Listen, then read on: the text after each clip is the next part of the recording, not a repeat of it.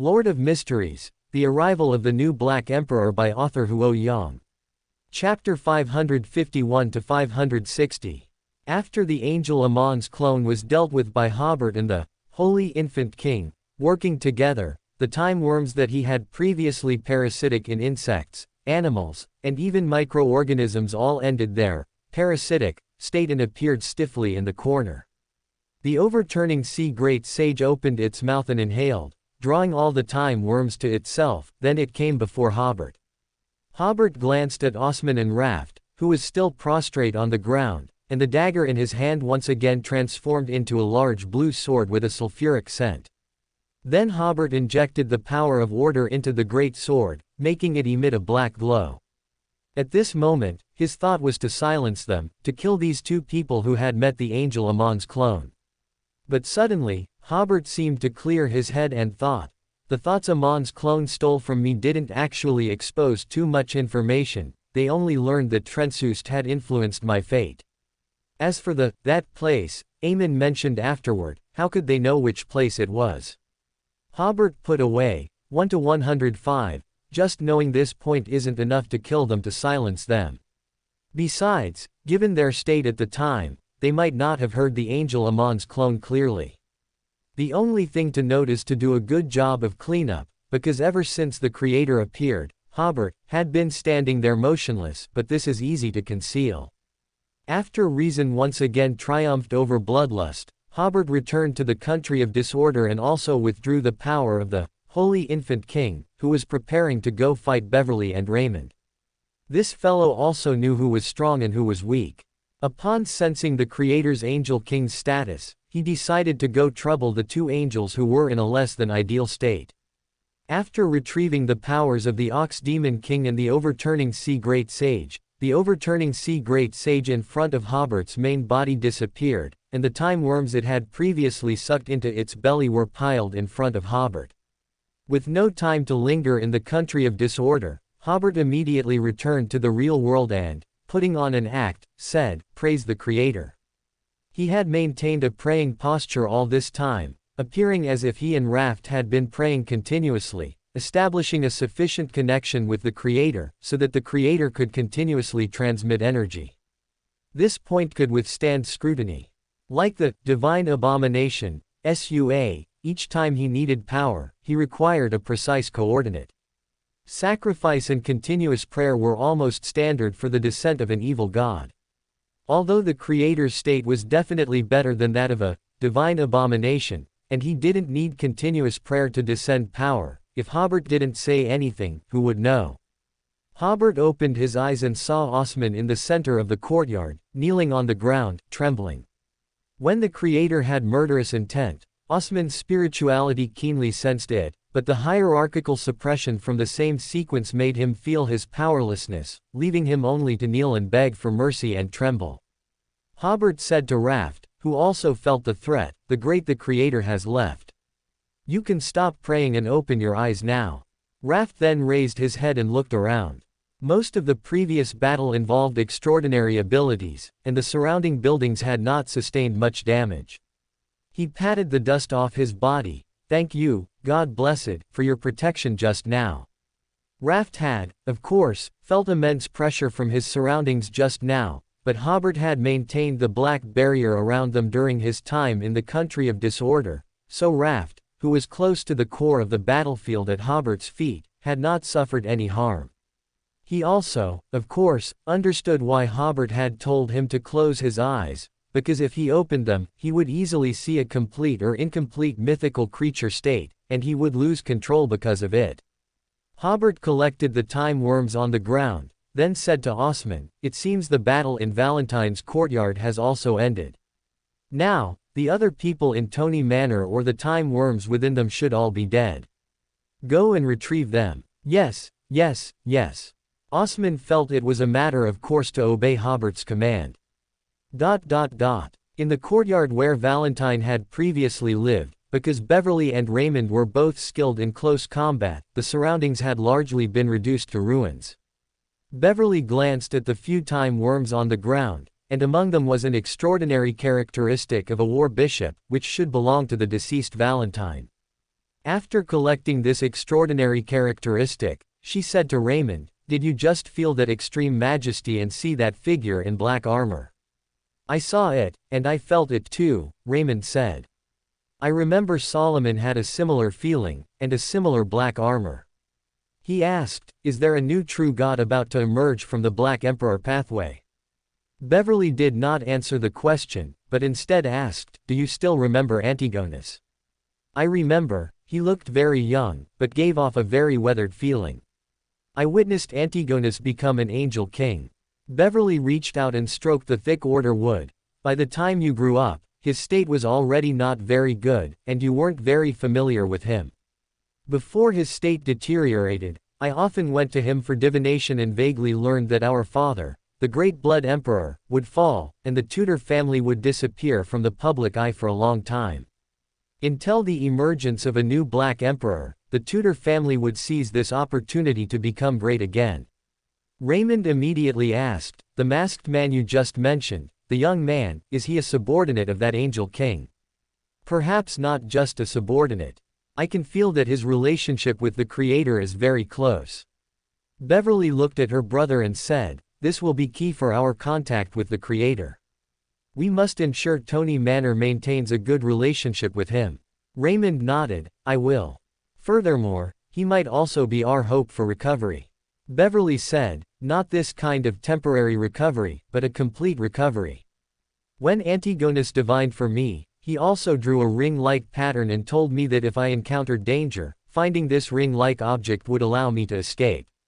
Although reality deviates from this divination, that ring-like object must be the key. I once asked Antigonus, 'Is that a donut?' Raymond's mouth twitched. He knew his sister loved donuts, but logically speaking, it shouldn't be a donut, right? If it was a donut, what kind of donut? Even a donut made by the Earth Mother herself probably wouldn't have such an effect, right? However, the suppression from their bloodline kept him from saying anything, so he could only listen quietly from the side. Fortunately, Beverly wasn't so influenced by donuts that she lost her rationality. Antigonus replied, "I can't see clearly. For the past few centuries, I have been searching for this ring. My spirituality tells me that through Hobert, I should also be able to obtain that crucial item." Raymond nodded, "I understand. I will guide Tony Manor to lean towards Hobert as much as possible."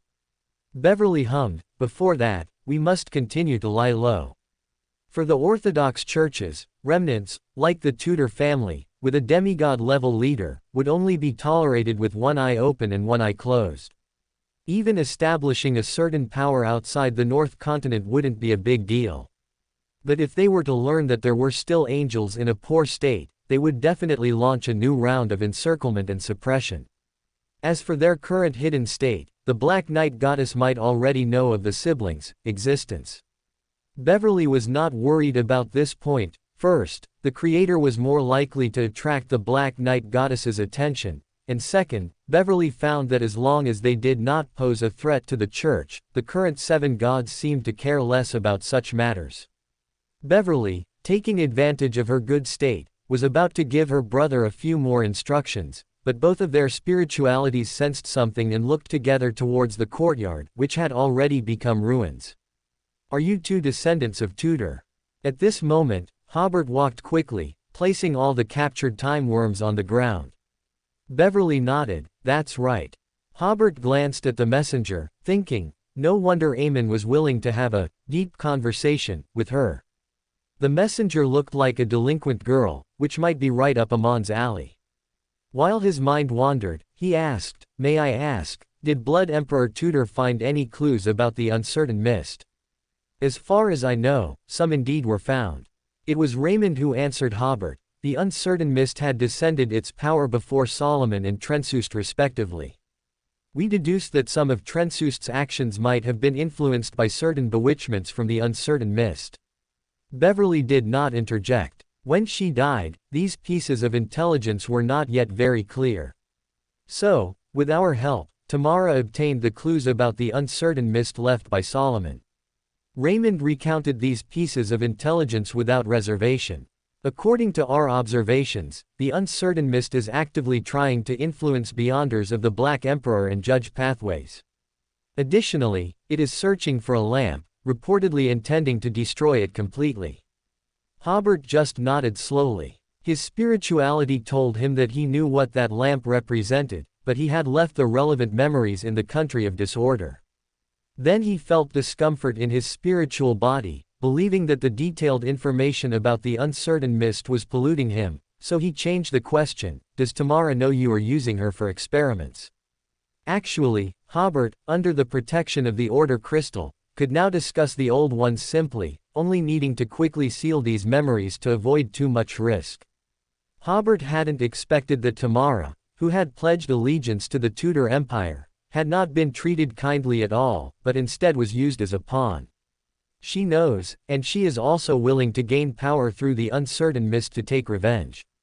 Raymond further explained. Originally, the Tamara family had a hand of order, but the six gods, in order to support Trensust, took away that sequence characteristic. Tamara hates the six gods and Trensust. Hobert nodded slightly, not expecting such a hidden history, but then thinking about it, it seemed quite reasonable. The Augustus family and the Cascia family both pledged allegiance to Trensust. As sequence 2s of the same pathway, there was no reason for the Tamara family not to pledge allegiance to Trensust. However, the Tamara family, on the contrary, supported the Tudor Empire, which in itself was very problematic. Hobert recalled the interrogation of that undead in 1-107. Perhaps his spiritual body was incomplete and missing relevant memories, only remembering that Tamara betrayed Trensust because of clues about the uncertain mist. It's also possible that the six gods or Trensust used some ability to make Tamara keep the secret. After all, this was not something glorious. Not completely annihilating the Tamara family was already the mercy of the six gods and the Night Emperor. Of course, it was highly probable that it wasn't mercy. Perhaps the Hand of Order, from the Tamara family, seeing that he was doomed, simply handed over his extraordinary characteristic in exchange for the temporary safety of the Tamara family. When the time was ripe, Tamara immediately fled this dangerous faction. For a moment, Hobert made many conjectures. At this time, Osman came over with the time worm he had recovered and respectfully placed it in front of the several people. Hobert smiled, "Thank you for your answer." Aggregating the time worm, this time they actually captured 68 time worm, far exceeding their expectations. However, the danger of this hunt also far exceeded their previous expectations. At least they never expected the two angel-level Aemon clones would appear. Fortunately, the creator made a move, otherwise the consequences would have been unimaginable. As the God blessed of the creator, who contributed the most this time, may I distribute the spoils of war. The two angels present had no objections, and the two demigods had even less to say. First, I will take out 8 for the existence that provided the hidden space. Although Hobert had only promised the Black Knight Goddess 6 time worm, since the spoils far exceeded expectations, he might as well be generous and give 2 more. Hobert then said to Beverly, "Also give 8 to each of you, and 2 to Osman, who participated in the battle, to reward his performance in the fight. The rest belong to the Creator, and our angels and saints who participated in this battle." What do you all think? Beverly, of course, had no problem. Originally, the Creator and the angels loyal to him had individually eliminated an angel-level clone of Aemon, as well as most of the demigod-level clones. After distributing the spoils, Hobert again instructed Osman, "These time worm are materials for high-level charms, and their extraordinary characteristic can also be obtained by crushing them or similar methods. But before that, they must all be properly preserved to prevent their extraordinary characteristic from returning to the main body." Osman was slightly startled, and then nodded seriously. Raymond suddenly said to Osman, "Come with me." The two went behind the Order wood, as if they had something confidential to discuss. After a while, Osman returned with a solemn expression, following Raymond. Beverly smiled, "Then this hunt ends with our victory. All right, I should lift the Order wood state." She could feel that the Order wood could still be used for a few more minutes. Since Hobert did not ask for it, she would unceremoniously take it into her coffin. Beverly first returned to the coffin. After lifting the order would state, the coffin lid closed, and Miss Messenger returned to her original appearance. Flames once again burned on Raymond's body, transforming him back into his original flame man form. Hobert reached out to the sky. The huge flower in the sky closed up, transforming into the shape of a fruit, and landed in Hobert's palm. This strengthened sealed artifact could still be used for a few more minutes. Under everyone's gaze, the Tony Manor in the hidden space gradually overlapped with the manor in the real world, and finally the two Tony Manors merged into one. Raymond nodded slightly to Hobert and then burrowed back into the underground of Tony Manor. The messenger also disappeared into the void. Hobert and the others saw the half-moon in the sky again and heard the sound of distant waves, and instantly felt as if their recent encounter was a dream. Ormond reacted first and said to Hobert, "Mr. Jeffrey, Tony Manor owes you a favor. Feel free to ask for anything you need." Just now, Raymond had called him behind the order wood to tell him about the importance of this young masked man. Hobert did not immediately answer Ormond's question, but instead asked Raft behind him, "What are your requirements?" Hobert had only just realized that although Raft seemed like a gambler, every time he contacted him, he basically brought him a fortune. In tonight's operation, Hobert indeed took huge risks, but he also gained the goodwill of the Tony family and 42-time worm. He didn't actually have to share the spoils with the Ox Demon King and them. These 42-time worm were all his.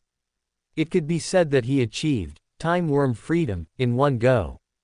Therefore, God-blessed like Raft still needed to be cultivated carefully. Seeing Raft hesitate, Hobert added, "If you don't want to stay in Tony Manor, I can arrange for you to go to the South Continent, or the Fenaport Kingdom.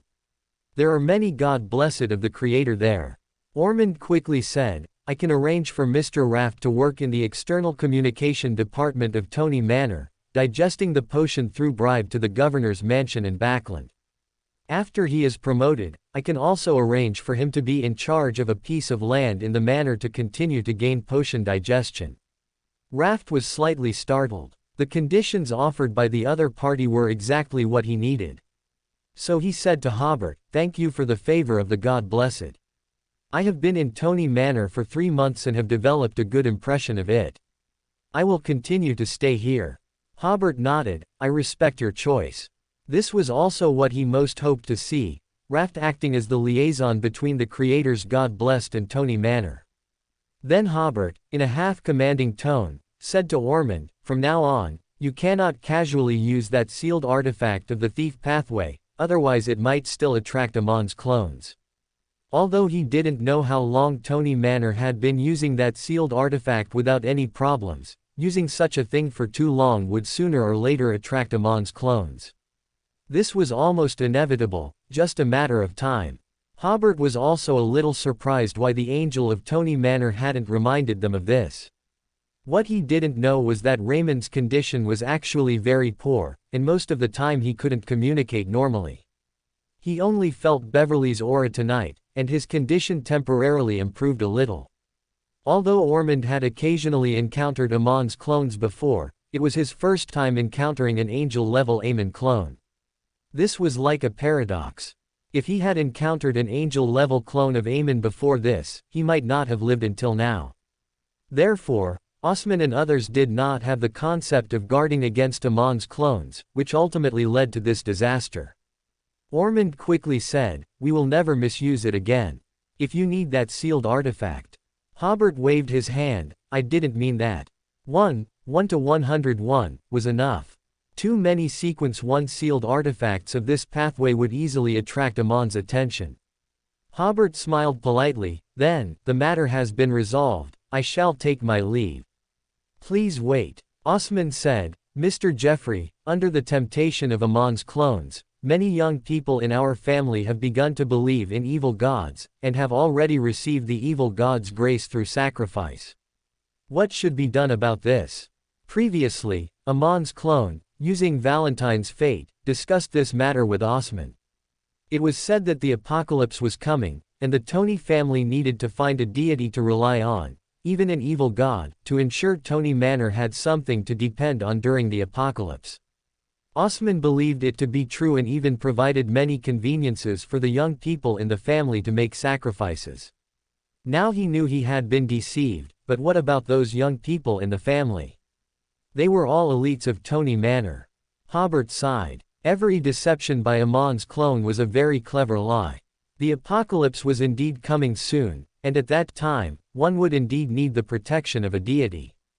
But that was to be protected by a deity, to avoid being invaded by an outer god, not to throw oneself into the embrace of an outer god. He pondered for a moment before saying, "Are you willing to let them convert to the Creator?" In that case, the relationship between the Creator and Tony Manor would be even closer. Osman immediately said, "Of course, I couldn't ask for anything more. However, before that, I need to investigate their condition first," Hobert said. "Whether they can ultimately be accepted will depend on the Creator's will." Then he asked Osman, what grace did the evil god bestow upon them? It bestowed upon them some extraordinary abilities. Extraordinary abilities? Hobert asked again, temporarily gaining some abilities. Note: no. Osman also looked a little puzzled. They gained many self-contained extraordinary abilities without consuming potions. Hobert pondered for a moment before asking, specifically, how did they acquire these abilities? By sacrificing spiritual materials to the evil god.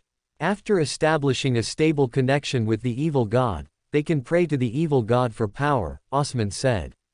However, not all prayers succeed. We have done some experiments, and it seems to be purely a matter of probability, unrelated to sequence level or pathway. Previously, the Tony family truly believed this was a way to gain power, so they conducted many experiments. This reminded Hobert of the crown on Longtail Island 10 years ago. If the mountain god was indeed an angel, it seemed to have granted power to that native through a process of grace. And the sequence 6 wind blessed of the sailor pathway, if he could receive the grace of the storm of Lord, he would be able to master more extraordinary abilities. Wasn't the hidden fruit in Hobert's hand also a kind of grace? But the problem was that these powers were temporary, or phased, not long-term extraordinary abilities that could be used. Hobert then asked, after the ritual is completed, what is the probability of losing control? Currently, there are no signs of losing control. Hobert opened his mouth in surprise, gaining power from an outer god without losing control. This was somewhat unbelievable. There's also a very crucial piece of information, Osman said. We conducted experiments with the hunter, lawyer, and arbitrator pathways, and all of them could receive the same grace from the evil god, with no signs of conflict with the extraordinary characteristic within them. Hobert frowned deeply. This was even stranger. Osman continued, the only possible consequence is that the recipients' temperaments have undergone some changes, but not in the direction of madness, and it hasn't caused too much impact. Hobert slowly nodded. Bring them to meet me. Osman immediately made arrangements. He personally accompanied Hobert to the front yard, which was not damaged by the battle, and ordered his subordinates to organize the followers of the uncertain mist.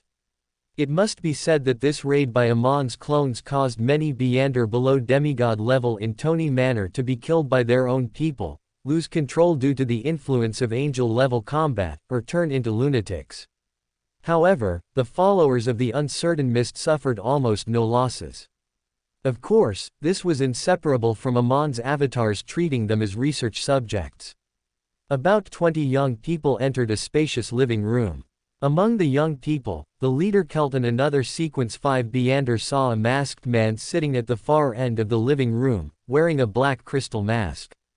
The material of the mask, those black crystals, looked very attractive, seemingly containing infinite power.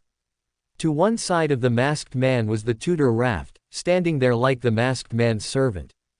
Hobert carefully observed the 20-odd young people in front of him.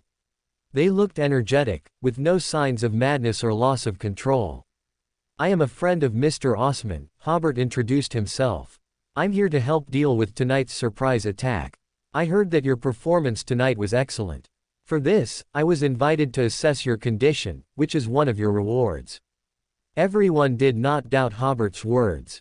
They had also felt the battle at the angel level earlier, and tonight's battle was not something Tony Manor could handle alone. Given Mr. Osman's respect for this masked man, it was not difficult to guess that he must have played a huge role in tonight's battle. First, show me your abilities, Hobert said. I will assess whether the state of your abilities is stable. Celt asked, how should we demonstrate them? Use your abilities on me. Hobert said. With full power. You first. Yes. Celt took a deep breath, extended his hand towards Hobert, and successively used provocation, greatness, allurement. The ability of provocation made Hobert feel that Raft was extremely detestable and he wanted to kick him to death, but Hobert easily distorted his thoughts. The ability of greatness made Hobert feel his body uncontrollably wanting to submit to the other party. His consciousness was clear, but his body was out of control. However, the body's reaction was also easily distorted by Hobert. The third ability, allurement, made Hobert feel that he would willingly follow any of Celt's commands next, but it was resolved by Hobert using his ability to end this state prematurely. Finally, Hobert concluded in his mind, it's probably at the sequence 5 level, somewhat similar to the abilities of the lawyer and arbitrator pathways, but with obvious differences, even giving a feeling of being adjacent to these two pathways. Hobert asked, how are your other abilities? Did they still feel stable? As stable as my extraordinary abilities, Celt introduced without suspicion. When I enter the politician state, my intelligence will be greatly enhanced, while the intelligence of those around me will be correspondingly weakened. When I enter the bureaucrat state, I can make the target's logic more complex, making them prone to ideas that have no association with urgent matters. In this state, the success rate of the traps I set will be greater. Even if no traps are set in advance, it can still slow down the reactions of surrounding enemies. Hobert nodded perfunctorily. It's clear that you're very good at using your abilities. Then he asked as if casually, politician, and bureaucrat. These are the great, the uncertain mists, appellations for different levels, Celt explained. Politician is equivalent to a sequence 9 ability, but the politician state will also have corresponding improvements after obtaining higher level blessings. For convenience of distinction, we call the blessings obtained the politician pathway. Hobert asked, you have already obtained 5 levels of blessings, right? Yes. What are the names of these 5 levels of blessings? Celt replied, politician, bureaucrat, magnate, great lord, diplomat. Hobert nodded and smiled. Your condition is very good. Next, provocation, greatness. After once again distorting the effects of these 2 abilities, Hobert asked, why did you only use 2 abilities? The sequence 5 Beander said, about a week ago, Mr. Valentine conducted a similar test, but strangely, after that test, I couldn't use the allurement ability anymore. Hobert was slightly stunned. Valentine from a week ago should have been Amon's angel-level avatar. Could he have done something to this God-blessed? So he said, come here. The God-blessed came in front of Hobert. Hobert lowered his head as if piously whispering a prayer, but in reality, he entered the country of disorder, and used true sight to carefully examine the other party, but found nothing amiss. Hobert frowned slightly. Under true sight, even if the other party's fate had been tampered with, some clues should be visible, but apart from a thin circle of white mist around his body, there was no abnormality. Because he was in the country of disorder, Hobert's memories of both the Old Ones and Aemon were complete. This gave him a bold conjecture. Was the allurement ability on this Tony family member stolen by Amon's avatar? The abilities blessed by an outer god are different from extraordinary powers. Extraordinary powers are based on extraordinary characteristic, so the abilities of the thief pathway can only steal an ability for a period of time, and then it must be returned. This is because the extraordinary characteristic is still on the Beander whose ability was stolen, which means his ability will only be stolen temporarily. However, the power of blessings is not based on extraordinary characteristic. Once these powers are stolen, they are gone. If this was truly the case, Hobert estimated. This theft process should be very complex, possibly requiring a certain degree of deception of the Old One's authority. After all, these powers were blessed by the Old One, and it's impossible for just anyone to steal them, so Amon's avatar only stole one ability. The more Hobert thought about it, the more he felt this must be the case. Amon's avatar had said that one of his important purposes in coming to Tony Manor was to use the Tudor family members to observe the state of the uncertain mist. Such observation would inevitably involve some research, and perhaps one of his research goals was to test whether the power of blessings could be stolen. Having understood this, Hobert glanced again with true sight.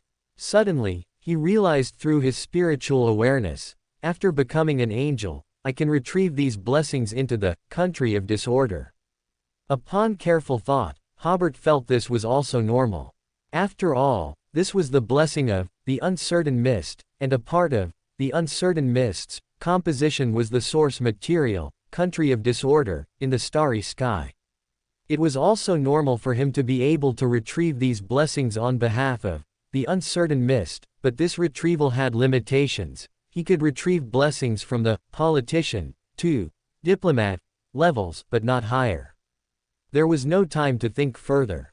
Hobert quickly returned to the real world and said to the Sequence 5 Beander in front of him, "Your condition is also completely normal, but you can no longer use the allurement ability." The other party was slightly stunned. Why is that?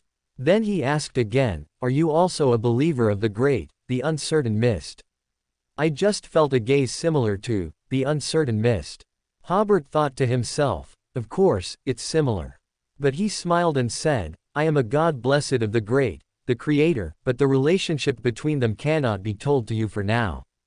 As a God blessed, when one needed to be profound and mysterious, one naturally had to act profound and mysterious. Hobert's appearance of having everything under control indeed awed everyone in the living room. Osman also believed that this God blessed had received instructions from the Creator through the prayer just now, and now had a complete understanding of the uncertain mist. As for why you can no longer use the allurement ability, it was caused by tonight's attackers. Hobert offered the most easily believable reason to deflect. You should have noticed that the enemy had actually already infiltrated the manor. The God blessed had mostly experienced the battle caused by Amon's avatar and deeply believed Hobert's lie. Next, Hobert patiently had them demonstrate their abilities one by one. After this process, Hobert asked again, have any of you heard any ravings in your ears? Everyone answered almost in unison, no. Hobert then asked, has anyone felt any changes in their emotions? Such as being easily angered, or easily saddened? No. This was strange. Hobert smiled somewhat helplessly. Why did they not show signs of loss of control or similar after receiving blessings from an outer god? When did an outer god become so benevolent? He pondered for a moment and then asked, what are everyone's thoughts on Ruin's colonial strategy? This was to examine their worldview. The Ruin people are all fools. Celt suddenly became indignant. They haven't organized the forces of the Rusted Archipelago at all. Another God blessed followed, saying, organizing all the natives of the Rusted Archipelago would be fully capable of launching a world-class war. The emotions of the other God blessed seemed to suddenly find an outlet, and they all began to express their opinions. We should seize the power of the governor's mansion and form a massive navy and army. That's right, we should lead this powerful army to conquer the entire South Continent. Then the North Continent, making the 4 nations of the North Continent prostrate at our feet. Hobert watched their impassioned speeches and felt much more relieved. While gaining this power, they were extremely zealous about conquering and ruling more territory. Note: when setting up this book, the blessing system had not yet been announced, so there was no such setting at the beginning. At that time, author was also preparing for a secondary creation. Perhaps the old ones in the starry sky maintained their authority because each pathway actually had 4 sequence 1 extraordinary characteristic, and the old ones retained multiple sequence 1s corresponding to their pathways. The blessing system did solve this problem.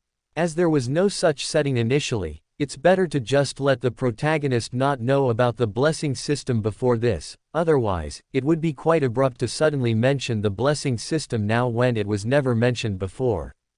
The author has been waiting for a long time, but the blessing system of The Uncertain Mist has not yet been announced, so I had to create a fan-made version. The following is the setting for the entire blessing system. Sequence 9 Politician will become smarter, but also uncontrollably more insidious. Sequence 8 Bureaucrat, good at planning various conspiracies, disrupting existing order, and taking pleasure in it. Sequence 7 Power Broker, incites enemies' desire for power, causing them to fall into temporary chaos, or be swayed to become his pawns. Sequence 6 Orator, makes people unconsciously want to worship, want to kneel. His words will be treated as imperial edicts, making people unwilling to disobey. He can change some people's values, causing their values to fall into chaos and make abnormal actions. Sequence 5 Diplomat, makes all of one's emotions become chaotic. At this time, just a few words can turn close comrades against each other. Sequence 4 Statesman, within a certain range, incites people's desire for power, making them crazy and absolutely obedient to the caster's commands. However, after the caster has finished using these people, he must kill them all within 3 days, otherwise their desire for power will lead them to conspire to overthrow the caster. He can make an area temporarily chaotic. Unlike chaos, in a chaotic state, extraordinary abilities may all become ineffective. Sequence 3 Probability Minister, can use chaos in a conceptual way, for example, making the target's extraordinary characteristic chaotic, which can cause the target to lose some extraordinary abilities, and with a small probability, temporarily turn the opponent into an ordinary person. The probability minister also cannot control the lost extraordinary abilities and probability. Sequence 2 Chaos Prime Minister, the ability concerning chaos is further enhanced. All constants in the universe can temporarily become ineffective, and he can create attacks similar to black holes. Sequence 1 Chaos Governor, in the kingdom under his rule, east is west, and sometimes east is east. Up is down, and sometimes up is up. Good is evil, and sometimes good is good. He can make all conceptual things within his country enter a chaotic state, and people will lose all common sense standards. Sequence 0 Destroyer, can destroy natural laws and extraordinary laws to a certain extent. The author is well aware of his naming skills, so these names are temporary. If he sees some good names in the comments section, he might change them.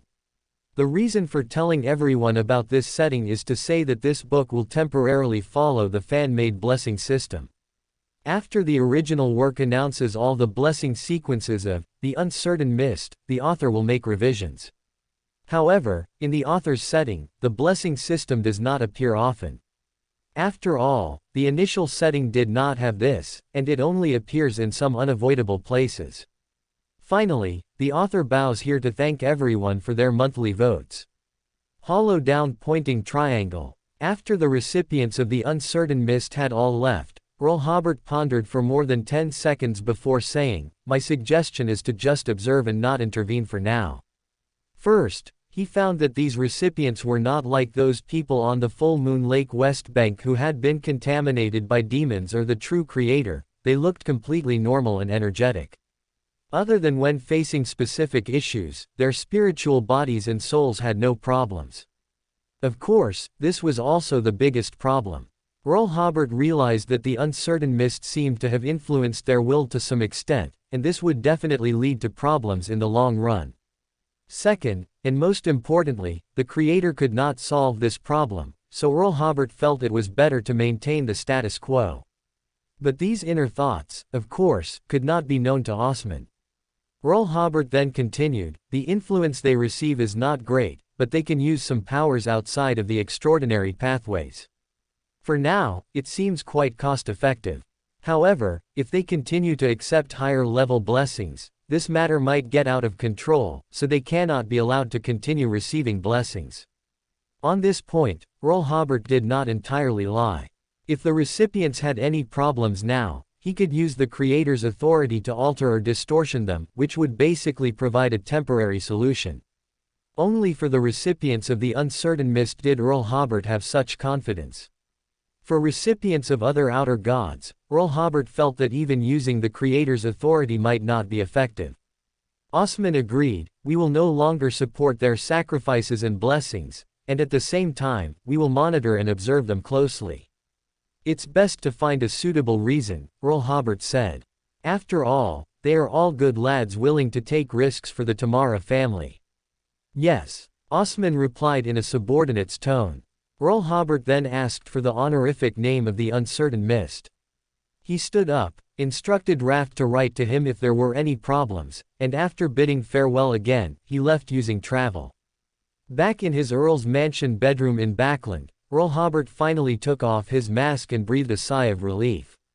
After checking that the door was still locked, he first sacrificed 8 time worms to the Black Night goddess. After the starlit gate opened and took the time worms, Earl Hobert waited a while before sacrificing all the remaining time worms to the Creator. He entered the country of disorder and brought the time worms in. Looking at these worms covered in rings and faintly revealing some mystic symbols, Earl Hobert pondered, "I wonder if the fool can respond to the ritual of making charms now." Then he thought, the error pathway and the Black Emperor pathway seem quite similar at the high sequence level to some extent. For example, deception is somewhat similar to the effects of chaos or alter. Earl Hobert had a bold idea. Can I try praying to myself and using time worms to create high-level charms? Thinking of this, he shook his head again. Now, praying to himself only required using corresponding spiritual materials to obtain charms at the demigod level of the Black Emperor pathway. There was no need to go through such a roundabout way to get charms similar to the Black Emperor pathway. Earl Hobert summoned an order crystal, fashioned it into a small square box, placed all the time worms inside, and then closed the lid. When there's an opportunity, he would pray to the fool and try to see if he could make high-level charms. After putting away the time worms, Earl Hobert began to review tonight's battle.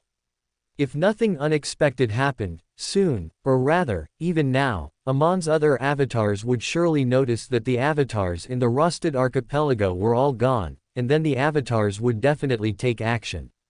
But with Tony Manor as a buffer, Earl Hobert was not too afraid of Amon's avatar's retaliation.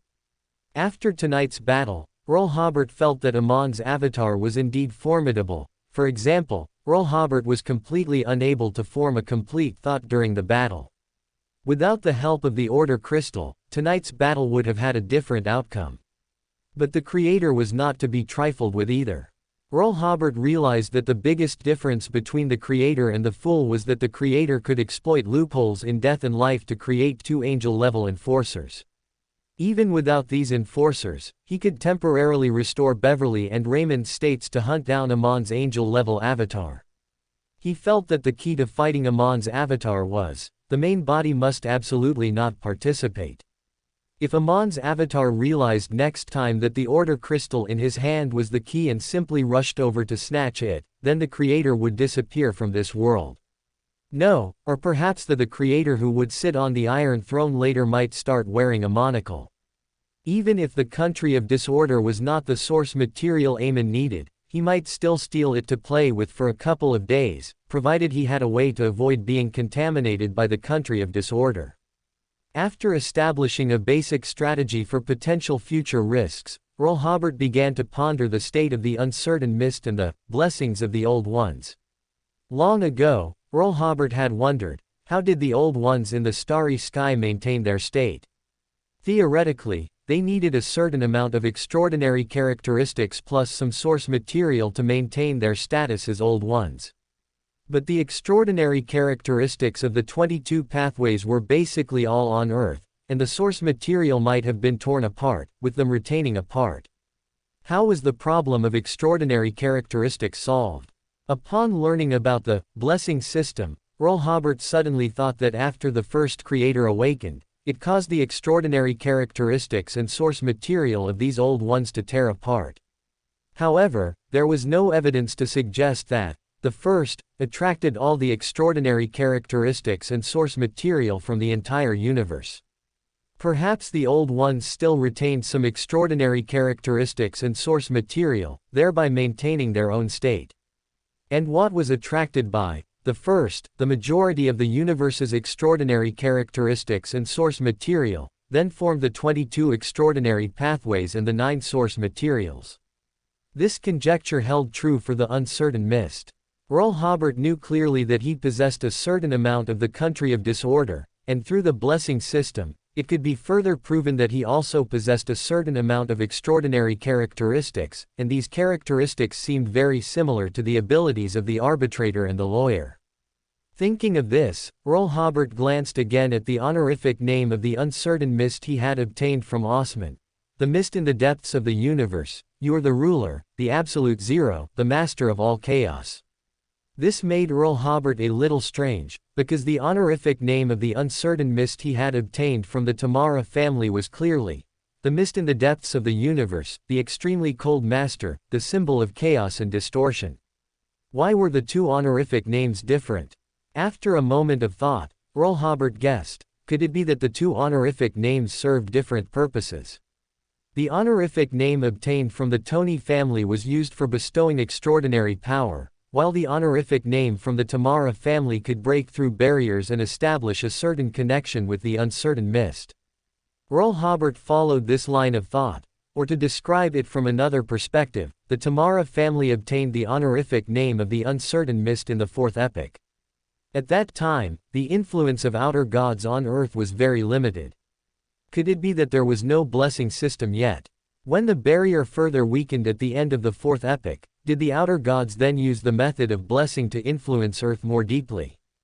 Earl Hobert sighed. The apocalypse was still more than 10 years away, but some games seemed to have already begun. Becoming a god. Earl Hobert sighed in his heart. In this extraordinary world, only by becoming a god can one protect oneself.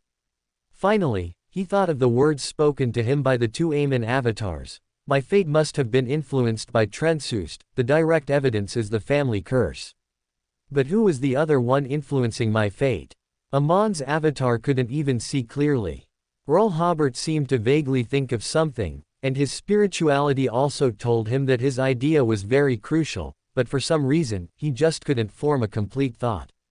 After thinking for a while, Earl Hobert simply stopped thinking. He would first find a way to resolve Trensust's influence on him. After resealing the relevant memories, Earl Hobert returned to the real world. That night, he again suffered from insomnia. As soon as he closed his eyes, he saw Amen wearing a monocle, as if he could find him at any moment. This was the shadow Amon's avatar had left in Earl Hobert's subconscious. It was indeed terrifying at the time. For more than half a minute, Earl Hobert felt himself in a state of confusion. Yet his spirituality could somehow sense extreme danger. That feeling was like the sleep paralysis Earl Hobert had experienced, where his brain was almost awake, but his body wouldn't obey, and crucially, he could feel a very dangerous person standing nearby, ready to harm him at any moment. He only slept fitfully for about half an hour, most of which was spent having nightmares. However, after waking up, Earl Hobert found that his spirits were surprisingly good. At breakfast, Earl Hobert heard from Dolphus that Miss Norma and her mother had already arrived. After breakfast, Earl Hobert went to meet them and asked them to wait in the reception room first. As usual, Earl Hobert took Military Intelligence Section 9's carriage to work. Upon arriving at his office, he was about to ask his secretary to notify Byron to come over, but his secretary, Shallon, came in first and said, "Director, the Director General would like to see you." Earl Hobert was startled. "Countess Georgina. What does she want with me?" "Understood," Earl Hobert said. "I'll put on my uniform and be right there." Georgina's underground office was also on the 3rd basement level, but it was not in the same area as the offices of Earl Hobert and the other Action Department members. The Military Intelligence Section 9 office building had a normal above-ground structure, but each underground level was several times larger than the above-ground part. Moreover, it was designed like a maze, not a straight structure, and there were no signposts. It was said that this was to delay invaders from finding the location of the archives or the prison. But Earl Hobert felt that this protection was only useful for beyonders below the demigod level. If he wanted to invade here and was disoriented by the maze-like structure, he would simply smash a straight path through. In addition to such architectural structure, Earl Hobert also felt that in the lobby on the first floor, there was an early warning mechanism established using sealed artifacts. Although the specific effect was unclear, he guessed that if Military Intelligence Section 9 members were hypnosis or possessed, the sealed artifact should be able to detect it. Earl Hobert, led by Shallon, arrived at Georgina's office. "You wait outside for me." He was mainly afraid of not being able to find his way back. Pushing the door open, Georgina's office was even larger than Earl Hobert's. As the secretary opened the door, Georgina, also wearing a double-breasted uniform, was looking at a document. She pointed to the seat opposite her desk. "Have a seat first." Military Intelligence Section 9 had uniforms specifically designed for women, the kind with skirts that Shallon wore, but Georgina was wearing a men's uniform. This reminded Hobert of Princess Ethel of the Fenaport Kingdom. In terms of neutral temperament and oppressive presence, Countess Georgina was still far behind without using her extraordinary abilities. "I called you here today to give you a task," Georgina said after reading those few lines. "Next Monday, protect the Queen for a day." Hobert was slightly stunned. "I just arrived at Military Intelligence Section 9 and have no experience protecting important figures." "Don't try to shirk." The Director General looked at Hobert with a smile. "That day, only you will be available, so you must go." Hobert chuckled. "All right, it's mainly because I'm not proficient in the work and I'm afraid of embarrassing Military Intelligence Section 9. Then he asked, "Is there any major event that day? Do we need to send more people to protect the Queen?" "No, that day, a demigod guarding the palace has something to attend to and needs a day off." Georgina began to explain the details after Hobert accepted the task, and by Monday, the Queen will need special protection. Hobert was slightly taken aback. Only one demigod protecting the Queen. Georgina, however, smiled and retorted, "How many did you think there were?" Then she added, "Read more documents that are helpful for your work." Georgina explained, "There are only 4 demigods protecting important members of the royal family. If needed, they will be seconded from the army, and Military Intelligence Section 9 is always the royal family's first choice for such secondments." Hobert thought that made sense. After all, demigods were not common goods. The Intersea, which bordered the Fursak Empire, the vast colonies, and strategic locations, too many places needed demigods. Moreover, with sealed artifacts, 4 demigods could basically guard the palace, even allowing for shifts. If an enemy attack was something that 4 demigods couldn't handle, then another 4 would likely be useless. The royal family's greatest reliance for security should be level 0 sealed artifacts, and a mechanism to quickly summon angels for support. Georgina finally said, "Your protection time is from 8 a.m. to 8 p.m. I suggest you go to the palace early. Members of the Royal Guard will brief you on some precautions." Hobert nodded, "Understood." What a pity, he wouldn't be able to slack off happily next Monday, nor would he be able to attend the Tarot Club. Led by Shallon, Hobert returned to his office, where Byron was already waiting in the reception area of the secretary's office. Hobert gave Shallon a couple of instructions, then took a carriage with Byron back to the Earl's mansion. The 4-wheeled carriage they rode in also had a low chassis design, so sitting inside, they were not as tall as people standing outside. This design also maximized the carriage's speed. Upon arriving at the Earl's mansion's reception hall, Norma and her mother still had a trace of fear in their eyes when they saw the stern-faced Byron. Perhaps the Military Intelligence Section 9 agents arresting people had left them with some psychological trauma. Under Hobert's moderation, the subsequent conversation seemed very harmonious. Both parties quickly reached an agreement. Lord Bradley would donate £30,000 to Military Intelligence Section 9 to secure bail. Military Intelligence Section 9 was different from other departments. Interrogations were completed internally and did not have to follow police interrogation regulations, meaning torture was legal there. Generally, handing over to the court for trial was merely a formality. Lawyers were not allowed to intervene before the prisoner was handed over to the court, especially for nobles and wealthy individuals who were accustomed to manipulating the law, and who hated this department to the core. But once they entered Military Intelligence Section 9, most of them immediately cowered because they cherished their luxurious lives and hoped such lives could continue. Under the operation of Hobert and Byron, Lord Bradley and his son were released that afternoon. Before closing time, Military Intelligence Section 9 received a check for £30,000. After Byron went to the bank to exchange the money, according to internal regulations, £3,000 of it went to Hobert, and the rest was deposited into Military Intelligence Section 9's public account. Hobert gave £1,000 of the £3,000 to Byron, and another £1,000 was distributed among the case officers involved in this case. Even Shallon, the secretary who only ran 2 errands, received £30.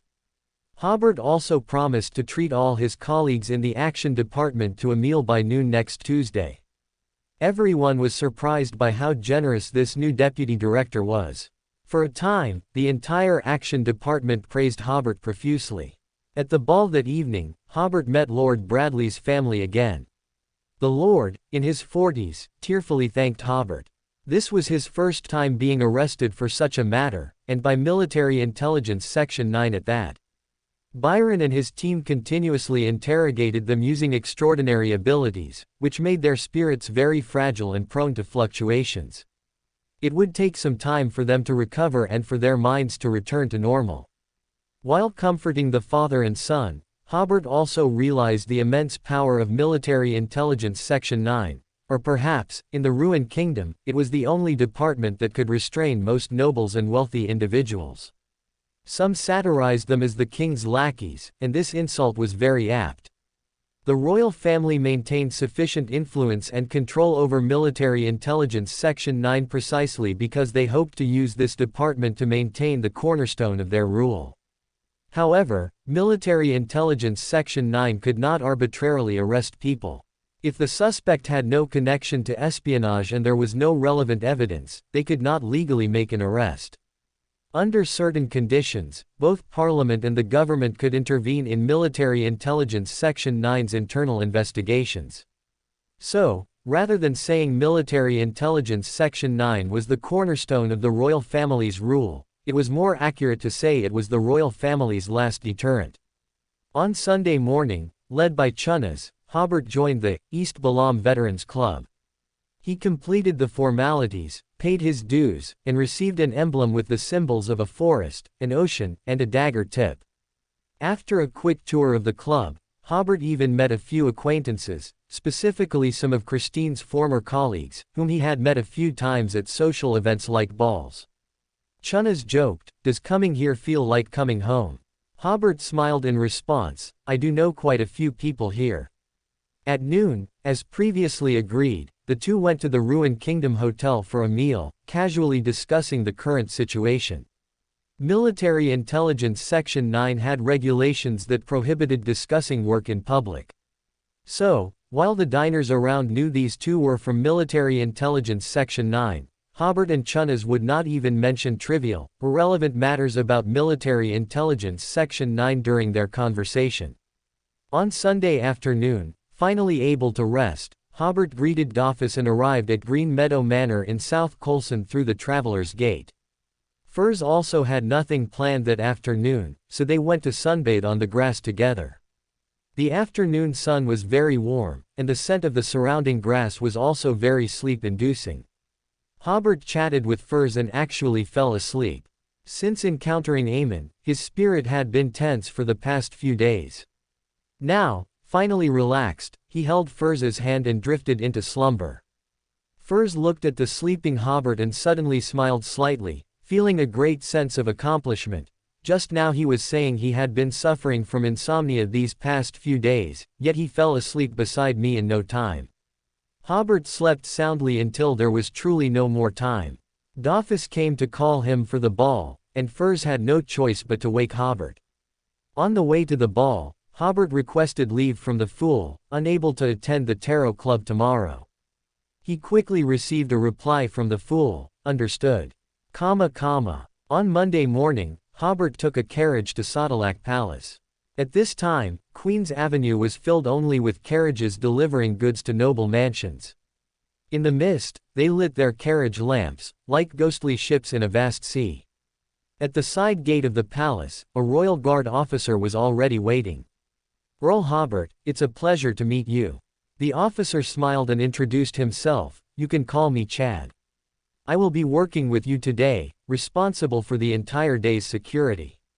Hobert, without pretense, shook hands with the other party. "Today's specific work will still follow your arrangements." How would Hobert know who the royal palace security officers were related to or who their confidants were? Hobert was only temporarily seconded for a day, so of course, on the premise of being neither obsequious nor arrogant, he would be as polite as possible. Chad led Hobert into the palace into a small office, where Chad began to discuss today's security mission. "While the Queen is in the palace, you only need to rest in the lounge. The daily security work will be handled by us. However, the Queen will be going out today, and at that time, you will need to sit in the Queen's carriage to provide close-range protection." When Georgina briefly outlined Hobert's task earlier, she did not clarify the specific details. According to regulations, Hobert's specific tasks were to be informed only after he entered the palace. Hobert nodded indifferently, then realized that even the royal family would not treat a demigod as a servant or guard. As long as the royal family members did not go out, he would simply rest or guard the palace's sealed artifacts. A temporary worker, like Hobert, certainly wouldn't be assigned to guard sealed artifacts. Moreover, the royal family's secondment request to Military Intelligence Section 9 was very clear, primarily to protect the Queen. Chad continued, "According to custom, when you hand over with Mr. Raymond later, you will temporarily gain the right to use a Level 1 sealed artifact, as well as a talisman. The ability of that Level 1 sealed artifact is, it can detect targets in various hidden states, it can turn a small area into a secret realm, effectively concealing traces, it can summon a door in front of oneself, placing one and the target in two different spaces, allowing one to evade most extraordinary ability attacks. The negative effects are, one will always inadvertently enter the spirit world, and long-term wear will lead to becoming directionally challenged. As for that talisman, it can summon Duke Southwell and should only be used in extremely critical situations." Chad smiled slightly. "You participated in the Battle of Fenaport City, so I believe I don't need to explain what summoning Duke Southwell means." Hobert nodded. "I understand." Chad then mentioned a few of the Queen's preferences, to prevent Hobert from inadvertently offending the Queen with small matters. At 7:40, the two, accompanied by a guard of dozens of people, went to relieve another guard. Chad first led Hobert to the lounge specially prepared for demigods in the Queen's bedchamber, where they met a kind-looking, energetic old man in his 60s for the handover. After receiving the button-shaped sealed artifact and the dark gold talisman, the handover was formally completed. The two demigods shook hands, and the kind Raymond left, leaving only Hobert in the lounge.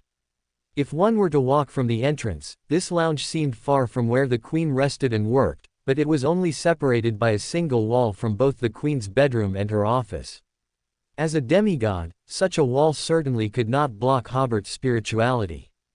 If the Queen were in any danger, Hobert might detect it even earlier than Chad, who was guarding by her side. In the adjacent cabinet were fine cigars and cigarettes, and the coffee and black tea were special provisions only for the King and Queen. But there were no entertainment tools whatsoever. The walls were bare, not even an oil painting was hung. After an hour, Earl Hobert grew bored and thought to himself, "This job is quite suitable for an old man like Raymond." Around 10 o'clock, the Queen was finally ready to leave. Earl Hobert stretched lazily, yawned silently, and quickly came out to follow the pace of the guards.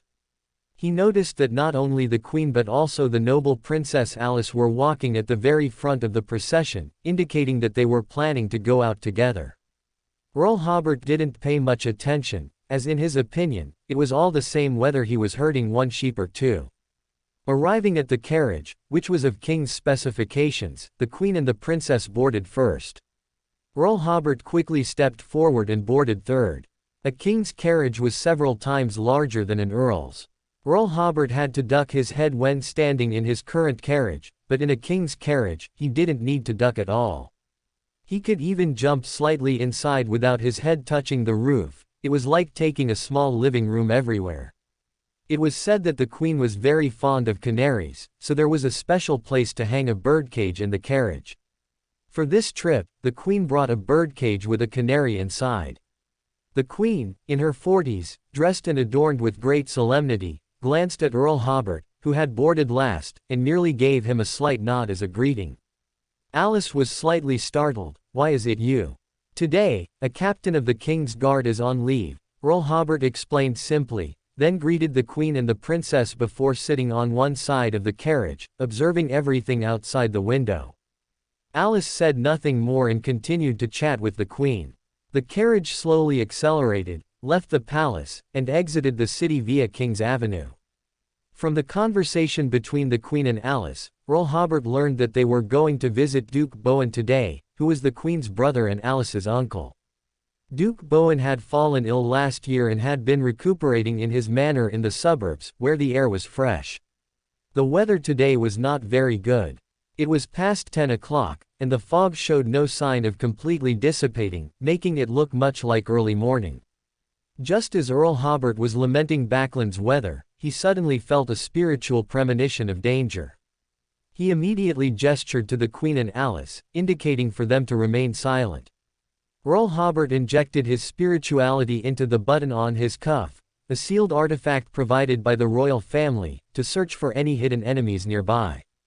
At that moment, Alice suddenly covered her chest with a look of terror, as if she couldn't breathe. Earl Hobert immediately felt an evil force descend upon Alice. He immediately went forward to check, and Alice was already foaming at the mouth, somewhat losing consciousness. The Queen gasped in surprise, "Oh my God." She rose to help but was stopped by Earl Hobert's outstretched hand. By this time, Earl Hobert had made a judgment. Alice was under a curse. Chaos. Distortion. Earl Hobert plunged the surrounding area into chaos and attempted to distortion the evil forces around them, to sever the connection between Alice and the caster, or to distortion the curse onto the canary in the carriage. But it had no effect. Earl Hobert immediately supported the dying Alice, laying her down. "Pardon my rudeness. There are generally two types of curse mediums. One is when the caster obtains a part of the cursed person's body, such as hair or flesh, allowing them to curse the target from a great distance. This is equivalent to a telephone call in the field of mysticism. The caster's power needs to maintain a continuous mystical connection with the cursed person for a few seconds to curse someone to death. Some low-sequence casters even need the aid of ritual magic, cursing for several consecutive days to kill a person. The other type of medium is an item that the cursed person carries, which the caster can use, or which the caster has simply made. The curse is then cast through such a medium. This is equivalent to a telegram, where a brief mystical command can use the item as a medium to trigger the curse. So, since chaos and distortion were ineffective, this curse must have used the second type of medium. Earl Hobert spread his spirituality to its maximum, using association to examine Alice's hair ornaments, earrings, and other items. It wasn't these things. He had no choice but to search her. When he reached the skirt, Earl Hobert felt a hard object on the side of Alice's right leg. He quickly lifted the princess's skirt. Fortunately, aristocratic clothing was quite elaborate, and Alice was also wearing something akin to safety shorts. Otherwise, if there had only been underwear beneath the skirt, Earl Hobert would have felt a bit awkward. It must be said that Princess Alice's legs were indeed beautiful, neither fat nor thin, perfectly filling out her stockings to be round and sensual. As saving a life was paramount, Earl Hobert didn't have time to examine them closely. In a sheath on Alice's right thigh, he found a three-edged awl. This was a magical item, but still not what Earl Hobert was looking for. Earl Hobert looked at the princess's other leg, also clad in stockings, where there was an exquisite leg band. In earlier times, stockings were a luxury even more rare than they are now, and leg bands were a structure used by nobles to secure stockings. Later, as stockings gained elasticity, the function of leg bands disappeared, but they were still retained as ornaments. Among nobles, leg bands were relatively private ornaments, only very intimate people would give them to each other. The reason was simple. In Rouen, where customs were relatively conservative, the legs of men, women, or young ladies were rarely exposed in public. No matter how sensual leg bands were, few people would be able to appreciate them. These thoughts flashed through Earl Hobert's mind. He reached out and tore off the cloth leg band, immediately feeling an extremely evil power contained within his hand. Earl Hobert immediately threw the leg band onto the carpet, checked himself to ensure he hadn't been corroded, and then closed Princess Alice's skirt. At this point, Princess Alice had not yet regained consciousness, but her breathing was already steady. Earl Hobert took out his handkerchief and wiped the foam from Alice's mouth. Distortion. Distortion, the concept of Alice and the canary, causing most of the effects Alice suffered to transfer to the canary. The canary immediately kicked its legs and died, while Alice's condition recovered significantly. The Queen glanced at the dead canary, seemingly with some reluctance, but her daughter was more important. How is she? All of this had happened in just 3 or 4 seconds. The Queen hadn't even had time to order the coachman to stop. Earl Hobert did not retrieve his handkerchief. After using association to sever his mystical connection with the handkerchief, he placed it on the seat. It wasn't that he was a germaphobe, but rather to avoid suspicion. After all, the handkerchief had Alice's saliva on it. If she were to suffer another curse, Earl Hobert would also be a suspect, so it was better to simply discard the handkerchief. He then sat to one side, yielding his seat to the Queen. Under the Queen's care, it took Alice another dozen seconds to recover. Only then did Earl Hobert say, "I suggest we immediately return to the palace, and have a Beander of the guard who is skilled in divination divine the assassin's location or general information." However, the hope was likely small. Judging by the ferocity of the curse just now, the caster's sequence should not be low. Unless they found the fool or Archibald to perform the divination, they might not find anything. The always dignified Queen, now somewhat shaken, asked, "What happened to Alice just now?" It was only because Earl Hobert reacted quickly. For an ordinary Beander, in that short amount of time, they wouldn't have been able to find the key to solving the problem. And judging by that curse, it could have killed Alice in 5, at most 6, seconds. If Earl Hobert's actions had been slightly slower, Alice would already be a corpse. How could the Queen not be afraid? "The princess was just cursed," Earl Hobert replied. "No need to go back." Alice, now very calm, pointed at the leg band on the carpet and asked, "Were they using this leg band to curse me?"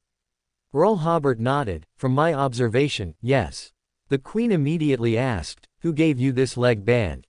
"Edsac," Alice said coldly. "The late prince, who was said to have been infatuated with a witch." The Queen seemed to have thought of something. She asked somewhat sternly, "Are you still investigating Edsac's matter?" Alice looked at her mother. "Yes." This assassination attempt using a curse was clearly aimed at Alice's investigation. Even if it failed to kill her, the warning was very clear. "How many times have I told you not to continue investigating?" The Queen said sternly. "I don't want to lose a daughter after losing a son." Alice nodded. "Okay, mother, I won't investigate any further." The Queen sighed. She knew her daughter too well. Alice's quick agreement only meant that she hadn't taken her advice to heart at all.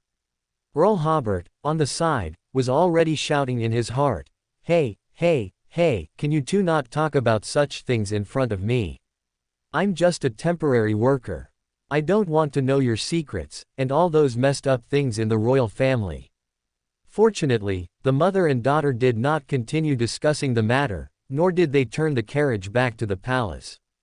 They both seemed to know who the assassin was and believed they would not attempt another assassination. Earl Hobert guessed that it must be someone from the witch church, and there must be an insider in the palace. Otherwise, the assassin couldn't have chosen to strike when an experienced demigod was resting and Earl Hobert was temporarily seconded. Because, theoretically, although Earl Hobert was also a demigod, he was too young and hadn't undergone the corresponding training. It was possible that by the time he discovered it was a curse, Alice would already be beyond saving. Moreover, the timing of the assassination was quite precise. The curse was cast after Alice left the palace. Earl Hobert didn't believe this was a coincidence. The atmosphere in the carriage became much more subdued. When they were almost at their destination, Alice took out an exquisite leather bag and put away the torn leg band. After the carriage stopped, Earl Hobert alighted first to stand guard. The Queen was the second to alight. As she got down, she saw Alice put Earl Hobert's discarded handkerchief into her leather bag as well. She paused slightly but pretended not to notice. Earl Hobert, who had alighted first, saw Duke Bowen, who had come out to greet them. The gray-haired Duke looked emaciated. Earl Hobert almost immediately made a judgment. It seemed there was an evil force entangled Duke Bowen's spirit body. Hobert glanced at Duke Bowen, judging that his illness also seemed to be caused by a curse. But he didn't make a fuss. He wasn't the only demigod in the whole of Backland, and it was impossible for no one to have noticed this before. Hobert dutifully followed behind the Queen and Princess, diligently carrying out his protection and vigilance duties. Both Duke and Duchess Bowen couldn't help but glance at this handsome young man. They had, of course, met Hobert, but they had only attended the ball hosted by the king on April 1 and had not attended any balls since. They also didn't know that Hobert worked for Military Intelligence Section 9, so they were somewhat puzzled by Hobert's presence here. After more than half an hour, the Queen's visit ended, and the group set off on their return journey. It was clear that the Queen and Duke Bowen had a good relationship. Duke Bowen was reluctant to see her off, and the Queen, sitting in the carriage, looked worriedly in the direction of the villa several times after the carriage began to accelerate. After the carriage left the estate, the Queen suddenly asked Hobert, "You've figured out the cause of Duke Bowen's illness, haven't you?" Hobert was slightly taken aback. Why ask him? He bowed slightly and said, "Your Majesty, my experience is shallow, and I haven't studied medicine, so I haven't discerned the cause of the illness." The Queen looked at Hobert and nodded slightly, saying, "It's good to be cautious at a young age." Then she changed the subject. "I specifically requested you to be seconded from Georgina." Hobert was slightly stunned again. He had thought it was genuinely Military Intelligence Section 9's demigod, and only he was free today. After observing for the past few days, he found that others were indeed quite busy. At the same time, a question arose in his mind: why would the Queen do this? After a brief thought, Hobert said, "Thank you for your trust, Your Majesty. I didn't think too much when I received the transfer order from Military Intelligence Section 9. This was to express his stance. I am a member of Military Intelligence Section 9, loyal to the royal family. There's no need to secretly win me over. There's also no need to privately assign me tasks. If there are any tasks, just have Georgina issue the order." Of course, this also indicated, "I will not accept private overtures, and I refuse tasks outside of my official duties." For other nobles, this would definitely be an opportunity, but Hobert had no intention of staying in Backland indefinitely, so he didn't plan to tie himself to the royal family. The Queen, however, smiled and said, "The more cautious you act, the more you fit the candidate in my mind." Hobert. I'll be damned. After all, these were the top ruling class, each of them a master manipulator, and with one sentence, they blocked all of Hobert's paths. "I won't make things too difficult for you." At this point, the Queen changed her tone. "You just need to secretly help me investigate who wants to harm Duke Bowen." She sighed and said, "I've sent many people to treat Bowen, and even spent a fortune inviting a bishop from the Earth Mother Church to diagnose him. Their diagnoses are consistent. Bowen has been afflicted by a slow-acting curse. But they've tried every method and haven't been able to resolve this curse. Perhaps it's time to change our approach and find out who the spellcaster is." Hobert glanced at the Queen, then at Alice, and indeed saw a hint of defiance on Alice's face. "How dare you lecture your daughter? Aren't you also conducting dangerous investigations?" But then, Hobert also felt that this seemed to be human nature. Even politicians whose minds were full of political objectives would have one or two people they cared about, and those would often be their bottom line. He sighed and continued to decline, also speaking truthfully, but I'm not good at dealing with curses. The Queen said nothing, only glanced at Alice. It was as if she was saying, lying to my face. Hobert gave a wry smile. That kind of urgent curse is a completely different matter from a slow-acting curse. According to my limited understanding, slow-acting curses are more difficult to resolve and even harder to find the medium of the curse and the spellcaster behind it.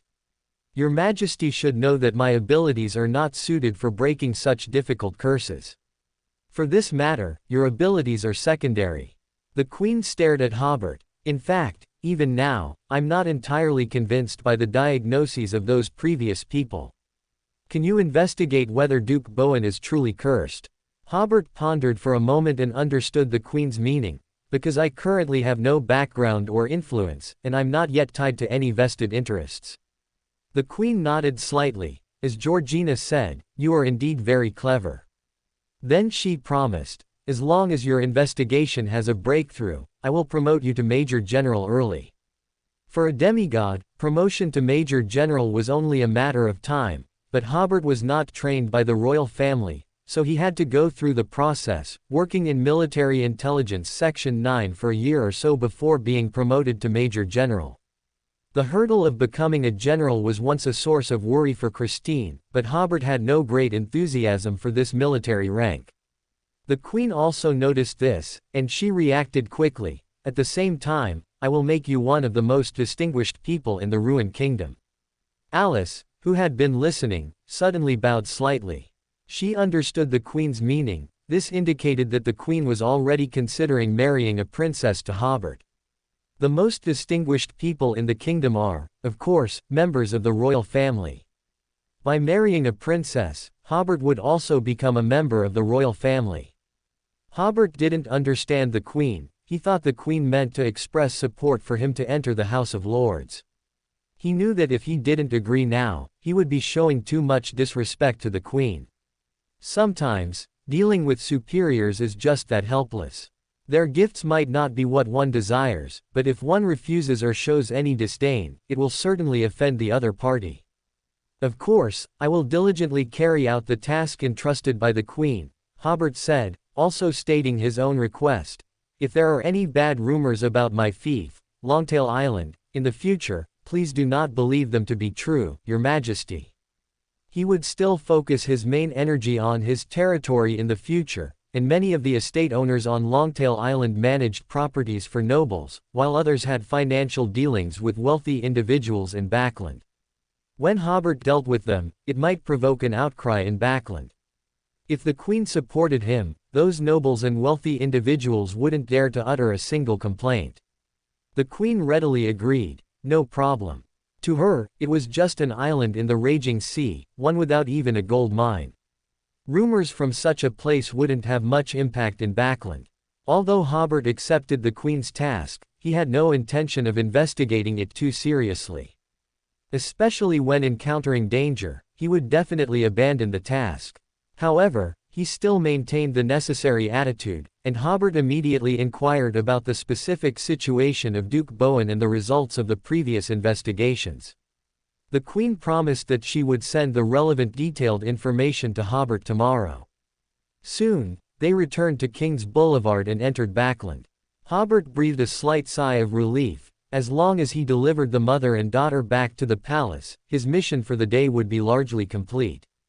Just as he was thinking this, Hobert suddenly had another premonition of danger. He abruptly stood up and pulled Alice from her seat. Crash! Almost simultaneously, the carriage window shattered, and two crystal-like short arrows broke through the glass, striking exactly where Alice had been sitting, creating a large hole in the carriage. A horse's whinny of pain came from the front. The residual force of those two short arrows had actually killed a horse. Chad, in the convoy, immediately said, "Protect the Queen and Princess."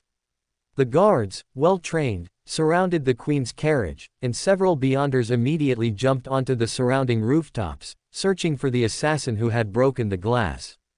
Hobert once again injected his spirituality into the button provided by the royal family, but he immediately realized that his spirituality seemed to be stuck in a quagmire, receiving no feedback of power whatsoever. Hobert glanced out of the corner of his eye. At some point, the surface of the button was already covered with a layer of white frost. Clearly, the opponent knew about the sealed artifact in Hobert's hand and had made corresponding preparations in advance. Hobert unsealed his glove. No invisibility here. Suddenly, Hobert felt that there was someone at the bottom of the carriage. He immediately grabbed Alice by the collar and lifted her behind him. Almost at the instant Alice's feet left the ground, an ice spear-like weapon pierced through the carpet, heading straight for Alice. Hobert kicked it away and then stomped down hard, but he didn't hit any target. Cough cough. Alice and the Queen coughed one after another and developed a fever. Hobert also felt a slight discomfort in his throat. At the demigod level, one rarely gets sick. His discomfort must have been caused by an extraordinary virus. Since the opponent couldn't, invisibly, move unnoticed, they had to resort to other methods of attack. The two windows of the carriage suddenly became deep, obscuring the view outside, as if they had transformed into bottomless black holes. From the left carriage window, thin yet tough strands of hair extended, tightly entangling Hobert and Alice, temporarily immobilizing them. However, the hair perfectly avoided the Queen. From the right carriage window, black flames shot out in clusters, flying like bullets towards the two of them. Hobert stared at the flames. Chaos. The black flames perfectly avoided Hobert and Alice, burning through many of the hairs. Hobert, having regained some freedom, kicked open the right carriage door and then aimed at the left carriage door, which was a little further away. Exile. Under a powerful thrust, the left carriage door flew away, gradually becoming ethereal, and finally disappearing. Before anyone could catch their breath, two seemingly illusory hands suddenly reached out from a wine bottle in the carriage's wine cabinet, grabbing Alice's neck, intending to drag her into the mirror surface of the glass bottle.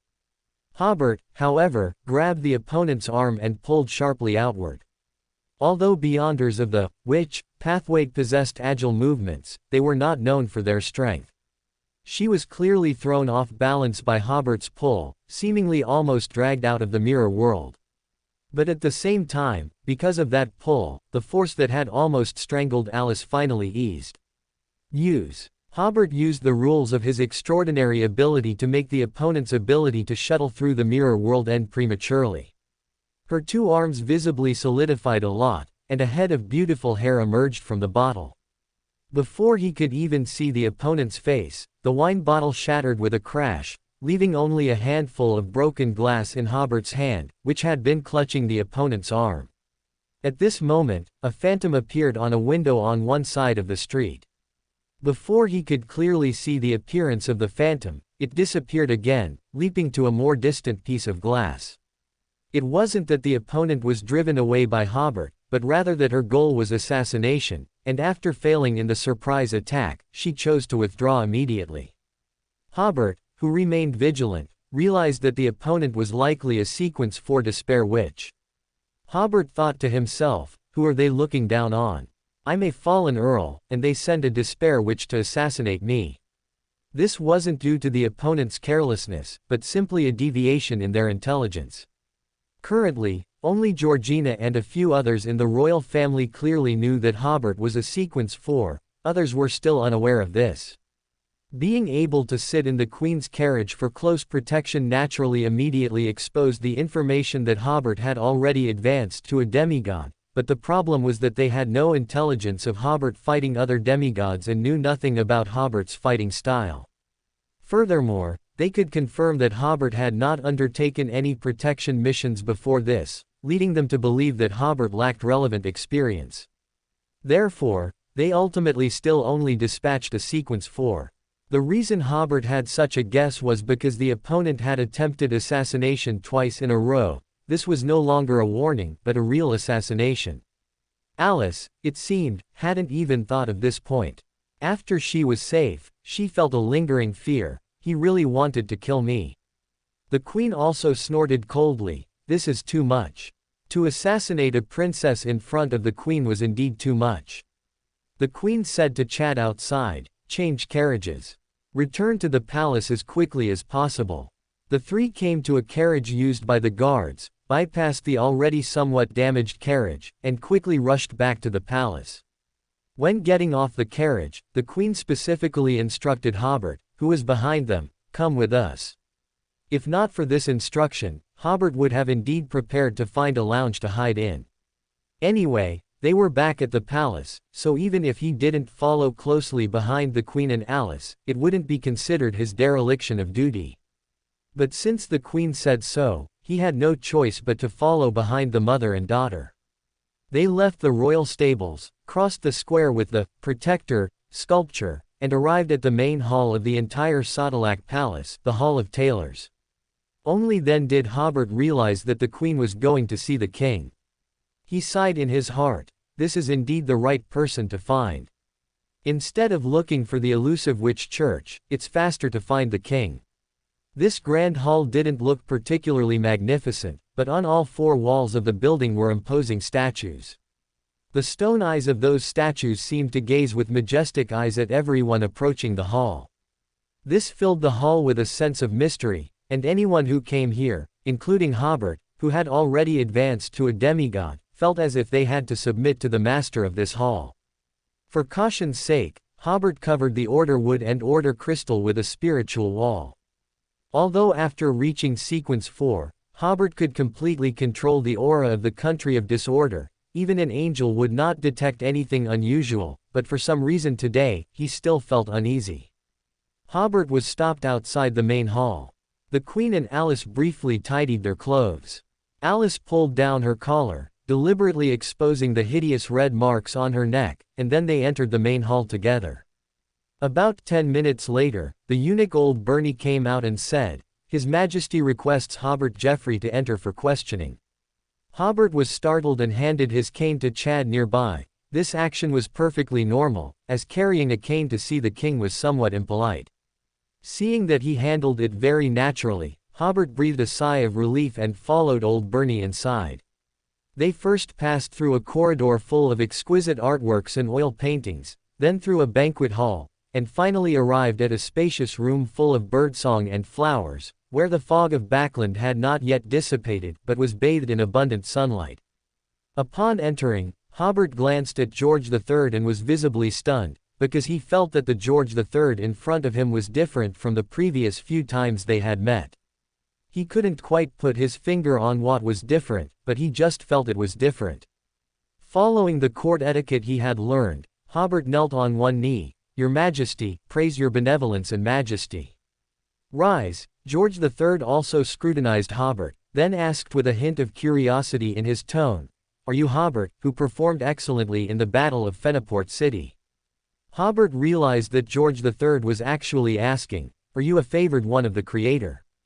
At that time, there were protectors present, so my contribution was truly negligible. Hobert stood up and glanced at the Queen, who was sitting beside the king, and Alice, who was standing by the queen, out of the corner of his eye. George III didn't pay much attention to Hobert's answer, but instead asked, "Did you resolve both assassinations Alice suffered?" "Yes." "Were the assassins witches?" Hobert answered cautiously. "The first assassination used a curse, I'm not certain, but the assassin on the return journey was indeed a witch."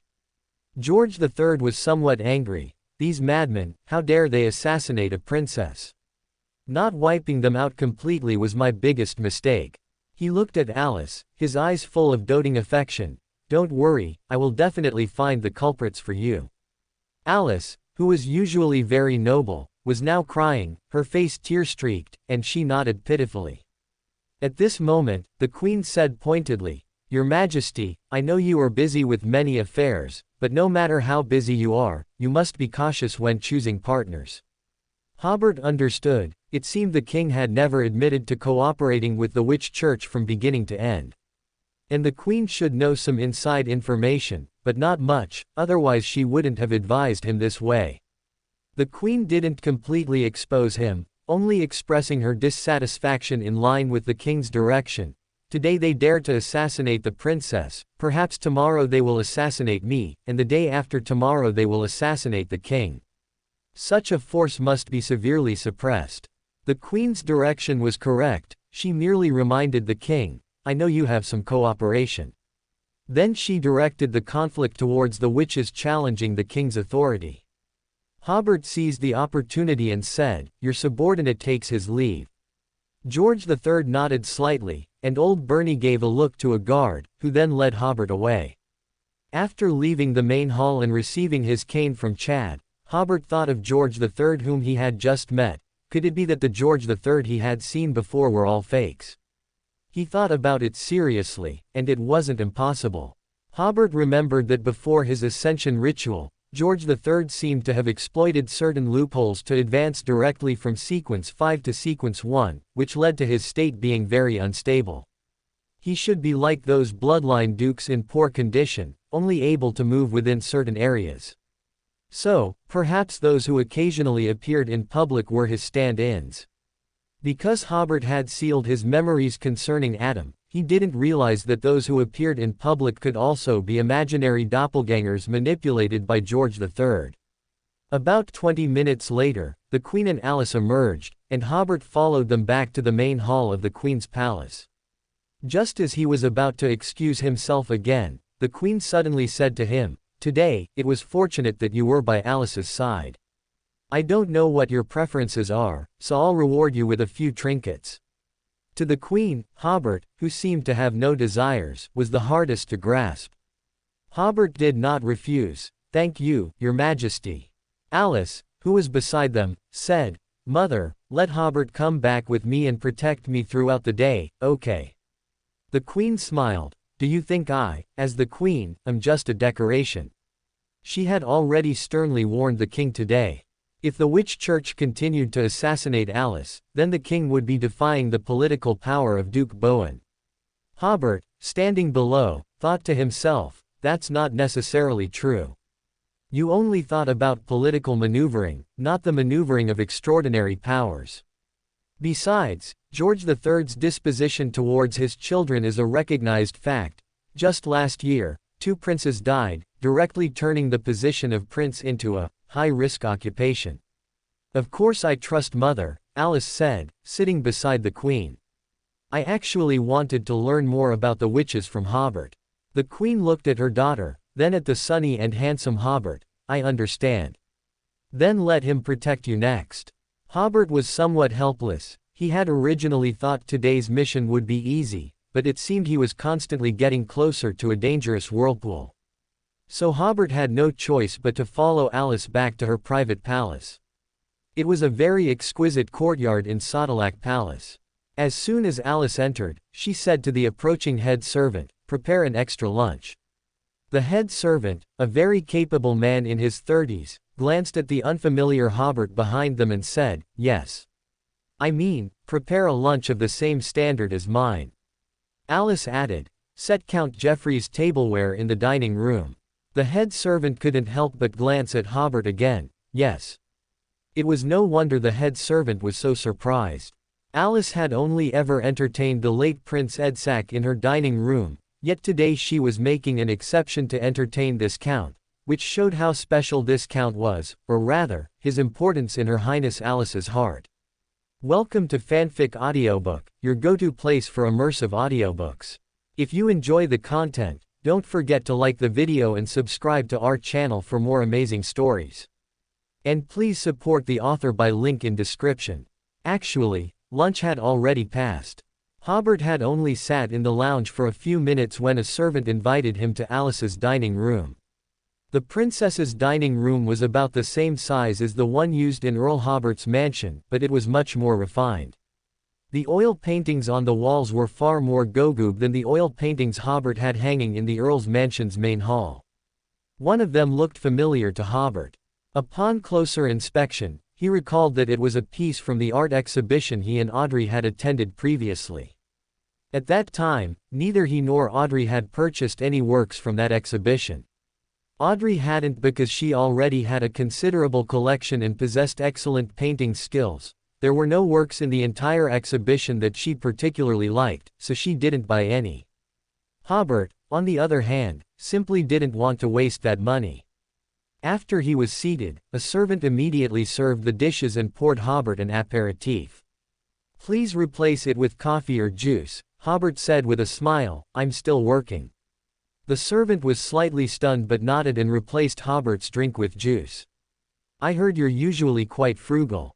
Alice, sitting at the head of the table, suddenly asked, "Your dining process is very simple." Hobert suspected that his eating habits were probably already known throughout the entire aristocratic circle, but Alice's words were still polite. She didn't call him stingy, only saying the process was relatively simple. He said, "Yes, Your Royal Highness." Then he joked, "Perhaps I haven't gotten used to the extravagant life an earl should have. If you were just like all the other earls, that would be rather uninteresting." Alice suddenly asked with a cold, haughty expression, "Do my leg rings look good?" The word, "good," was on the tip of Hobert's tongue, but he barely hit the brakes. The situation was urgent at the time. "I didn't pay attention. To be honest, they not only looked good but were also very sexy. And if one were a leg lover, they would probably have already fallen for them." Alice's 2 legs were indeed flawless. Hobert sighed inwardly. No wonder leg rings later acquired some other meanings. It was truly because they held a special significance among accessories. Then he realized that it was very unusual for the princess to ask such a question, and he had to handle it carefully. Alice suddenly smiled, lying. Hobert pretended not to hear. At this point, any answer would bring endless trouble in the future. He was also a bit helpless. "I'm just a bodyguard for a day, and I don't want to be labeled princess's paramour in the aristocratic circle later on." Alice, being a princess, did not continue the topic but instead talked about her assassination. "Tonight, I have to attend a ball. I think you should have received an invitation too. Do you think there will be another assassination attempt against me then?" Hard to say. Hobert didn't say anything about definitely protecting the princess but smiled. "The key is that I know nothing about the assassins. Anyway, thank you very much for your rescue today." Alice smiled. "I've already prepared some gifts for you. They'll be sent to your earl's mansion shortly." Hobert did not refuse. "Thank you, princess." Next, Alice began to inquire about the witch's abilities. Hobert did not conceal this, as he also viewed the witch church as an enemy, and in this regard, he was willing to offer Alice some help. After dinner, Alice went back for a short nap, then invited Hobert to the garden for tea, and then walked with Hobert in the garden, not allowing any servants to follow. "You dance very well," Alice suddenly said. "We can dance another one tonight." Hobert smiled. "That would be my honor.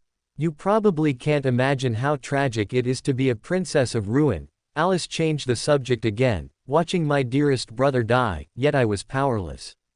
Hobert said nothing. He also didn't want to offer any opinion on this.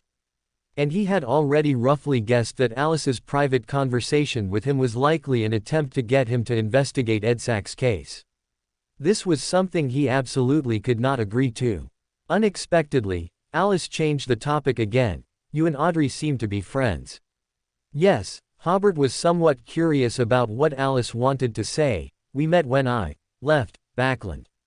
"Aren't you surprised why I'm speaking so disjointedly?" Alice then answered her own question. "Because my conversations are constantly being eavesdropped on. Even written words can be overheard.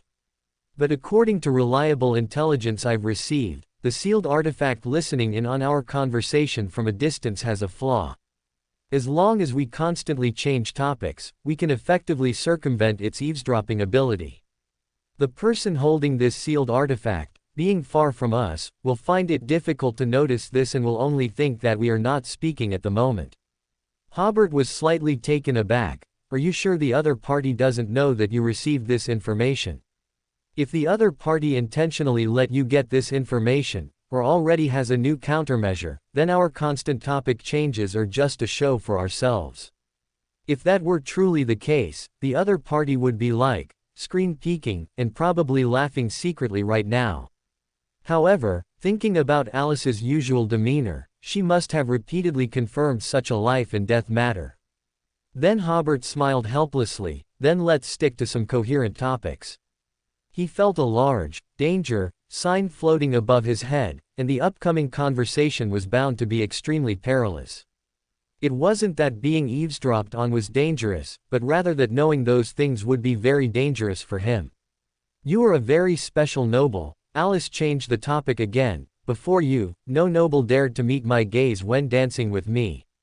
They didn't even dare to let their eyes linger on my face. Several times, Alice also found her own thoughts strange, but she could be sure that from then on, Hobert gradually became special in her eyes. Hobert sighed, it's all right. After all, you're not ugly, so why wouldn't I look at your face? Actually, I know why I was assassinated, Alice said, my investigation has made breakthrough progress. In the past few years, the Witch Church has been secretly transporting a large number of slaves to Backland. Most of these slaves come from the Rosted Archipelago, and many also come from your fief, Longtail Island. But after arriving in Backland, these slaves disappeared. Hobert said nothing. I don't know if you believe me, but I actually know more. I heard you were married once in Feniport. Alice asked, why have you never brought your wife to a ball? My wife doesn't particularly like such occasions, Hobert replied. Another point I can confirm is that Edsac's death is greatly related to the Witch Church. Alice continued to recount her investigation results. As far as I know, Triss, whom Edsac deeply loved, seems to still be alive, and she should know a lot of inside information.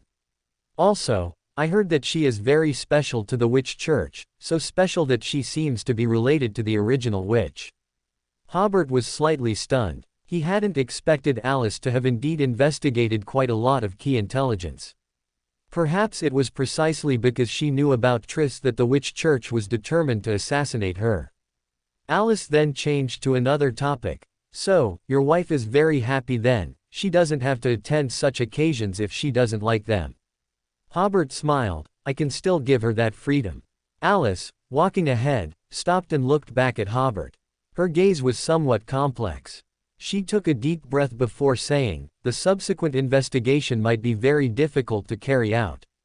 I discovered that the royal family is deeply cooperating with the Witch Church and the Aurora Order. Although I don't know the purpose of the cooperation, the cooperative projects have received the support of the entire royal family. Hobert was somewhat helpless and still did not express any opinion on this topic. In this world, no matter how high one's status, one always has to do things against one's will, Alice said. Sometimes I even hate being a princess, or hate the entire conservative atmosphere of ruin, which prevents me from expressing some of my thoughts, not even through my expression or eyes. Hobert rubbed his chin, always feeling that Alice's words were hinting at something. Alice sighed, I'm not interested in the royal family's conspiracies. I just want to know who killed Edsac. I just want to kill that person and place his head before Edsac's tomb as an offering. Hobert saw a hint of weariness in the princess's eyes, but he still said nothing. So I said, your wife is happy. Alice returned to the topic of his wife. She doesn't have to attend a ball if she doesn't want to. In my opinion, that is a kind of happiness. Hobert smiled. Sometimes, this world isn't actually that complicated. Don't do things you don't want to do. Who can't be a little willful sometimes? Then he waited for Alice to entrust him with investigating Edsac's case. He was already prepared to flatly refuse, leaving Alice with no illusions. However, Hobert miscalculated this time. Alice did not entrust him with the investigation but smiled. Many people have already died investigating Edsac's cause of death. Don't worry, I won't entrust it to you. I'm telling you this today simply because I hope someone knows my investigation results. She touched her neck, which still bore red marks. Twice today, I've hovered on the edge of death, making me suddenly feel an intense fear of death. The first thing I thought of after escaping danger was hoping to let others know about my investigation. If I really died, someone would know my true cause of death. It's not that I hope you avenge me, I just don't want to be used like Edsac after I die. Even if one person knows why I died, that would be good. This made Hobert slightly stunned. Alice gave him a similar impression to Ethel, both being political monsters, though Ethel was more assertive, even assertive enough to prepare for the succession struggle. Aside from her displayed nobility, Alice was much more peaceful, but their methods of achieving their goals were quite similar. It wasn't until Ethel showed anger after attending Hobert's wedding and leaving Geoffrey Town that Hobert felt she was a flesh and blood person. And just now, when Alice said she was afraid, he also felt that she was a living person, not a high-level doll trained by the royal family. Despite his emotions, Hobert, of course, wouldn't get carried away and get involved in this matter. He merely said, "Your Royal Highness, your objective is too clear, at least your opponent fully knows your objective. Perhaps for a while, you should do nothing. Firstly, to lull the opponent, and secondly, to seek a better opportunity. At that time, your positions will change. You know their purpose, but your purpose is temporarily hidden. Perhaps you can take some initiative." Alice was slightly stunned, then pondered for a moment before saying, "If you weren't an earl right now, I'd recruit you as my advisor." She suddenly smiled. "As you said before, some things are surprisingly simple. I finally understand Emperor Rosel's words now. Those in the game are always easily misled by their opponents, while observers around the chessboard clearly understand the thoughts of both players." Hobert was slightly taken aback. Those involved in a matter are often confused, while bystanders see clearly. Alice then asked, "What did you think of the tea we just had?" Hobert nodded. "It tasted very good. I'll give you some later." The two chatted casually for a while longer. Alice had some matters to attend to, and Hobert was finally able to go to the lounge to rest. Watching Hobert's departing figure, Alice suddenly recalled some novels she had read in her leisure time. At the time, she found some descriptions in the novels quite laughable, but only after dancing that dance in the palace banquet hall on April 1st did she realize that some people truly are quite special. Alice had never felt this way before. It was a completely new experience for her.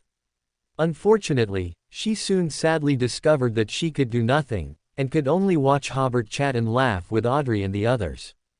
In the evening, Hobert and Alice took a carriage to Earl Vincent's mansion to attend a ball. When Hobert first alighted from the princess's carriage, Vincent, who was standing at the door greeting guests, froze, momentarily unsure if he should go up to welcome them. Hobert saw Vincent's expression and knew it was going to be bad. "We just happened to be going the same way, don't overthink it, and don't spread rumors." He then smiled and shook his head, wondering what other nobles would think if they heard he had shared a carriage with Princess Alice to attend the ball.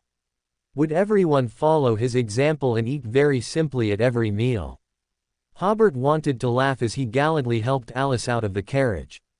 He wasn't afraid of any misunderstandings, because a little inquiry would reveal that he had a mission to protect a member of the royal family today. After Alice alighted, Vincent finally reacted, "Your Royal Highness, your arrival has made this banquet even more solemn." Alice maintained her usual noble demeanor. "No, it's just that you prepared it with such care." Vincent smiled slightly. "Please come in. I've specially prepared strawberry cream pudding for you." "How delightful," Alice said as she walked in, turning to Hobert beside her. "Earl Vincent is a gourmet, especially his estate's strawberries, which are red and sweet." Vincent watched the two enter, feeling that something was amiss, until he greeted two more guests and suddenly realized, Princess Alice's tone tonight was very gentle. There was no feeling of keeping people at a distance. Or rather, her tone was very gentle when speaking to Hobert. Hobert, on the other hand, didn't think much of it. Strawberries. What's the big deal? He remembered that at some strawberry picking festivals, you could eat your fill for not much money, and even get 2 caddies to take home. After chatting about this topic with Alice for a couple of sentences, Hobert realized that people in this era had not yet fully domesticated strawberries. The reason was simple. Without plastic mulch, strawberries were difficult to cultivate on a large scale. To grow strawberries, a glass greenhouse had to be built. Therefore, the price of strawberries at this time was very high, only nobles could afford them. This gave Hobert another reason to accelerate the development of the plastics industry. After seeing the dazzling array of food in the banquet hall, Hobert finally understood why Alice called Vincent a gourmet.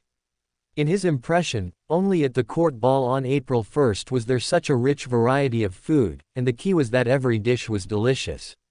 For example, Hobert had previously disliked lamb chops, but he never expected them to be made so exquisitely delicious. In addition, for the first time in Backland, Hobert ate pigeon meat, as well as roasted suckling pig that was crispy on the outside and tender on the inside, delicious wild venison, and even swan meat, which was relatively precious to nobles. Foods like foie gras and steak were secondary dishes at this banquet. Moreover, Earl Vincent was very skilled at food pairing, with seafood like shrimp, crab, and fish interspersed throughout, along with fresh vegetable salads. The fruits at the banquet, in particular, earned continuous praise from Alice. For example, pineapples, which Hobert also didn't consider very valuable in his impression, were transported from the Rosted archipelago and stored in cold storage until early summer, remaining fresh and juicy. Pineapples at this time of year were also not something ordinary people could afford. What Hobert found peculiar was that red and juicy watermelons were also regarded as excellent fruits by the nobles. Hobert clearly remembered that he used to devour half a watermelon in a single morning. After a few sentences of conversation, he learned that most watermelons at this time were not very sweet, and most only had very little flesh. Hobert then realized the importance of agricultural research. Fruits that were commonplace in his era were rare commodities here. At the same time, Hobert also realized that his understanding of this world was still not detailed enough. He only learned these common facts today.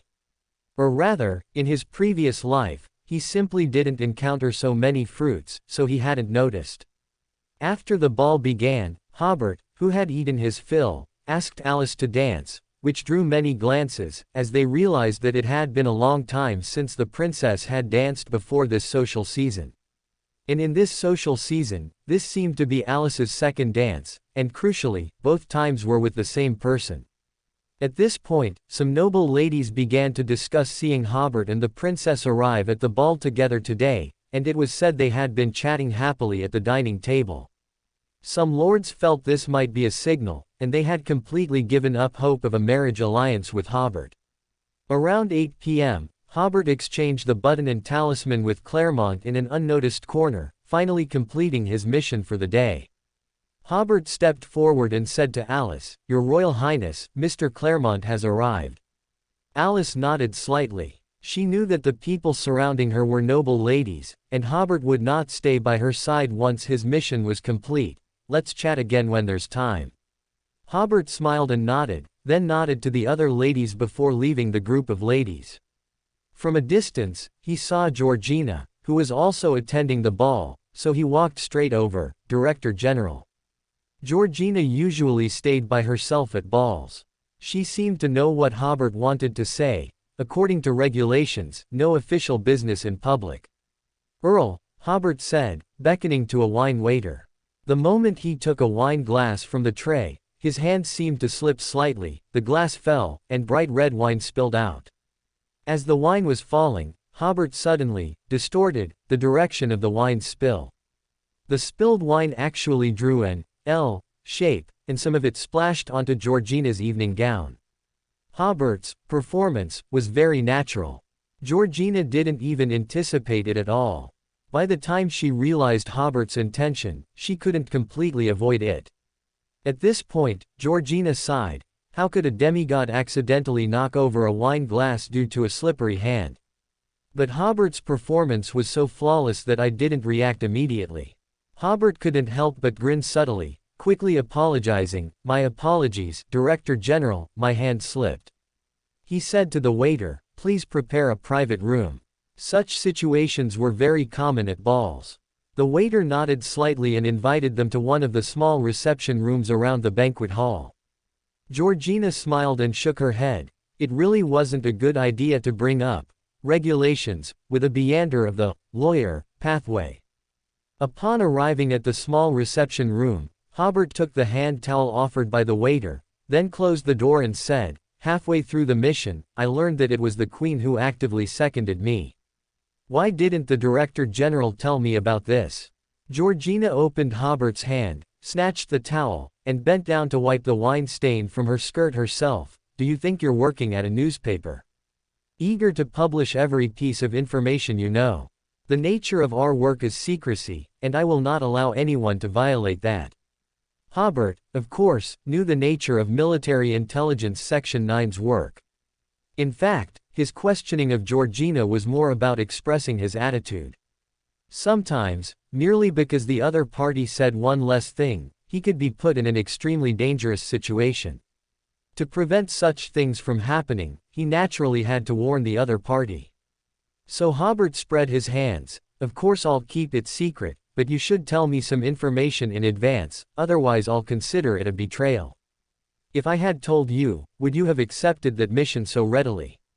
Georgina tossed the towel onto a nearby chair. If one day I tell you all the information, both what should be said and what shouldn't, then, without exception, my condition should already be very poor. We are colleagues. If you have the chance, save me. This was to indicate that unless she lost control, she would always follow the rules, but since they were colleagues, she would give him some hints. However, because Georgina was his superior, Hobert's previous words had a coercive implication, so her tone was very unpleasant, and after speaking, Georgina left the reception room without looking back. Hobert also followed her out. He didn't pay too much attention to Georgina's angry words. On the contrary, their conversation was very effective. Hobert expressed his attitude, and Georgina also clarified hers. After joining Audrey and Grelint, Audrey asked curiously, Hobert, someone said you came with Princess Alice in a carriage. Yes. Why? Hobert suddenly realized something extremely annoying. According to Military Intelligence Section 9's regulations, his work today had to be kept secret. So, why did you take a carriage with Princess Alice to the ball? And stay by her side the whole time? Hobert could only answer, it's confidential, or you guess.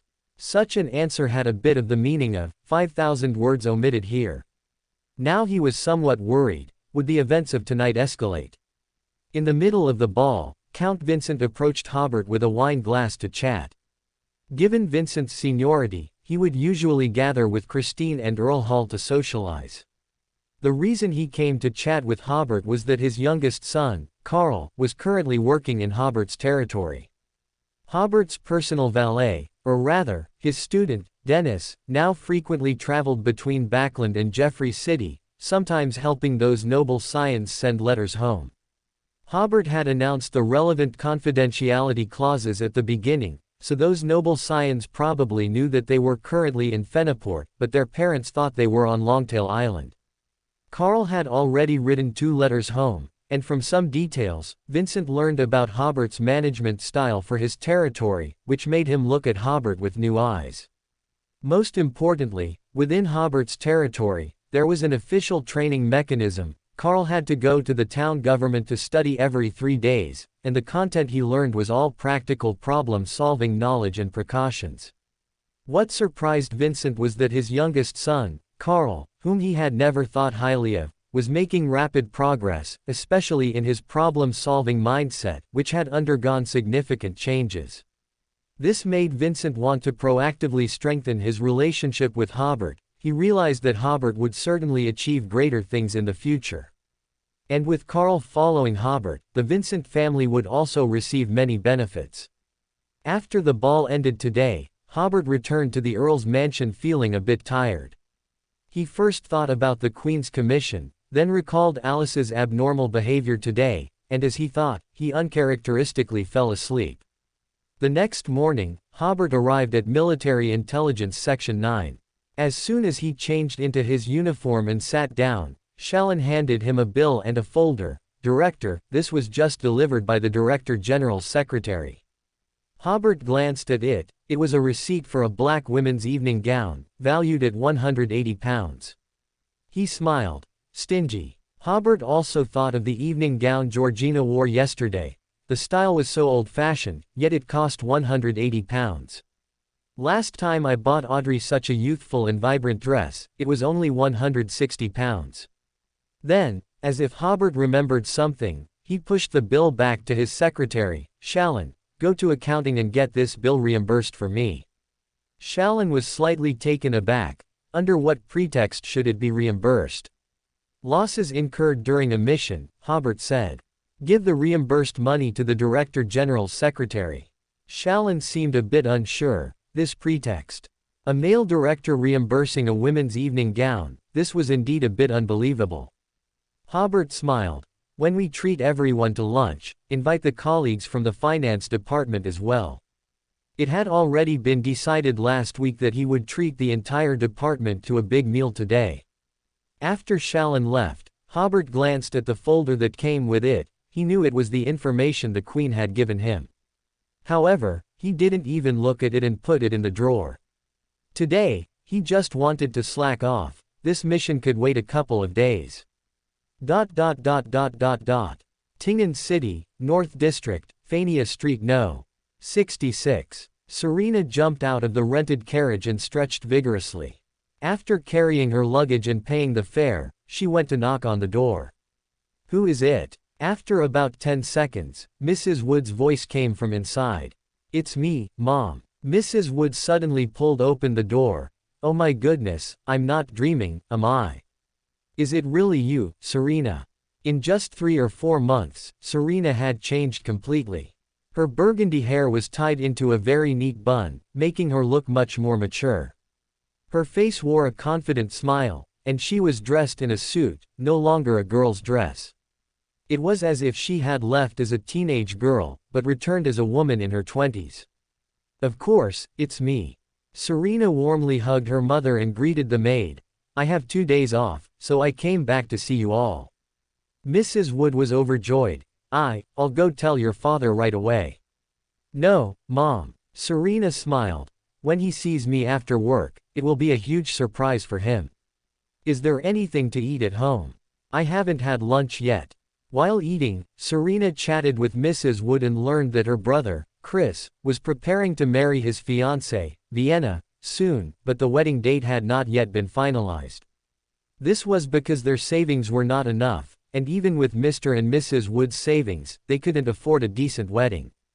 If it really came down to it, they could only get married first and postpone the wedding, because Vienna was pregnant. Serena ate her bread, already planning to leave the £30 in cash she had saved when she left. She had saved over £30 during this time, but since she had been living and eating at the Earl's mansion, she hadn't had many places to spend money. For the middle class, £30 was enough for a very decent wedding. If more money was needed, she planned to borrow from Dennis and Freya after returning. After dinner, Serena returned to her room and saw her unchanged bed and wardrobe, the spiritual materials she had bought with her pocket money, and the occult books and her notes that were available on the market. She suddenly felt a strong sense of disconnect, as if she saw her innocent past self still lingering in this room. Serena sat alone in the chair for a long while before finally coming to her senses. The current Serena was no longer the Serena of the past. Recalling the changes of the past few months, Serena herself found it hard to believe. It turns out that going from relying on parents to being independent isn't as difficult as I imagined. Well, that's because I met a good mentor. In the afternoon, Mr. Wood returned home from work and saw his daughter helping his wife set the dinner table. His somewhat numb face was filled with disbelief, and finally, some smiles appeared. When Chris also returned from work, the dining room was filled with laughter and joy. To save money during this period, dinner was not very lavish, there was no wine on the table, and only a few pieces of meat in the lamb stew with potatoes, but it still couldn't dampen their good mood. Chris asked Serena, "Your previous letter said you returned to Backland." "Yes." Serena regularly wrote letters home, but only told them where she was and what kind of work she was doing. Chris stuck out his tongue and sighed, "Your life is truly magical. A while ago you were a grassroots official abroad, and now you're a butler's assistant in Backland." His habit of sticking out his tongue was a sequel from Backlung Manor at the beginning of the year. His fiancée, Vienna, also had this habit. Serena smiled. "Chris, this is the life I like." Mr. Wood chuckled and said nothing. His previous plan was to find Serena a stable technical or design job in a factory after she finished technical school, and after she had some savings, she would get married and have children as planned. Ever since his daughter suddenly left home, saying she wanted to pursue her dreams, Oldwood's mindset had changed quite a bit. As long as his daughter was healthy, safe, sent a letter home once a week, and visited often, he would be content. After dinner, the family played cards for a while, and Mr. and Mrs. Wood went to rest first. Serena and Chris, just like before, went to the small living room on the second floor, which could only fit a small table and 2 chairs, and chatted over tea. Serena took this opportunity to give Chris her £30 in savings. This surprised Chris. "Where did you get so much money? I didn't explain clearly in my letter." Serena smiled. "I'm actually a butler's assistant at an earl's mansion now, and the salary is very high." In fact, most of her savings came from the pocket money Hobert gave to his students. Chris declined twice, but seeing Serena's insistence, he accepted, because he really needed the money right now. Then he sighed. "Backland really has more opportunities. You haven't seen the other side of Backland." Serena's expression suddenly became serious. "I have a colleague from the slums of the East District, and everything that happens there makes one shiver just hearing about it." Time rewound 3 hours. Backland, Southbridge District, Vasco Public Primary School. Daisy, who was cleaning the school kitchen, heard the school janitor call out, "Daisy, someone's looking for you." Daisy was slightly stunned. Ever since her mother passed away and Freya left Backland, no one had ever come to see her. Sometimes she would sadly think that from then on, she would face a lonely life all by herself. Daisy wiped her hands and slowly walked towards the school gate. Was that Freya waving at her? She was first a little incredulous, then tears welled up uncontrollably. "Freya. Freya, is it really you?" Freya smiled through her tears. Although she had been back in Backland for over a month, she had been very busy. Now that Hobert had given her a holiday, she finally had time to see Daisy. She tightly hugged Daisy, who was throwing herself into her arms. "It's me, Daisy, yes, it's me." Daisy, usually so strong, was crying intensely at this moment, as if releasing the loneliness and fear suppressed in her heart. After crying for a full 3 minutes, Daisy finally let go of Freya again. "I'm sorry, Freya, I got your dress dirty. It looks very expensive, doesn't it?" She felt she hardly recognized Freya in front of her. Her formerly introverted and shy sister was now confident and radiant, her hair looked very shiny, and her complexion was excellent. Especially Freya's dress, it looked very new and beautiful. Completely different from the girl who used to make a living by doing laundry. Freya took out a handkerchief to wipe her sister's tears. "It's okay, Daisy. I also brought you 2 dresses, look." She took 2 new dresses out of her backpack. Daisy was overjoyed, couldn't put them down, and kept turning them over and over to look at them. Several classmates in her class had laughed at her clothes being too small, and she was very envious of several classmates' new clothes. The last time she received new clothes was so long ago that she had forgotten what it felt like to get new clothes. Freya took out another cloth bag. Inside her 2 new pairs of shoes, several pairs of socks, and several cotton undergarments. Daisy suddenly froze. "Freya, I only need 1 dress. You don't have to work so hard." She didn't know where these clothes came from, but she knew Freya must have given a lot to get them. At this moment, she felt an inexplicable pang of heartache. Freya, who hadn't cried much earlier, now had tears streaming down her face. "Daisy, big sister has a formal job now. We don't have to worry about clothes and shoes being too small anymore." In the sisters' memory, they seemed to have never had a pair of shoes that fit properly. Daisy was somewhat incredulous. Really? Really? Freya smiled. "I am a police officer in the Corbury district now, and my salary is enough to support us." And there was also the £10 of pocket money Hobert gave his students every week. She hadn't spent a single penny of it, saving a full £40. Daisy was even more incredulous. "How can you be a police officer?" "No, I'm not like Eber. I brought basic fairness to that district, and everyone loves and respects me." Freya smiled. I also brought you this. Eber was the police officer in the district where they used to live. Everyone gnashed their teeth when mentioning him, but couldn't do anything about him. As Freya spoke, she took 2 apples out of her backpack. Daisy inhaled the fruity scent, intoxicated. I've forgotten what apples taste like, but Freya, these 2 apples are so strange. Why haven't they been cut? All the apples they had eaten before had to be cut into pieces. Freya said, because these 2 apples have no rotten spots. And this. She then took out a piece of stewed meat wrapped in oiled paper. From now on, every week, you must eat a piece of stewed meat or a fish, and 2 apples. Daisy glanced at her sister, knowing that this was indeed safe to eat, so she put her clothes and apples aside and devoured the food. The aroma of the meat made the school janitor beside them drool. Freya stepped forward and handed the janitor a packet of cigarettes, prepared in advance and wrapped in newspaper, with more than a dozen cigarettes inside, thanking him politely. In fact, to make sure Freya wasn't a thief, the janitor had been standing by, supervising. Now, having accepted Freya's cigarettes, he felt a little embarrassed. After Daisy finished her meat, Freya asked, "Isn't school over? Why are you still helping in the kitchen?" Daisy briefly described her current situation.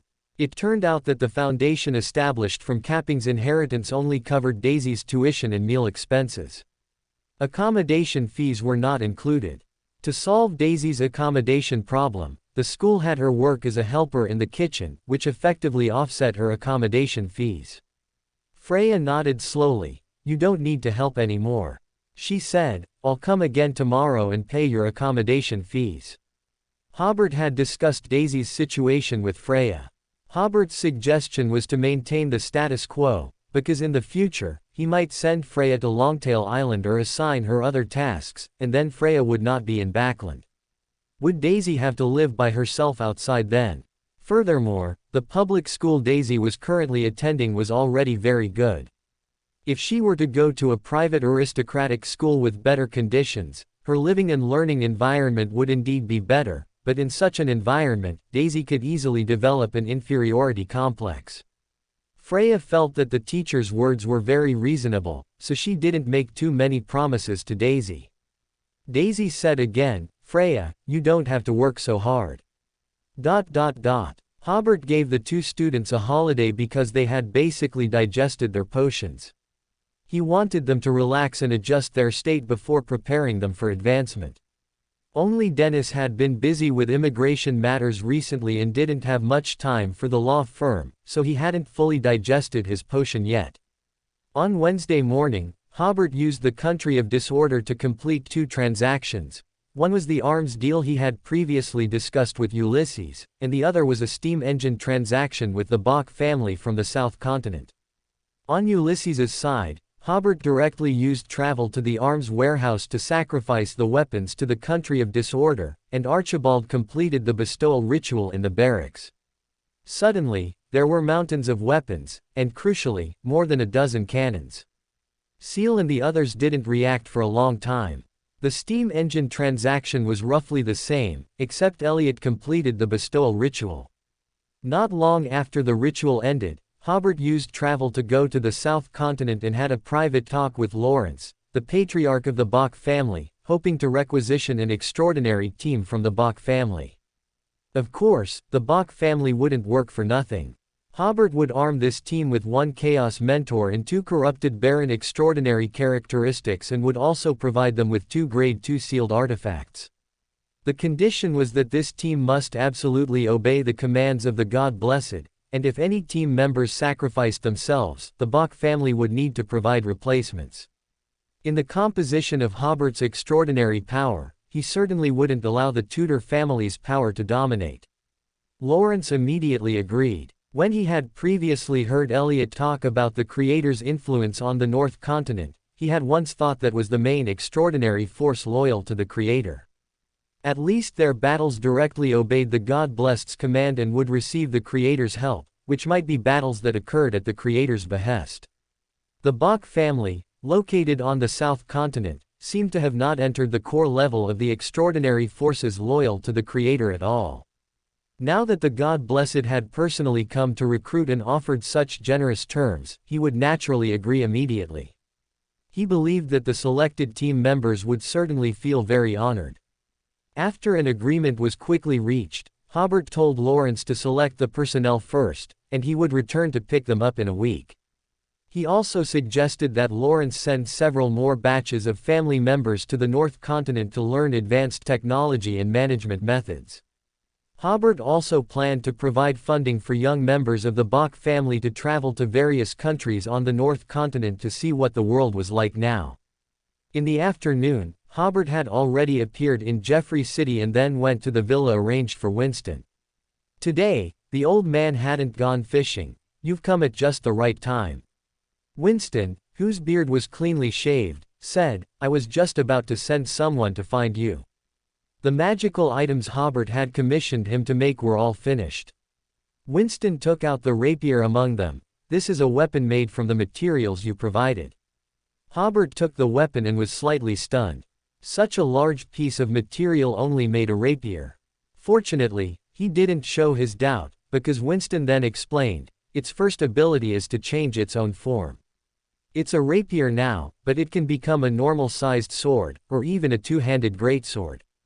This is its thinnest and smallest state. As long as it's within the volume of the material, you can change its form as you wish, in length, thickness, and size." Hobert exclaimed, "This truly is a master-level work." He injected his spirituality into the rapier and indeed felt that he could manipulate its size and thickness. After changing, it still remained very sharp. Hobert couldn't help but think of the Ruyi Jingu Bang. Winston smiled, accepting Hobert's compliment, and continued to explain, "Its other abilities are all related to the death pathway. When used, it can emit attacks similar to the undead language, causing enemies to involuntarily feel fear and develop thoughts of retreating. It will also make the target's body turn cold and their movements become sluggish. These undead language attacks are very special and have miraculous effects against Beyonders of the death pathway. Beyonders of the death pathway below demigod level will completely lose their ability to resist, and even demigod level Beyonders will be significantly affected. Another ability is that as long as any part of the target's body is pierced, the target's spiritual body will suffer permanent damage. Even angel-level spiritual bodies are no exception, but they have many ways to circumvent this, making it difficult to truly harm them." Hobert sighed, "This is completely different from my previous black blade. They are weapons of two different levels." Winston smiled without speaking, watching Hobert fondle the rapier for a while. The old man then said, "Your commission is complete, and it's time for me to go." Hobert smiled, "How should I thank you? Your hospitality is the best thanks." The hospitality here at Hobert's was indeed quite good. He could fish as much as he wanted in Full Moon Lake, and upon returning, there were chefs from Feniport City to help prepare the meals. When the mood struck, he could also take a small train for a tour of the mountains or visit the entertainment center. "Then you should stay here for a while," Hobert said. "I plan to place the second traveler's gate between Jeffrey territory and an island.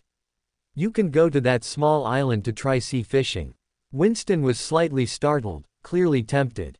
"I'll invite a few more great chefs who are skilled at cooking fish from Backland. I've also heard that Byam has many chefs good at cooking seafood, so you can enjoy various flavors of fish."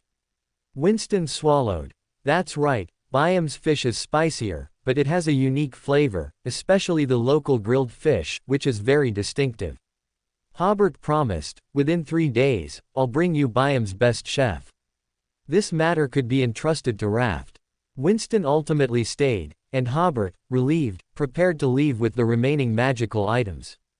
As he left, Winston instructed, "Although the Traveler's Gate is an application combining a magical item with a magic array, theoretically, it shouldn't have too many negative effects. However, you must also be careful not to let too many people enter the Traveler's Gate at once. Low sequence Beyonders should try to use the Traveler's Gate as little as possible to avoid certain contamination from the spirit world. After all, this is not travel in the true sense, without the protection of corresponding extraordinary abilities. Middle sequence Beyonders should be careful not to look around aimlessly in the spirit world. After using the Traveler's Gate, there's a small probability of spiritual instability and suddenly becoming directionally challenged. However, these effects will recover on their own after a certain period. Hobert glanced at the Traveler's Gate in his hand. All right. He hadn't expected that the Traveler's Gate would have so many probabilistic negative effects. He would need to design a set of regulations for using the Traveler's Gate when he had time.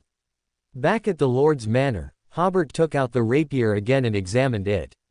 He had already felt that this weapon had formed some connection with the wedding gift Mr. Azek had given him earlier. He remembered that Mr. Azek had said that the wedding gift he gave him was a mark, which was equivalent to granting him permission to mobilize a part of the underworld's power. Even without the honor from the fourth epoch on the South Continent, this gift was quite powerful. Unfortunately, Hobert was not a Beyander of the death pathway, otherwise, he would definitely be able to develop more uses for this gift. Hobert strengthened the connection between the rapier and the mark, and with a casual wave, it was as if he had torn a transparent piece of paper, and a huge crack appeared before him. The surrounding temperature was immediately sucked away, and the entire room was filled with an indescribable sense of fear. Illusory figures clung to the edges of the crack, peering into the real world. Hobert discovered that he had actually opened a crack between the underworld and the real world in this way. However, without the obstruction of the underworld gate, the terrifying creatures inside could easily slip out. The reason they hadn't emerged yet was simply their fear of the rapier in Hobert's hand and Mr. Azek's mark on Hobert. Hobert waved the rapier again, and the crack before him disappeared. This ability should be more aggressive than the underworld gate, because I can command those monsters clinging to the crack to come out and attack targets. At the same time, Hobert himself could also use this crack to enter the underworld, but with travel available, entering the underworld was not very useful. Since it was a rapier, he could make the order wood into a thinner, or rather, a more normal-looking staff. After wrapping the rapier with the order wood, Hobert sacrificed the other extraordinary items to the country of disorder and briefly examined their abilities and negative effects. Hobert found that he now possessed 3 magical items with shepherd abilities. Since he had 1 to 109, these 3 extraordinary items were useless to Hobert. Hobert decided that these 3 sealed artifacts could be given as rewards to his trusted subordinates. For Beyonders below demigod level, sealed artifacts with hurting abilities were very practical. Moreover, for them, these were definitely first-rate magical items, and even if they could only use them temporarily, they would surely be extremely grateful to Hobert. Hobert could also use their usage to herd some souls, otherwise, they would be empty if left in the country of disorder. Coming out of the country of disorder, Hobert was about to construct a traveler's gate between Jeffrey City and Shipyard Island, but his spirituality sensed something, and he glanced in the direction of the courtyard, as if an acquaintance had arrived. He first put the traveler's gate aside, opened the door, and looked outside. In the courtyard, a middle-aged man with gentle features and brown skin was standing with his hands behind his back, admiring the surrounding Fenaport-style buildings. The servants and guards in the courtyard all ignored him. Hobert was a little surprised. Mr. Azek. The middle-aged man was indeed Azek, who smiled slightly. I heard you've been involved in a lot of major events recently. Hobert thought to himself, are you referring to Hobert, or the creator?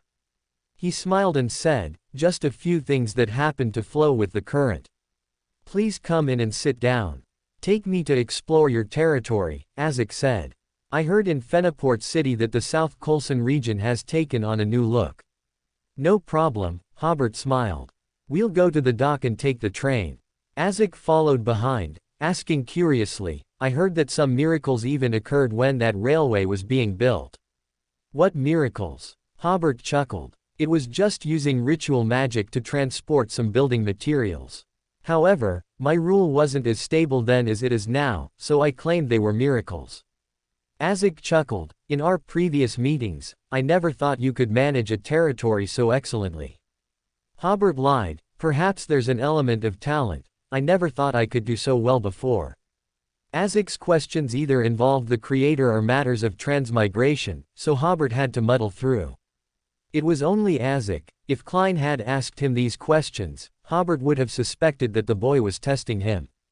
At this moment, they arrived on the street, and everyone, as usual, greeted Hobert warmly, while casting curious glances at Azek beside him. They wondered what was so special about this guest. That lord would personally entertain him. Tourists also watched this scene with great curiosity. In Fenaport City, they had heard that in South Colson, one didn't need to bow to the lord and nobles, and officials and police would chat and laugh with commoners. This was unimaginable in the North-South continent. Fortunately, Azek didn't ask any more questions that put Hobert on high alert. Instead, following Hobert's gaze, he looked at the shops on the street. There are many nobles and wealthy people among the tourists here. Hobert explained with a smile, I built an extraordinary auction house on the other side of the mountain, and many nobles and wealthy people came here because of its reputation. My wife has been managing the auction house, and I hear that wild beyonders are now starting to attend the auctions and the Beyander gatherings that follow.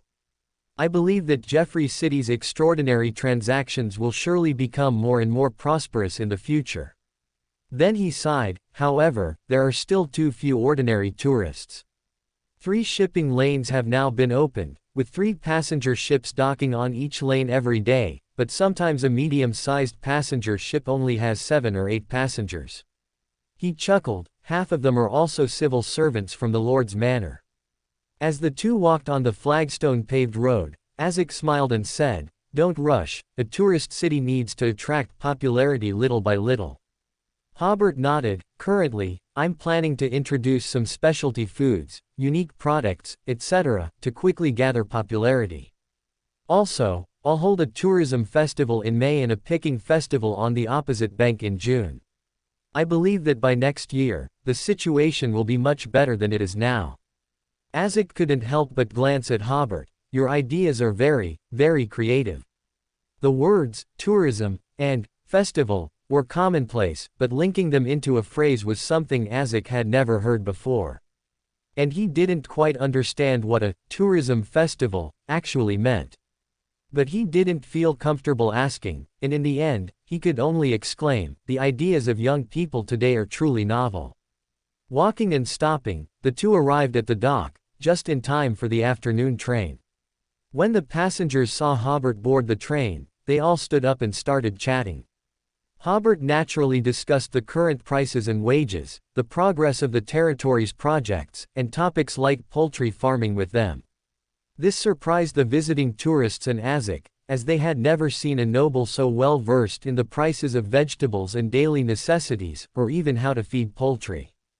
It took them over half an hour to move from the conversation to the first carriage, which was rarely open to the public. Just as the train slowly started moving and they hadn't even sat down, Azek couldn't help but ask, You seem very approachable, but why haven't you opened such a luxurious carriage to the public? Being approachable is a means to relax the social atmosphere. Those secret organizations before put too much psychological pressure on the public. Hobert invited Azek to sit down and then took out a bottle of wine from the liquor cabinet. I remember very clearly, once when I first arrived, I was at the entrance of the Lord's manor, looking down at Jeffrey Town at the foot of the mountain. As a result, the small town, with over 1,000 inhabitants at the time, was completely silent. He poured Azek a glass of wine. Now if you come to see it, you can hear the clamor of the town even from the Lord's manor. Hobert handed the wine to Azek. As for this carriage, it's to display the Lord's authority. A lord indeed needs to have an approachable side, but also a dignified side, so as to have strong control over the people in the territory.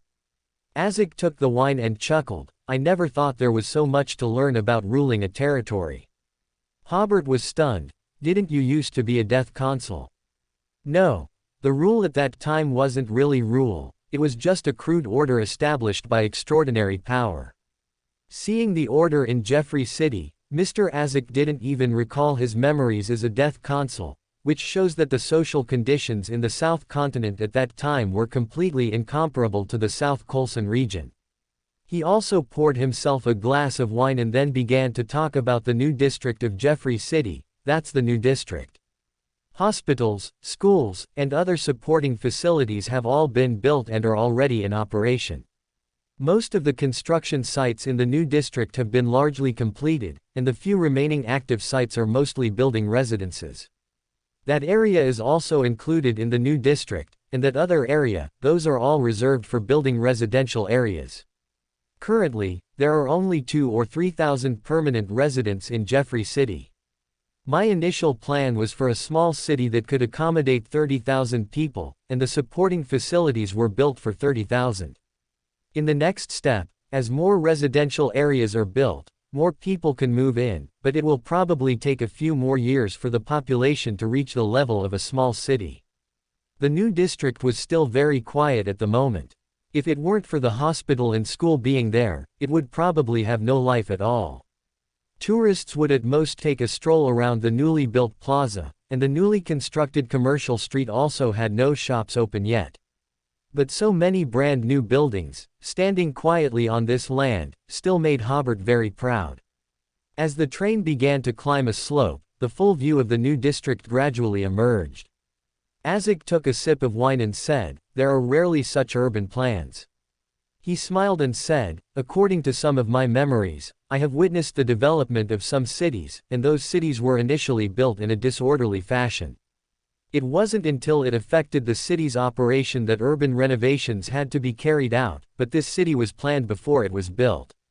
What Isaac said was true. Most cities in the North Continent came about this way, all having a period of wild development at first. Hobert heard that Backland was also like this. Some streets used to be so narrow that even carriages couldn't pass through. For a long time, Backland was only a medium-sized city that, by current standards, could only accommodate a little over 100,000 people.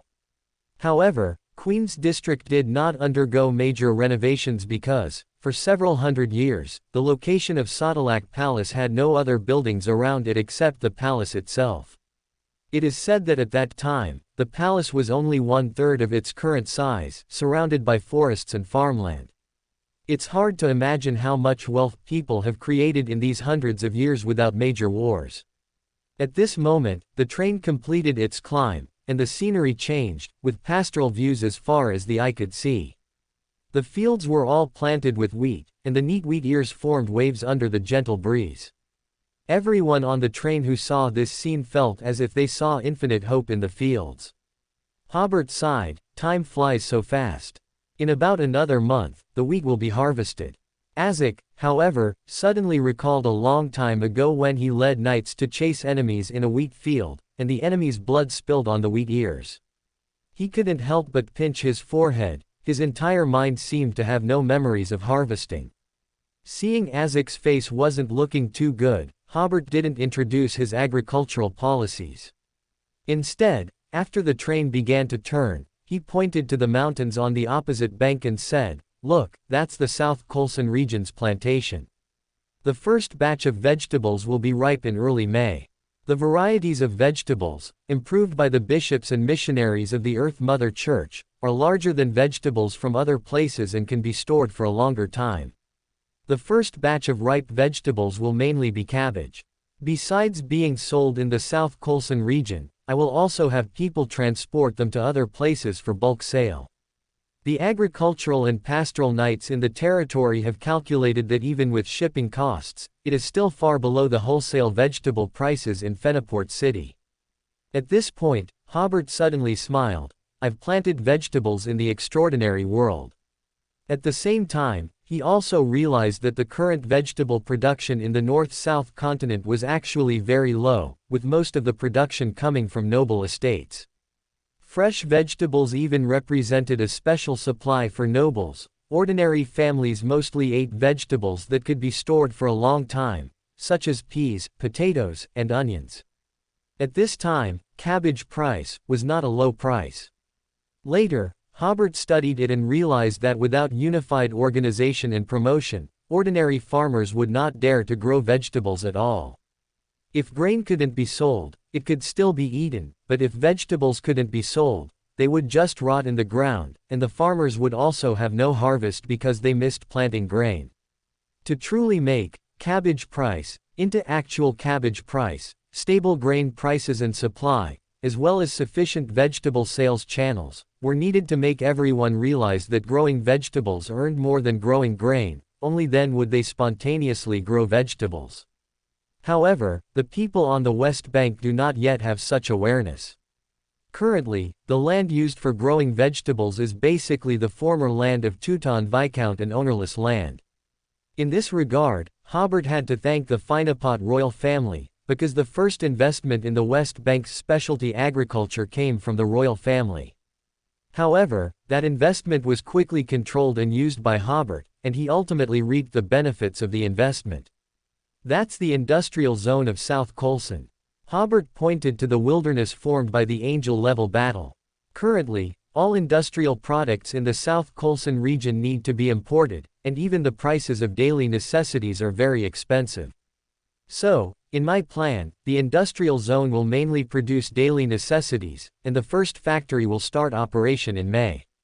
I heard it's a cutlery factory, because most people in the entire South Colson region are still using wooden bowls and wooden spoons, and many people have never seen metal cutlery in their lives.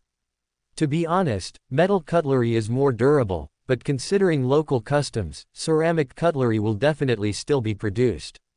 In the future, when everyone's quality of life improves, there will also be porcelain cutlery. Azek took a deep breath. I've also met some officials, but honestly, they all gave me the impression of just coasting in their positions. You're different. You know your territory like the back of your hand, which is actually a remarkable thing. Hobert thought to himself, that's just because the requirements for officials are too low now. In the territory under his rule, he would never allow officials who merely occupied a position without performing their duties. Azek took a sip of wine. Why does this wine have the flavor of the Backland region? That's right, this is exactly what I brought from Backland, Hobert said, feeling a little ashamed. He couldn't taste the so-called flavor and characteristics of wine at all now. In his mouth, all wines tasted pretty much the same, and he was too embarrassed to ask others what the difference in wine flavors was, so he just nodded at whatever others said. At this moment, the train arrived at the best viewing spot again. Unlike the scenery Hobert had shown other guests before, the West Bank also became part of this beautiful view, because many places there were already full of vitality. However, that vitality still had an element of compulsion at the time. The local situation was special, and a thorough agricultural reform had not yet been carried out. Hobert had discussed this matter with Conrad and others before. A thorough land reform would only be carried out in the second half of this year, and it would be done in 2 batches. The areas previously ruled by the blood worship sect would have their land redistributed after the wheat harvest, while the areas ruled by the Aurora Order would have their land redistributed after the autumn harvest in the second half of the year. All of this would be done after the current government demonstrated new agricultural policies, which would be more conducive to the land redistribution work. Next, Hobert introduced the construction of the hotel and the entertainment facilities on the hillside to Azek. Most of these entertainment facilities were also open to ordinary tourists, including live-action shooting ranges, haunted houses, wonderland parks, and so on. These projects, which would be commonplace in future amusement parks, were still very novel in this era. In addition, Hobert also planned to build a Ferris wheel, merry-go-round, and pirate ship next. At the same time, he also invented many board games. It was said that many nobles had gone crazy playing them, and many ordinary tourists had also experienced them at the entertainment center. There were also indoor sports like bowling and billiards. Especially billiards, which at this time was basically exclusive to nobles and wealthy people, but Hobert opened all these venues to ordinary tourists, allowing many people to experience it. Outdoors, there were tennis, baseball, and golf courses, which were also mostly completed. At this time, entertainment for the middle class was actually very scarce, because there were almost no public sports venues in this era. After coming to South Colson, many middle-class people would come to experience it, which attracted many repeat customers. As the train began to descend the mountain, Hobert began to introduce South Colson's road hardening plan and plans for building bridges and railways. Hobert planned to first build a large bridge across the Tati River, and then build a railway and a road connecting the east and west banks. Between towns, there would be hardened roads. The second step was to build another large bridge, with railways and wide roads forming a loop around Full Moon Lake. As for hardened roads, they would be built to every village. Azek realized a problem. These investments should be difficult to get a return on in the short term, right? Hobert drank the wine in his glass and said, "That's right. If it were a businessman, probably no one would ever come to the South Colson region to build a large bridge, railway, or road." Azek smiled. "When you put it that way, I'd almost think you were engaged in a charitable endeavor." Hobert poured himself another half glass of wine. "Mr. Azek, let me tell you a story. There was a place that suffered a drought, and food prices doubled. But the officials in that place not only didn't try to lower food prices, they even raised them threefold." Azek frowned. That official wanted to take the opportunity to get rich, right? Hobert smiled, then poured Azek another glass of wine. Before long, many grain merchants who heard the news transported grain to the disaster area. As a result, too much grain arrived, and prices quickly returned to normal, even falling below normal. Azek was slightly stunned, first somewhat incredulous, then feeling it was only natural. This is a competent official, and his actions are unheard of. Hobert continued, "That's not all. He then started asking the wealthy to donate money to build some public facilities. And held many entertainment activities, such as competitions with local customs, lavish spending during festivals, and so on." Azek pondered for a moment and roughly understood. "This is the same principle as you constantly building roads and developing." "That's right." Hobert smiled. In the entire disaster area, only the officials' jurisdiction had no one starved to death, and no farmers selling their land, wives, or daughters. When I took over the entire South Colson region, it was like a disaster area, disconnected from the rest of the world for half a century, almost no industry or commerce, farmers had no enthusiasm for production. Although the situation is better now, most people are still very poor, so I need to use some special methods to stimulate people's enthusiasm for life." Azek looked at Full Moon Lake, which filled half of his vision, and after a long while, he smiled at Hobert. "What you are doing now is great. I have become accustomed to looking at this world from the perspective of a Beander or a history professor. This perspective has made me increasingly distant from this world, and even the real world has become somewhat unreal." Azek said seriously, "This is wrong. If there is no emotion for the real world, then when destroying this real world, or harming the lives of ordinary people, there will be no emotional color." Hobert recalled his thoughts from the night market earlier. Perhaps, the higher the sequence of a Beander, the more they should integrate into the lives of ordinary people. Sometimes I even wonder if the so-called acting method is meant to remind Beanders that no matter how powerful we are all part of this world. Only by integrating into this world can our state become more stable. Azek stroked his chin and thought, "Your idea is very unique, and it seems to make a lot of sense." Hobert smiled. In fact, this idea had a bit of the concept of unity of heaven and man. In his view, many underlying principles should be interconnected.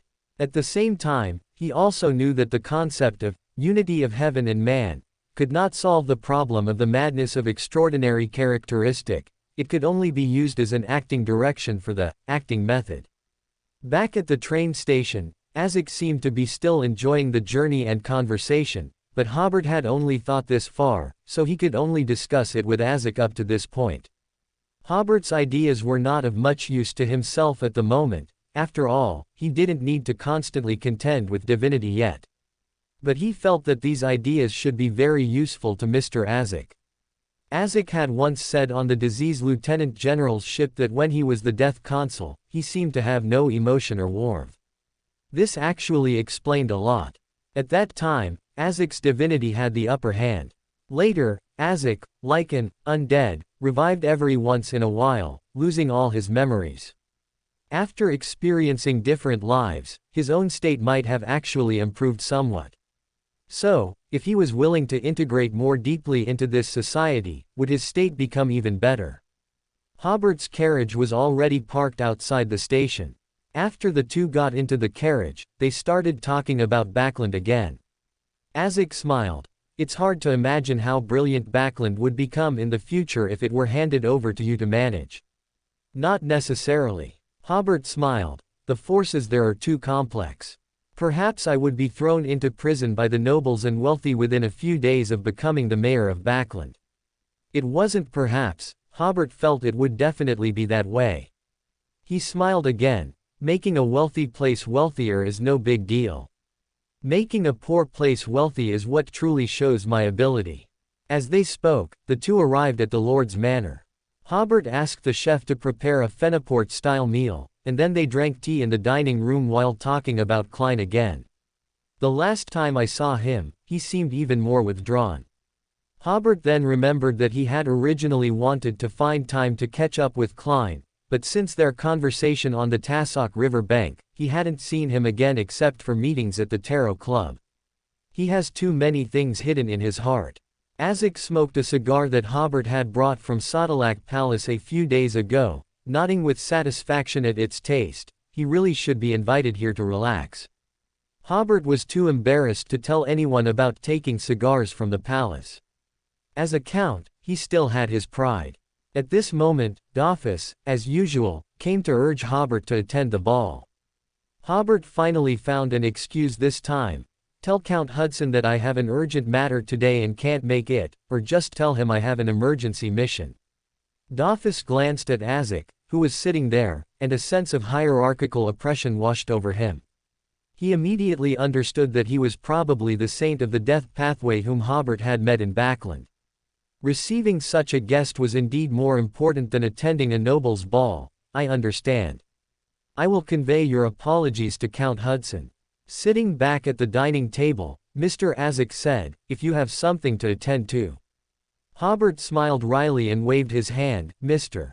Azek, let me tell you, now I feel a bit nauseous whenever I hear dance music. I've attended more than 10 balls in a row. I haven't danced this much in my entire life as I have in the past 10 odd days. Mr. Azek chuckled. I almost forgot, it's social season.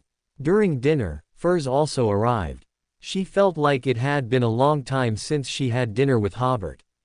Mr. Azek apologized to Furs for not attending the wedding, while Hobert, when introducing them, had Furs present herself as a junior. The atmosphere at dinner was very harmonious. When Mr. Azek took his leave, he sighed, I just realized it's been a long time since I've had dinner with a friend. Hobert smiled, you are welcome to come here and relax more often. I can't promise anything else, but a hearty dinner is always available. Oh, right, when the date for the travel festival is set, I will send you an invitation. Come and visit if you have time. Mr. Azek agreed, then bid farewell to Furs, and entered the spirit world to leave. When only Hobert and Furs were left in the dining room, Hobert smiled, has it been a long time since we danced at night? Furs chuckled, after attending so many balls, aren't you tired of dancing yet? Hobert squeezed Furs's bottom, it seems the beautiful countess has already forgotten how different our dance is. Furs pushed his hand away, there's still important business you need to handle. The Sequence 2 sealed artifact and the Inquisitor's extraordinary characteristic I mentioned last time have been traded. Go take a look at them later. Hobert had a rule at the auction house. All sealed artifacts and extraordinary characteristics acquired had to be processed by him. His reason was to prevent curses or mental residues that could cause mutation or loss of control from being on the traded items. In reality, he just wanted to see if he could further seal the sealed artifacts and crush those extraordinary characteristics. This could make the sealed artifacts more valuable and turn one extraordinary characteristic into several extraordinary characteristics. However, at this moment, Hobert suddenly realized that he could no longer pretend to be ignorant. These two items were traded at the Tarot Club. Hobert had heard about the sealed artifact's abilities and negative effects at the time, and he also knew that it had been bought by magician. Now that this sealed artifact was in Furs's hands, he could pretend not to know for now, but in the future, as Furz's spirituality increased and with her astrologer characteristics, she would eventually connect the Emperor with Hobert. When Furz then recalled Hobert's deception regarding this sealed artifact, the two of them would surely face a crisis of trust. On the way back to Green Meadow Manor by carriage, Hobert sighed inwardly. That was a situation he was very unwilling to see. Therefore, this secret could not be kept tonight. So, next, it was time to test his acting skills. When Furz introduced the abilities of the Bottle of Life poison, this sealed artifact can randomly create different poisons, which will spread around as soon as it is opened. Hobert was visibly stunned and looked at Furz with some seriousness. At the same time, he controlled his gaze, appropriately showing some confusion, as if he had heard such a description somewhere. At this moment, Furz didn't take it to heart and continued to introduce, it will take effect in no more than a minute, and then the symptoms will become increasingly severe. Furz clearly saw Hobert's expression gradually turn to surprise, which made her slightly startled. What's wrong with you? Do its random poisons include itching, headaches, vomiting, and aphrodisiacs? Hobert's expression change was just right, especially just now. His surprise was gradual. But now, he was not so surprised, looking as if everything was under control. This time it was Furz's turn to be surprised. How did you know? She immediately had two guesses. One was that Hobert had seen this sealed artifact before, and the other was that Hobert was a member of the Tarot Club. Before she could think further, Hobert had already taken her hand and smiled. There's one thing I've never told you, or rather, I never intended to tell anyone. Christine is actually my adoptive father. My biological father is Rex Trensoust. Trensoust, Furz exclaimed, and immediately made relevant connections. A descendant of the Night Emperor, a favored one of the Creator, knowledgeable, and finally all clues pointed to, her husband was Mr. Emperor. She re-examined Hobert, still feeling that his temperament was not quite the same as the Emperor's, but then she thought that changing his temperament might be Hobert's way of protecting himself when attending secret gatherings. Hobert saw Furz's expression and knew that his acting was very successful. She did not suspect that he had been hiding anything. However, just in case, Hobert changed the subject. So, won't it be more exciting when we dance again? I will charge bravely like the Emperor. Furz's cheeks flushed slightly. Generals are the ones who charge bravely, aren't they? Then she realized that this was Hobert's risky way of revealing his identity. After all, according to the Tarot Club's rules, one could not actively disclose the Tarot Club's secrets without the Fool's permission. Hermit was a cautionary tale. Generals also follow the Emperor's command. Hobert picked up Furz in his arms. Charge. Furz smiled at Hobert, letting him carry her to the bed. After a passionate interlude, the two embraced and chatted as usual. First, they discussed the recent construction issues in the territory, and then talked about the auction house's recent profits. After discussing these matters, Hobert suddenly said, if I appear very cold or emotionless in the future, you must spend more time with me and take me around the territory more often. Furz was startled. Are you feeling unwell? She thought Hobert was showing signs of losing control. No, after becoming Sequence 4, I can clearly feel that my empathy has decreased. Hobert only fully expressed his worries to Furz. At first, I didn't pay much attention, until some time ago I found that I became very indifferent on some issues, and my understanding of life also seemed to be subtly changing. Just like a few days ago, when I was on a mission, there was no need to kill to silence witnesses, but I unconsciously wanted to kill them to avoid future troubles. Hobert finally sighed. Losing reverence for life is a very terrible thing. I don't want to become like a stone statue, devoid of emotion, in the future. This afternoon, I also discussed this matter with Mr. Azek. We both agreed that feeling the warmth of the real world more often should be beneficial in combating this kind of indifference. I am more fortunate than Mr. Azek because I can still feel warmth from my wife. Furz hugged Hobert tightly. Let's both not advance our sequence, okay? Hobert patted Furz's back. If we lived in other eras, I might at most reach sequence 6. He sighed. but according to some intelligence I've obtained, the world might undergo a great change in the near future. I must have the ability to protect the people and things I cherish." Furs buried her face in Hobert's arms. "Hobert, I also want to become stronger. I also want to protect you." Hobert stroked Furs's hair and smiled. "I knew you would always be my last reliance in my inner world." Originally, he had not intended to discuss these matters with Furs, but just today, he suddenly realized that some things do not cease to exist just because he doesn't talk about them. Since the matter was right in front of them, it was better to let Furs be mentally prepared in advance. In the following days, Hobert slacked off at work during the day and attended balls in Backland at night. On Saturday, Hobert once again came to the suburban manor during working hours to inquire about the laboratory's research progress. It was now certain that the first tungsten filament light bulb would be released before next Wednesday. And the production of electrical wires already had a mature process. Once the parts ordered from the machinery factory arrived, a batch of wire production machines could be assembled. As for the research on plastic, there was still no progress. The research team assembled by Jaina had also discovered that to change the form of plastic, some additives were needed. However, as for the composition of the additives, they only had a general direction and would need many experiments to find the right path. Hobert suddenly realized that perhaps this research needed some luck. Should he place a statue of the fool in the research institute?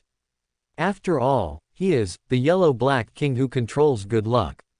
Then Hobert thought that a serpent of destiny was currently in Backland. He didn't know if it had been born yet. He could entrust the world at the Tarot Club. At worst, he could make some ice cream and send it to that little brat. It quickly came to Sunday night. After attending the ball, Hobert returned to his bedroom, and suddenly, his spirituality seemed to sense something, and he looked up at the moon in the sky. Its color was deepening, changing from crimson to blood red. Today was the blood moon. At this moment, Hobert suddenly remembered that he and Furs had agreed to do an experiment. So he quickly locked the door and entered the country of disorder. South Colson, Green Meadow Manor. Furs, in her sleep, suddenly awoke, watching the crimson moon outside grow redder and redder, and the whispers in her ears seemed as if they would appear any second. Furs took 2 seconds to fully wake up, immediately tidied her pajamas, and prepared to pray to the fool, belonging to. She suddenly remembered that she had promised Hobert to do an experiment. Furs cleared her throat. "Oh, the creator in the order shadow. You are the source and end of all order. You are the master of rules, holding the order clock." Note, quote. While praying, Furs could already vaguely hear faint, whispering murmurs, and she knew that the blood moon was about to form. In the country of disorder, Hobert sat on the iron throne and saw a strange star appear in the pool of water before him. He extended his spirituality and it was indeed Furs. After establishing a connection with Furs, as pre-planned, Hobert first went to distortion Furs's hearing, making her unable to hear the whispers. But it seemed that simply blocking the recipient's hearing was not very effective, so Hobert immediately used chaos to make the space around Furs chaotic, to isolate the blood moon of the real world. This method seemed to work, but Furs still frowned slightly, indicating it was only partially effective and she could still hear some whispers. Hobert took a deep breath, regretting doing this experiment with Furs. If he were doing this experiment with someone else, he could take his time to find another solution. But then again, only with Furs's cooperation did he feel at ease doing this experiment. Otherwise, if others knew that the creator also had uncertainties, it would affect the creator's image. At that time, Hobert had hesitated for a long time before finally deciding to still do this experiment with Furs. After calming himself down, Hobert thought of a method. He altered the intensity of the spirituality around Furs's bedroom. He calmed down the spirituality that grew after the blood moon, making it less active. Then he changed chaos to distortion, distorting Furs's connection with the blood moon, which was equivalent to cutting off the channel through which the whispers were transmitted to Furs's ears. Furs seemed to breathe a sigh of relief, her brow relaxed, and she praised the creator. Hobert also breathed a sigh of relief, it seemed this experiment was successful. Hobert then sighed. The Fool is still better, he can directly pull people to the gray fog above, completely isolating the whispers. Only after the blood moon ended did Hobert say to Furs in the creator's tone, very good. Green Meadow Manor. After praying to the creator multiple times, Furs successively felt the power of distortion and chaos. Because Hobert had demonstrated similar abilities to her many times, Furs was very familiar with the feeling of distortion and chaos. Finally, she felt that the spirituality around her seemed to have changed, and the whispers in her ears completely disappeared. Furs breathed a sigh of relief. It seemed the creator's attempt was successful. So, after praising the creator, she quietly waited for the blood moon to end. While waiting, Furs actually fell asleep again sitting on the bed. Very good. The solemn voice of the creator appeared in Furs's ear, instantly startling her awake, and the figure of the creator flashed past her. Furs felt that the creator's image looked more imposing than the Fool's, and the black light emanating from him also made the creator look more sacred. Unfortunately, before she could see clearly, the creator's figure disappeared. Furs stared blankly at the crimson moon outside the window. The whispers that had always troubled her, she hadn't expected them to be so easily resolved for a deity. The Fool resolved them easily, and the creator resolved them just as easily. As she was staring blankly, a space in the room became illusory, and Hobert emerged from the illusion. How was it? I only heard 1 or 2 whispers at the very beginning. Furs smiled. After that, I couldn't hear anything at all, and I even fell asleep. Wouldn't this be disrespectful to the creator?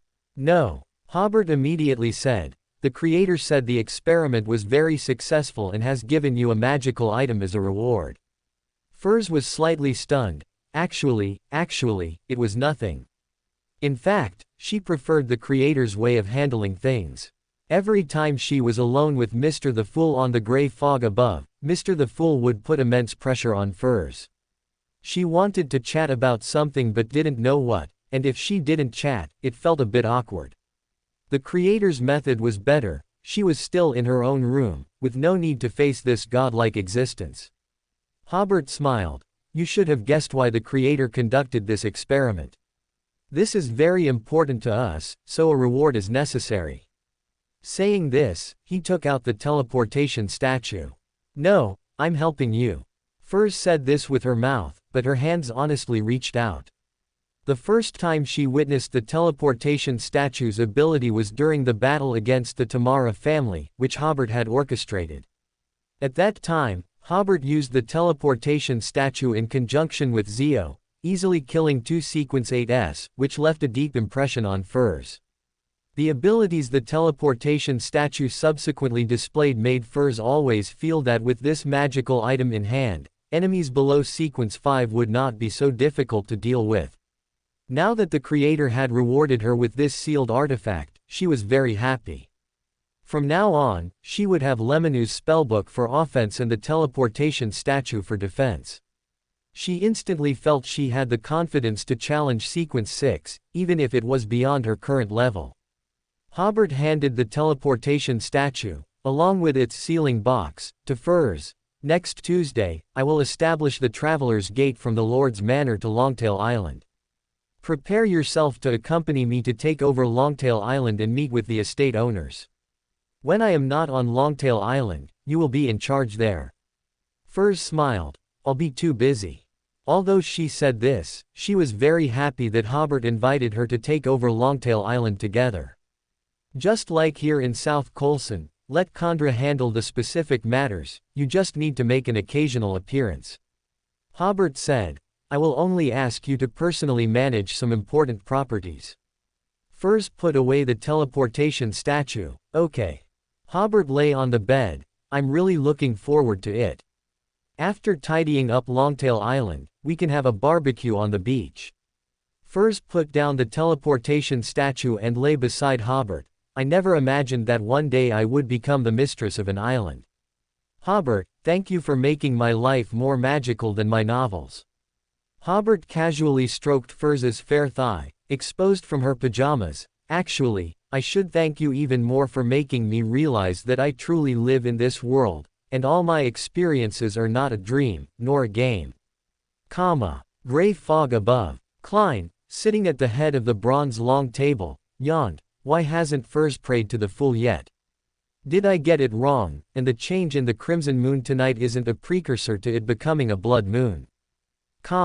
A new week began, and Hobert went to work at Military Intelligence Section 9 as usual. Just as he finished changing into his uniform, Shalin knocked and entered, saying, "Director, the Director General's secretary just came to inform me that the Director General needs to see you." "He needs me again." Hobert was very reluctant to hear the phrase, "Director General," now. This time, Hobert himself went to Georgina's office. Countess Georgina was reading the newspaper that had arrived that morning. "Come, sit." Hobert sat opposite her. "You have a mission at the beginning of next month." The stern Georgina looked at Hobert. "It won't be another mission to protect some important person, will it?" Hobert was also very reluctant to hear the phrase Sotilak Palace now. "The specific mission can only be revealed to you when you depart." Georgina tapped the newspaper with her finger. "It's still a protection mission, but this time you'll be traveling for a while, so be prepared." Hobert nodded. "Okay, but please inform me of the danger level of the mission before it begins. This time I will explain in more detail than last time," Georgina promised. Returning from Georgina's office, Hobert said to Shalin, "Bring me a copy of today's Backland Morning News." He noticed that the newspaper by Georgina's hand earlier was the Backland Morning News.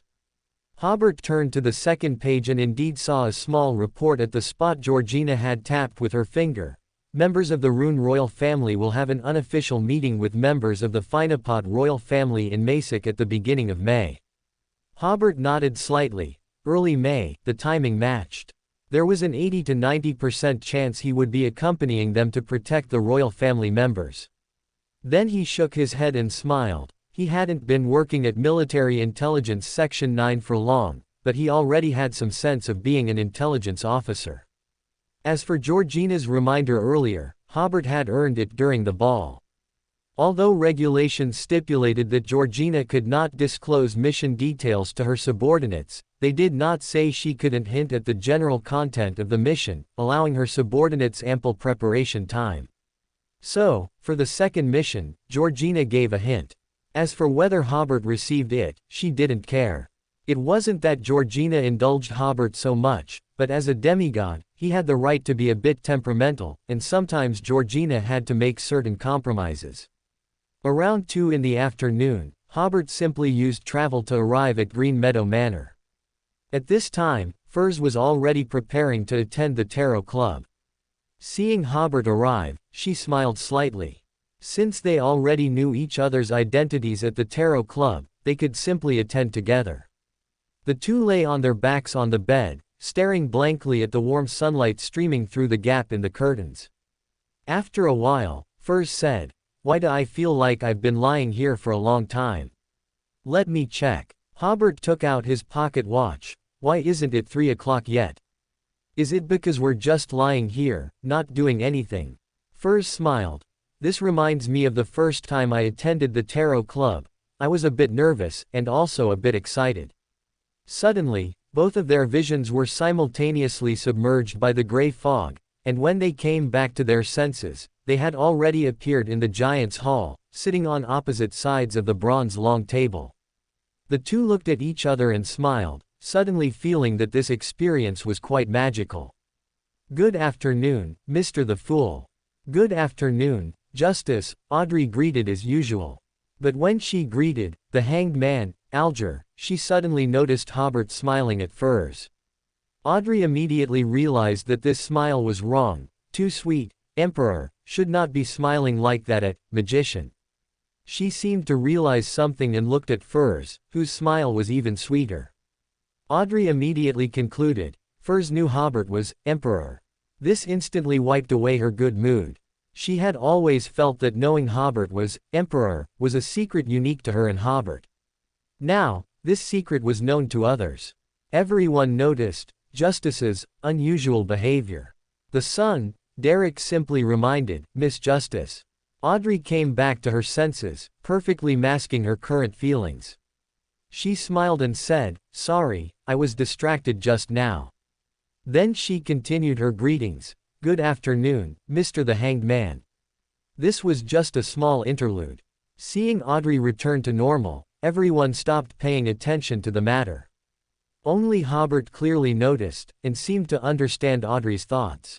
But he didn't think much of it. In fact, he had already noticed some changes in Audrey's attitude towards him before.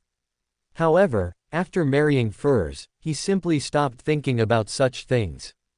The tarot club continued as usual, with Hermit Catalia first offering the diary to the Fool, followed by the Fool, Klein's reading time. This reading time was a bit longer. After about 10 minutes, Klein asked the Hermit, "What is your request?" Catalia directly asked, "Respected Mr. the Fool, I would like to know if Emperor Rosal has seen the blasphemy slate." Everyone was stunned. The Emperor had seen the blasphemy slate. They always felt that the blasphemy slate was very mysterious, seemingly very far away from them, and its whereabouts had been unknown since its appearance a long, long time ago. They never expected that the well-known Emperor Rosal had seen it, and that was only a little over 100 years ago. It was like a well-known important figure about whom everyone had heard legends, but surprisingly, a neighbor had actually met that important figure. All members looked towards the head of the bronze table. Klein deliberated for a moment before saying, "Yes." He sighed inwardly. Fortunately, Rosal had mentioned this in his previous diaries. He really had seen it. Catalia realized, perhaps it was because the great emperor had seen the blasphemy slate, and learned about the god ascension ritual of the Black Emperor pathway that he had the idea of jumping to a non-adjacent pathway. Alger sighed inwardly. "I really want to see what the blasphemy slate looks like." The others had similar thoughts to Alger, only Audrey was a beat slower today, only now showing her surprise. After Klein finished speaking, he offered no further explanation, instead smiling and saying, "It's your turn." He didn't directly say that he saw the blasphemy slate from the Twilight Hermit Club, thinking that he might be able to answer this question again next time. Catalia then bowed to the Fool, expressing her gratitude, and then looked at Magician, saying, "I hope to get clues about the direct descendants of the Abraham family, 1,000 gold pounds. Why are you speaking directly to me?" Magician, Furs was startled at first, then felt it wasn't entirely unexpected, because in last week's transaction, although not explicitly stated, her behavior was very much like a member of the Abraham family. But Furs had no intention of betraying her teacher's information. She pondered for a moment before asking, "What do you want them for?" Catalia sighed inwardly. Sure enough, she is a lady who appears ordinary but actually hides many secrets, and acts very cautiously and thoughtfully. She said, "I am looking for the direct descendants of the Abraham family because I hope to get in touch with Mr. Dorr. Perhaps we have an opportunity to cooperate in this regard." It's just for relaying. I will also pay you 350 gold pounds in cash, and if they are willing to meet, I will pay the remaining 650 gold pounds. As far as I know, they cannot effectively contact Mr. Dorr, Furs said. However, I can help you relay the message. As for the 350 gold pounds or whatever, she didn't really care about it now, so she simply didn't mention the gold pounds. If there was a way to communicate with Mr. Dorr, the Abrahams would have long known that what they called a curse was actually Mr. Dorr's warning to family members. Catalia could tell that Miss Magician was almost certain that the Abraham family had no way to contact Mr. Dorr, which made her a bit disappointed. Then, as if holding onto a last sliver of hope, she asked Emperor, "Mr. Emperor, do you know how to contact Mr. Dorr? Was I not clear enough before?" Hobert smiled helplessly. "Mr. Dorr is very dangerous. Any creature that has communicated with him may be corrupted. Even if I knew, I couldn't tell you how to contact him." He only remembered needing to prepare various gems, the specific ritual steps he could no longer recall. Catalia said, "Perhaps." "No perhaps." Hobert said sternly, a rare display of strictness, "Don't harbor any illusions about this extraordinary world. Do I still need to teach you this? Catalya gave a bitter smile. Mysterious Queen certainly knew this, but encountering such an important clue, the Queen naturally wanted to ask Mr. Dor about the Great Emperor's situation. She could roughly understand the Mysterious Queen's feelings. As far as she knew, the Queen's investigation and search had lasted for hundreds of years, and finally, she found important clues at the Tarot Club, so she would certainly take some action. Hobert then turned to Furs and said, even if the Abraham family has relevant information, do not trade with the hermit, to avoid a tragedy that none of us wish to see. Miss Magician obediently nodded. Okay. Klein behind the grey fog also felt that the Emperor's handling of the situation was most appropriate. Speaking of which, Rosal's diary had provided him with so much help, and he was still very grateful to Rosal in his heart. At the same time, he also shared a fellow countryman bond with Rosal, and could not stand by and watch his daughter do something irrational without intervening. If the Emperor didn't stop her, he would have the world step in to stop her. Klein then realized that if Bernadette was truly so eager to know the answer, she might have directly prayed to the fool, but she hadn't done so. This showed that she hadn't completely lost her rationality, but merely couldn't resist wanting to know more information. Alger, however, was somewhat gloating. The hermit also had irrational moments. Women are indeed emotional creatures. The moon, Emlyn raised his chin. The hermit usually seems quite smart. I didn't expect her to have foolish moments too. Audrey, however, sighed in her heart. Mr. the Hanged Man and their expressions have already betrayed their thoughts. I suddenly feel deeply about this now. They are not the parties involved, so they cannot understand the feelings of the hermit, or rather, the Mysterious Queen. I actually think that the Mysterious Queen might just want to know the contact method, and may not necessarily actually contact them. As long as she knows the method, she might feel a little better. The hall was silent for a few seconds before Catalya slightly nodded towards the Emperor. Thank you. She had also warned the Mysterious Queen, but soon found her warning useless. The Queen rarely had such irrational moments.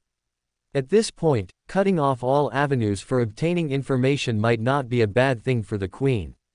Once the Queen regained her rationality after some time, she would no longer pursue this matter.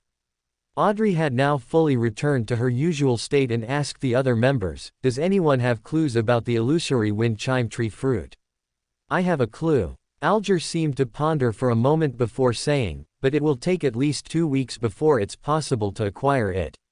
No problem. Audrey was overjoyed, not even asking the price. It had been over a month, and finally there were clues. Waiting another 2 or 3 weeks was certainly no problem.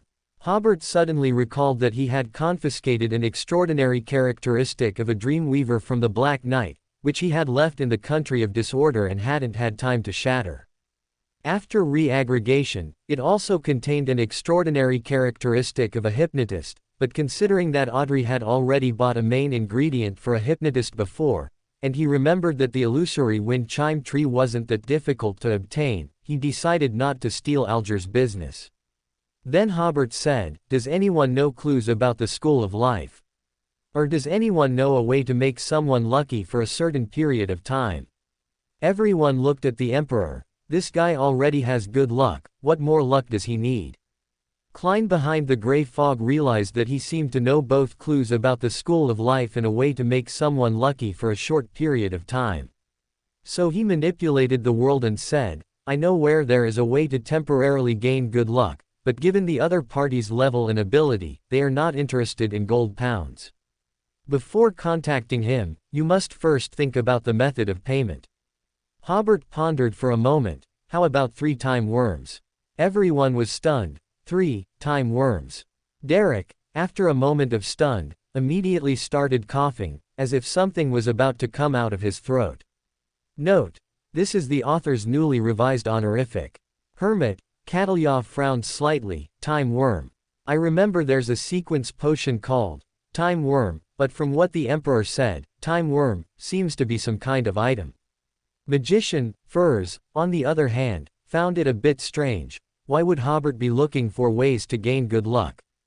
Also, where did he get so many time worms? The Emperor, Hobert saw the confusion on Furza's face and probably understood her thoughts. He sighed. In the future, every reaction in the Tarot Club, especially things Furz doesn't know, he'll have to think about how to explain it to her afterward.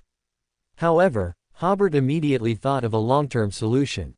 Klein, behind the gray fog, was stunned for a second or two before musing. Is the time worm you're talking about the same as the time worm I know? That's something only Amon's avatars possess. No, that's not quite right.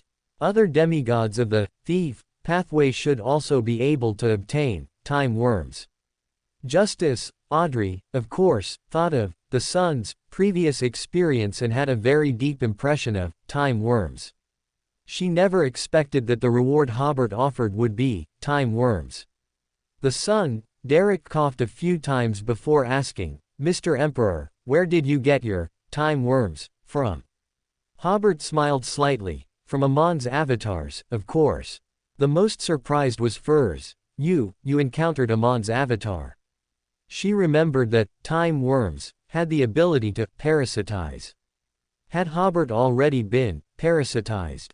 Thinking that there might have been a pair of eyes watching during her recent intimate moments with Hobert, she first felt a little shy, then a little scared. But then she thought again, if Hobert had been parasitized, Mr. Fool would definitely notice. Besides, he is the creator's dependence, so if he were in any danger, the creator should also be able to detect it in time. Fortunately, everyone else was surprised by the origin of the time worms, and didn't notice the urgency in Miss Magician's tone, or that she simply called the Emperor, you, instead of Mr. Emperor. Catalia asked with some disbelief, is it the Angel King Aemon that we mentioned when we traded information earlier? Hobert emphasized, it was Amon's avatar. Audrey sighed. Before, Mr. Emperor said that Amon's avatars also exist on the North-South continent, and I didn't really take it seriously at the time. I never thought those avatars actually existed, and members of the Tarot Club even fought against them.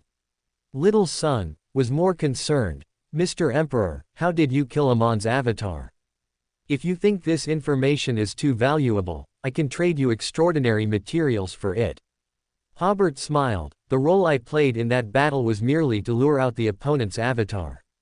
Then he said to Derek, if someone below demigod encounters Amon's avatar, there's only one solution, run while praying to Mr. Fool. If you can even remember to pray to Mr. Fool at that point. Furz completely relaxed. It sounded like an operation led by the creator, so there was no danger. Come to think of it, Hobert did seem to mention this a few days ago. In one mission, he suddenly had a murderous urge even though he didn't need to kill anyone to silence them. Since he didn't explain it clearly at the time, it might have been confidential, so she decided not to ask about it after the gathering.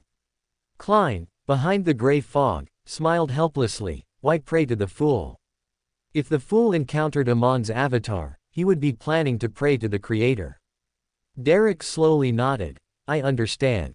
Klein, it's best if you don't encounter Amon's avatar before the Fool has a way to deal with it. Audrey was more concerned. Mr. Emperor, where did you encounter Amon's avatar? Hobert replied with a smile, for a long time, there won't be any of Amon's avatars on the Rusted Archipelago. Oh, that's not necessarily true. Perhaps there will still be some of Amon's avatars who will go to investigate why the avatars on the Rusted Archipelago disappeared. Alger frowned. The Rusted Archipelago again. A lot has been happening on the Rusted Archipelago lately. Or rather, as long as a dependence of the Fool or the Creator is on the Rusted Archipelago, something is bound to happen. Audrey was slightly relieved to hear that it wasn't in Backland. Then she asked again, Amon's true body is in the God-forsaken land. Why would he send avatars to the North-South continent? I heard that Aemon has a habit of collecting extraordinary characteristics from the thief pathway. This might be him looking for other Sequence 1 extraordinary characteristics, Hobert said. Of course, it could also simply be because it's fun. Everyone recalled that the Emperor had said this Angel King had the title of God of Pranks. Klein pondered for a moment before manipulating the world to say in a hoarse voice, I need to first inquire if that person is satisfied with such a reward, and then I will give you an answer. Hobert nodded. Okay, no problem. After this special transaction concluded, the brief trading segment of the Tarot Club meeting came to an end. As soon as the discussion segment began, Little Sun said, I have already become a notary, and now I have an opportunity to choose a sealed artifact. May I ask what type of sealed artifact I should choose? Alger, who knew the most about the Sun pathway, said, although a notary gains a great enhancement in physique, it is still more inclined towards support. The ability to notarize validity can receive a temporary boost, while the ability to notarize invalidity will be weakened or forcibly dispelled. At the same time, a notary is also skilled at making contracts. Once they sign and approve, even a sequence 5 cannot violate it. Based on these characteristics, I suggest you choose a sealed artifact that is good at controlling targets. If not, then choose one with strong offensive power. Derek sincerely thanked him. Thank you, Mr. Hanged Man. In his mind, among the entire Tarot Club, the greatest and most revered was Mr. Fool, the most knowledgeable and admired was Mr. Emperor, and the most reliable, kindest, and most benevolent was undoubtedly Mr. Hanged Man. At this moment, Emlyn thought to himself, this guy has actually caught up to my level. No, I can't let him surpass me. He obtained Mr. Fool's permission and manifested a slender puppet. Ladies and gentlemen, does anyone know what this is? He had obtained the puppet from a primitive moon believer he had just hunted, and he thought this should be an important clue to finding other hunting targets. This is a moon messenger, Catalia said after a few glances. It's very dangerous. It's best to give it to your blood ancestors higher ups. Then she explained further, it's an extraordinary item made by a believer of the primitive moon, through bloody rituals lasting hundreds of years. It is said to have divine power integrated into it, possessing strange and terrifying abilities and effects. Emlyn shifted his sitting posture, then let out a hey, and said, I encountered it while hunting that primitive moon believer. She's dead, and I'm still alive. Hobert smiled slightly. She didn't ask where you got it, she just told you it was dangerous.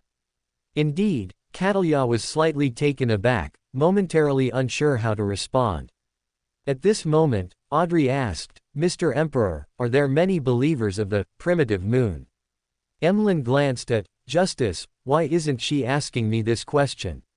I don't recall there being many. Hobert thought for a moment and then added, and these believers don't seem to have a very strict organization. Most of them have joined the Rose School and the School of Life. However, I heard that the primitive moon believers in the School of Life seem to have rebelled some time ago. Klein, behind the gray fog, nodded slightly.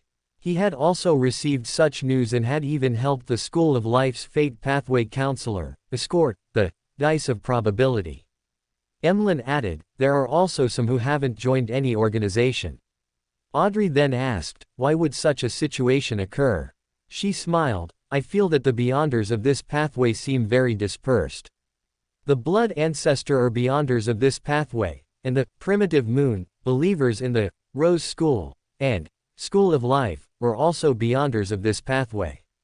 Emlyn was a bit displeased. Don't lump his blood ancestor together with the primitive moon believers. They're all dirty thieves who stole our blood ancestors' extraordinary characteristics. Yes, you are different. Audrey readily agreed, but the Beyonders of this pathway are still very strange.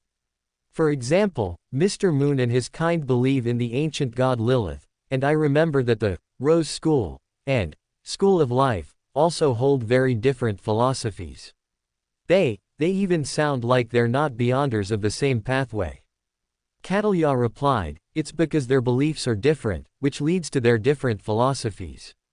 Audrey smiled, that's exactly what I was going to ask next. Has this pathway seen the emergence of two godlike existences? There is only our blood ancestor. Emlyn said with some excitement, from beginning to end, only our blood ancestor is the moon. Derek almost asked, Mr. Moon, what is your code name? In the Tarot Club, aren't you the moon? But because he sensed that the atmosphere was a bit off, he didn't ask. Furs advised, "Mr. Moon, please don't get agitated. We are just discussing, there's no other meaning." Audrey also carefully considered the moon's feelings, saying, "I apologize, Mr. Moon. I'm just curious why, besides the blood ancestor, there is also an existence like the primitive moon in this pathway." That's because. Emlyn suddenly realized that he couldn't quite explain the question. Finally, he sighed and said, "It must be that the primitive moon, through some method, just like those artificial vampires stole our extraordinary characteristics, stole the blood ancestor's authority." Catalya, however, said, "I'm sorry, Mr. Moon, what I'm about to say might displease you, but according to some rumors I've heard, the primitive moon is Lilith in disguise." Emlyn's face flushed with anger, but because Hermit had apologized first, and he knew this was a discussion, he took a deep breath and didn't let his anger erupt. He clenched his fists and said, "Absolutely impossible. How could the blood ancestor become the faith of that group of thieves? She is the blood ancestor of the blood ancestor. The blood ancestor have always regarded the believers of the primitive moon as mortal enemies and would never accept that the primitive moon was the blood ancestor Lilith." The other members remained silent. They didn't necessarily think the same way. After all, that was a god, and it sounded like a god who wasn't in good shape. Who knew if it was because of her poor state that she became fond of blood sacrifices, eventually becoming the primitive moon. But Mr. Moon was very sensitive to this issue, so everyone avoided discussing it further in that direction. Klein, behind the gray fog, even wondered if the primitive moon was the Black Night goddess in disguise. But deep down, he didn't want to admit that the Black Night goddess would actually enjoy blood sacrifices. Little Sun felt that the moon, at this moment, was very much like his former self, unable to hear anyone speak ill of the omniscient and omnipotent Lord. At this moment, Hobert, who had not participated in the topic and had been deep in thought, suddenly said, "Everyone, I just thought that with some information I've heard and information I've inadvertently obtained during some operations, I can probably help everyone sort out the issues concerning the moon pathway." The other members all looked at the Emperor. Audrey almost immediately raised her hand and said, "I want to initiate a transaction."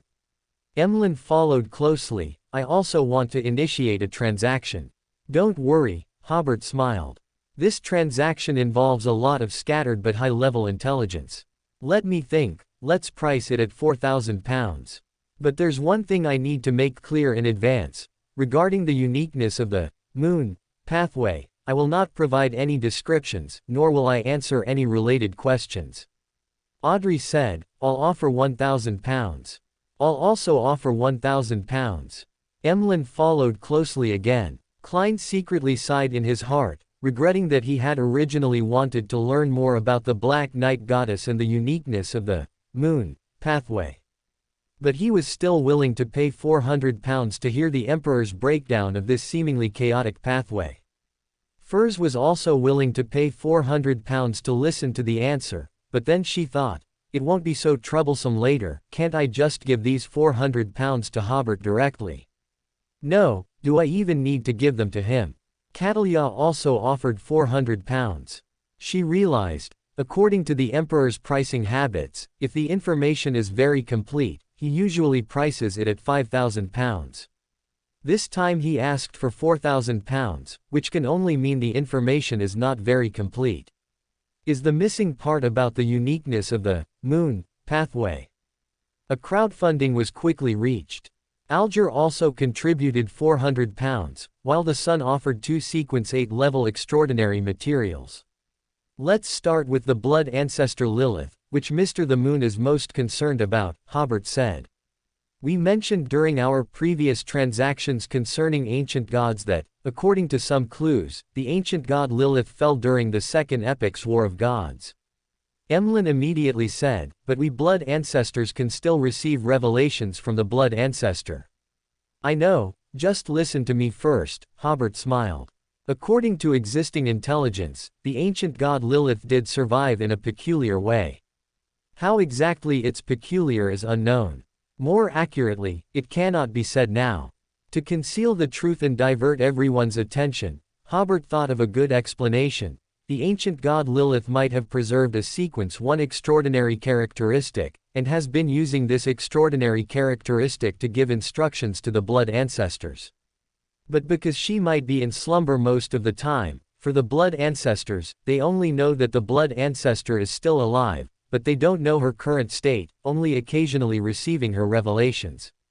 Of course, it's not ruled out that it's a sequence one extraordinary characteristic with the ancient god Lilith's spiritual remnant, automatically responding to the blood ancestors' prayers and sacrifices. I just think the first possibility is higher. He absolutely could not let everyone associate Lilith with the Earth Mother, not even the members of the Tarot Club. For the future War of Gods, Hobert currently stood with the Black Knight Goddess and the Earth Mother, so at this time, he absolutely could not reveal any related information about their secret plans. But adhering to the principle of honest transactions of the Tarot Club, the information Hobert provided was not entirely baseless. When Lilith gave some instructions to the blood ancestors, she always needed a certain channel, right? Could this channel be the extraordinary characteristic of the moon pathway? It was just that on this issue, Hobert only stated the part he knew, not all the information. The moon, Emlyn immediately nodded and said, I think it must be the first conjecture. Now that the blood ancestor has found an opportunity to regain her power and fully awaken, she sent a revelation, letting me join the Tarot Club, so that I can gain more powerful strength to help the blood ancestors overcome the crisis in the future and completely awaken the blood ancestor. Catalia was slightly startled. She didn't expect Mr. the Moon to have joined the Tarot Club after receiving a revelation from the blood ancestor, but the problem was that the moon was a divine servant of the Earth Mother Church. Why would Lilith trust him with this task? Alger also only learned this inside story today. Does this also involve a transaction between gods? Just like the Emperor, is the moon the link between Mr. the Fool and Lilith? He glanced at the moon beside him. Are there no other blood ancestors? This guy doesn't seem very reliable. Audrey, who also only learned this today, nodded slightly. No wonder Mr. the Moon is so proud. He turned out to be the one chosen by the blood ancestor. Klein, on the other hand, shook his head helplessly. The fool knows about this kind of thing, why are you announcing it to other members? Then he thought. I leaned towards the second guess. Lilith has already fallen in the previous War of Gods, but I don't know who picked up the sequence one extraordinary characteristic with Lilith's spiritual remnant and has been using that extraordinary characteristic or sealed artifact to influence the blood ancestors, achieving some unspeakable secrets of their own. It's even possible that this person is the Black Knight Goddess, directly using the uniqueness of the moon pathway to influence the blood ancestors. Hobert continued, the blood ancestors are a special group within the moon pathway. Apart from drinking blood, they are otherwise considered normal. At least, I rarely hear of cruel and bloodthirsty blood ancestors. Some of them use the convenience of being doctors to obtain blood, while others acquire blood through blood donation organizations. Extreme cases of hunting humans rarely occur. Mr. The Emperor knows the blood ancestors very well. Emlyn loved to hear this. Noble blood ancestors disdain to engage in bullying and slaughter. Only those artificial vampires hunt humans to play the role of vampires. The Emperor's answer dispelled the gloom that had been accumulating in his heart. He even couldn't help but grab the Emperor's hand beside him. Mr. The Emperor, you are definitely a friend of the blood ancestors. If you need any help, feel free to ask us. Hobert smiled and hinted, we actually help each other. He said, because many followers of the original moon are now concentrated in the Rose School. And striking the Rose School is an important task for us in the future. Hobert withdrew his hand. Let's talk about the original moon again. I wonder if everyone remembers that I mentioned before that a very special aspect of the moon pathway is that it not only has uniqueness but also a physical form. The crimson moon is equivalent to the materialized manifestation of this pathway. When discussing uniqueness, I also put forward such a theory. Although uniqueness can control a certain range of natural forces and, to a certain extent, is an abstract manifestation of natural forces within that range, uniqueness cannot be equated with that part of natural forces. Just as the Lord of Storms can summon wind and rain, and can even transform into lightning, he is not lightning itself. Lightning is merely a tool he controls using uniqueness. Similarly, the moon pathway is also like this. If someone occupies the crimson moon, the physical form of this pathway, can it also affect beyonders of the moon pathway? It's like if someone can create lightning in the clouds, doesn't he, to another extent, gain a part of the power of the sailor pathway?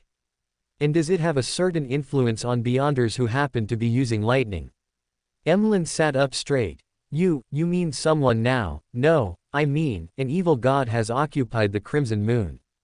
Oh my goodness, our blood ancestor viscounts must seriously study the moon to gain power. Then wouldn't they all be contaminated? Hobert replied, he doesn't possess the uniqueness of that pathway. Although he occupies the crimson moon, he cannot fully represent the abstract, or rather, cannot fully represent the moon in terms of mysticism. So, just studying the moon only has a certain probability of being contaminated. Emlyn breathed a sigh of relief. That's good, that's good. But the others held their breath. First, Klein, manipulating the world, asked, is that, above the gods, who occupies the crimson moon, the original moon? You can understand it that way. Hobert made some more concealments. Due to some unknown reasons, he has a very strong affinity with the moon pathway, so he can occupy the crimson moon, maliciously watching the beyonders of the north-south continent. The information about supporting the pathways related to the old ones was too valuable, so Hobert could only gloss over it with unknown reasons. Before this, Klein had only discussed this matter with Hobert privately, so the other members were not yet aware of what was happening on the crimson moon.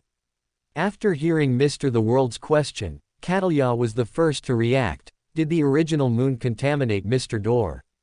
Is the original moon an above the gods? Hobert affirmed again, yes. But he did not offer further explanation. A scene suddenly appeared in Audrey's mind. An ugly monster was lying on the moon, its tentacles reaching deep into the moon, constantly drawing nourishment from it. And it was staring intently at the north-south continent, ready to contaminate any unlucky beyonders whenever it had a chance. Furs also had similar conjectures, and at the same time, she thought, did Hobert get all this information from the Creator? Does the Creator also have a communication gathering similar to the Tarot Club? The Sun was more concerned. Mr. the Emperor, what impact does an above the gods, occupying the crimson moon have on the god-forsaken land? Silver City doesn't seem to have been affected, right? Hobert said. But the population of the god-forsaken land is too scattered. Silver City not being affected doesn't necessarily mean other surviving cities haven't been affected. Derek nodded. For now, as long as Silver City was not affected, that was enough. Hobert continued, let's talk about why the followers of the original moon find it difficult to form a unified organization. This is because someone has been constantly interfering with the original moon. Emlyn leaned forward. Is it our blood ancestor? No, it's the Desire Mother tree. Hobert was also reminding everyone to pay attention to the Desire Mother tree. Catalya was slightly startled. Desire Mother tree. Of course, she had heard of the Desire Mother tree and knew it was an evil god, but in her perception, this evil god's power didn't seem very strong, only slightly stronger than those wild gods of the Rosted Archipelago. Alger also knew it was an evil god, but he didn't know the specific details, so in his mind, this evil god had always been categorized with the original witch and the true creator. In terms of power, it seemed to be a level lower than these two relatively active evil gods. Only Klein knew that the Desire Mother tree was an old one, and only he had encountered the celestial church that worshipped the Desire Mother tree. Emlyn had only heard of the god of spiritual items, SUA, and did not know that SUA had the Desire Mother tree behind him. The other members were hearing the name Desire Mother tree for the first time. Audrey asked curiously, Mr. The Emperor, is the Desire Mother Tree also an evil god? Hobert replied, to be precise, this is an, above the gods. Audrey was a little surprised. There's more than one, above the gods. Yes. Hobert gave an affirmative answer. Alger asked a question that had been on his mind for a long time. Why do these, above the gods, all seem, not very strong? Or rather, why is their influence on the real world so limited? Hobert answered directly, this question is not part of this transaction. Klein, who had the same question, was a little disappointed, but at the same time, he realized, there must be a huge secret behind this. Could it be a higher-level game of chess? Catalia then asked, is the power that the Desire Mother Tree displays in the real world very limited? This question, at least, could be answered. Hobert said, for now, yes. Klein, Catalia, and the other members, excluding the Sun and Emlyn, clearly heard the emphasis, for now. It might not be the case in the future. Hobert continued, during one operation, I encountered an ancient god who is still alive today. Emlyn was about to ask, is it our ancestor? But then, he thought it shouldn't be. The reason was simple, I was chosen by the ancestor, and I haven't had a chance to meet the ancestor. How could the Emperor, the Creator's dependents, meet him? After completing the tasks assigned by that ancient god, I received a piece of intelligence from him. A sequence 1 extraordinary characteristic of the moon pathway was obtained by the Desire Mother Tree. The ancient god Hobert was referring to was, of course, the demon monarch Fabuti. He paused and then added, so the Desire Mother Tree can exhibit some characteristics of a high sequence meander of the moon pathway. The other members were all surprised and deep in thought. They were surprised that the Emperor could have such an extraordinary encounter. They had always thought that the Emperor's intelligence came from his family or from the Creator. Now that they thought about it, the Emperor had actually said many times before that some intelligence was obtained from explorations or his actions. That is to say, some of the intelligence was not easily acquired. As for their different thoughts, Klein recalled that besides the strong desires the Desire Mother Tree displayed, she indeed seemed to have characteristics related to fertility. General, I want to have a child with you. Klein took a deep breath, that sentence was still deeply etched in his mind. Alger and Catalia, on the other hand, felt that the information about the Desire Mother Tree in their organizations needed to be rewritten. Emlyn was the first to react. He asked, Mr. Emperor, is there any way to reclaim that sequence 1 extraordinary characteristic? Hobert opened his mouth, momentarily unsure how to answer. Had he not made it clear enough? That was an old one, how could he reclaim anything? I have no way. Hobert said bluntly, then hinted, this is a matter between gods. Emlyn understood, the Emperor's hint this time and looked towards the head of the bronze long table, but he only opened his mouth and did not ask anything. The reason was simple, he suddenly realized he was too weak. Even if the fool provided a solution, he would find it difficult to achieve. If he were to ask the fool for help, he realized he wasn't important enough yet, perhaps the ancestor himself would need to ask the fool for help. Seeing that the moon didn't ask anything, everyone continued the previous topic. Klein, behind the gray fog, breathed a sigh of relief. He had been prepared to use his usual charlatan methods to gloss over it again. It was best that the moon hadn't asked. Furs then asked, you, Mr. Emperor, from which ancient god did you obtain this information? Hobert took a deep breath and replied, Demon Monarch Fabuti. The other members looked at each other, none of them having a very deep impression of this ancient god, especially after the second epoch. It seemed there was no information about this ancient god at all. Klein then manipulated the world, and asked, how did the Desire Mother Tree obtain that sequence 1 extraordinary characteristic of the moon pathway? Hobert thought for a moment, this question could also be answered. During the Divine War when the ancient god Lilith fell in the second epoch, the attendant gods present all gained a lot of benefits. Among them, the god of spiritual items, who later became the bound god Tuorzina, obtained the uniqueness and sequence 1 extraordinary characteristic of his pathway. At the same time, he also obtained a Sequence 1 extraordinary characteristic of the Moon pathway. After the Divine War ended, Tuorzina sacrificed the Sequence 1 extraordinary characteristic of the Moon pathway to the Desire Mother tree. For the other members, they didn't have a very deep impression of this bound god, but they remembered that when they traded information about the Rose Redemption with the Emperor, this bound god was also among the first members of the Rose Redemption. This should also be a god who witnessed many historical events, but why had there been no news of him later? Catalya then asked, why did Tuorzina do that? It is said that he was secretly corrupted. Hobert said, or, for him, it was a transaction where he obtained the uniqueness and Sequence 1 extraordinary characteristic of his pathway. He only needed to pick up and sacrifice it in a special way during battle. Hobert guessed that at the time, the Desire Mother tree might have most wanted the Sequence 1 extraordinary characteristic of the Bound 1 pathway, but as long as Tuorzina had a shred of sanity, he would not sacrifice the extraordinary characteristic he needed to the Desire Mother tree. This surprised everyone a bit, and Audrey even sighed. It seems there are many people or gods who have been corrupted by, above the gods. Hobert grunted, but again, did not offer further explanation. Instead, he continued, it is precisely because the Desire Mother tree is using the extraordinary characteristic in her hand to interfere with the original moon that the original moon's believers appear to lack cohesion. Because the deity they worship is sometimes the original moon, and sometimes it might be the Desire Mother tree. Some of the oracles they receive are also contradictory. Believers receive different commands or are influenced differently, so their internal conflicts are severe. The recent betrayal of the original moon's believers in the School of Life was very likely another struggle between the two of them, because the betraying believers all joined the Rose School. Everyone reacted, wondering how the Rose School got involved again. But then, recalling some of the intelligence the Emperor had previously revealed, they understood.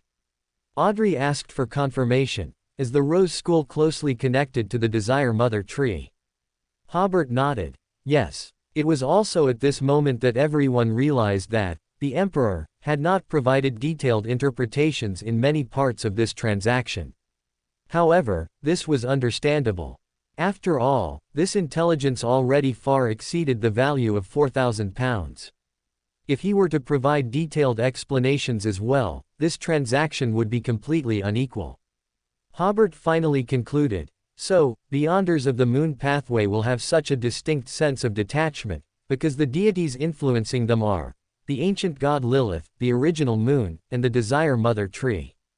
As usual, after each transaction, the hall fell silent.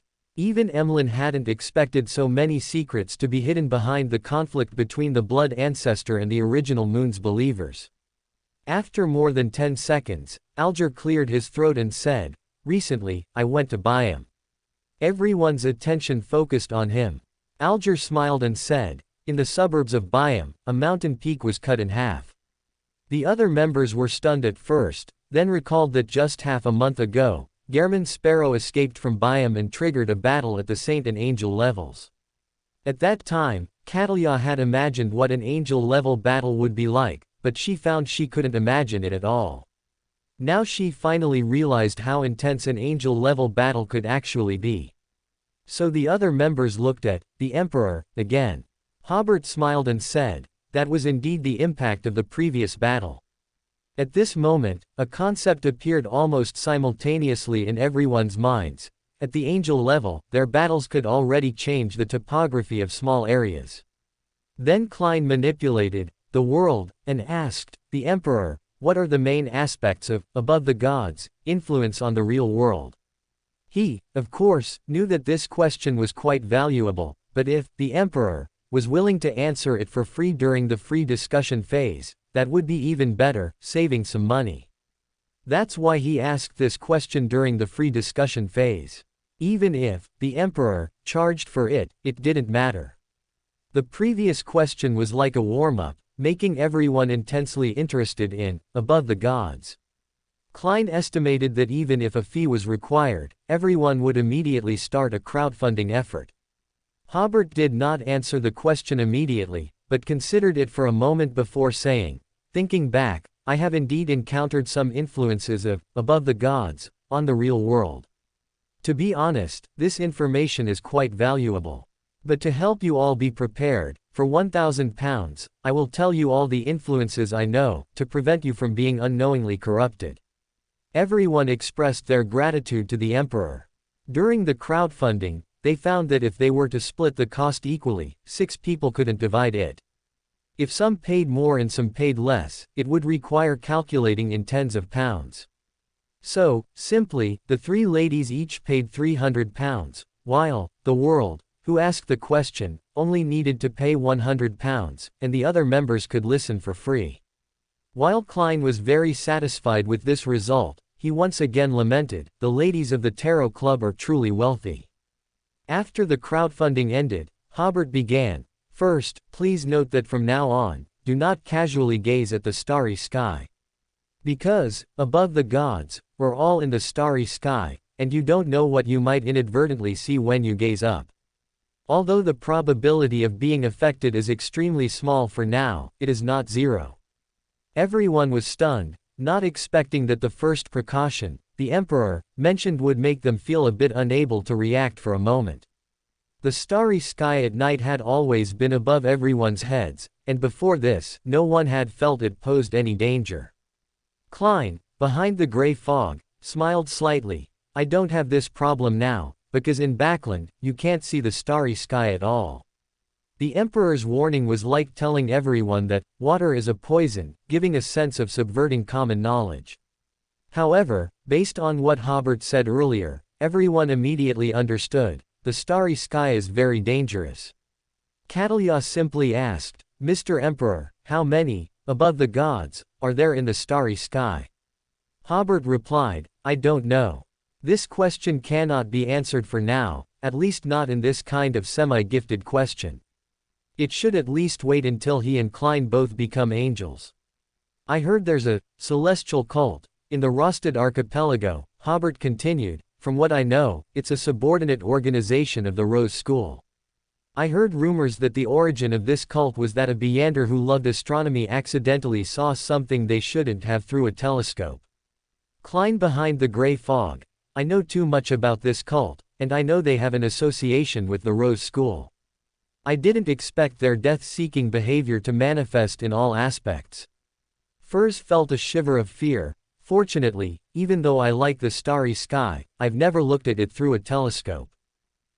Speaking of which, although I like the starry sky, it seems I rarely have time to admire it.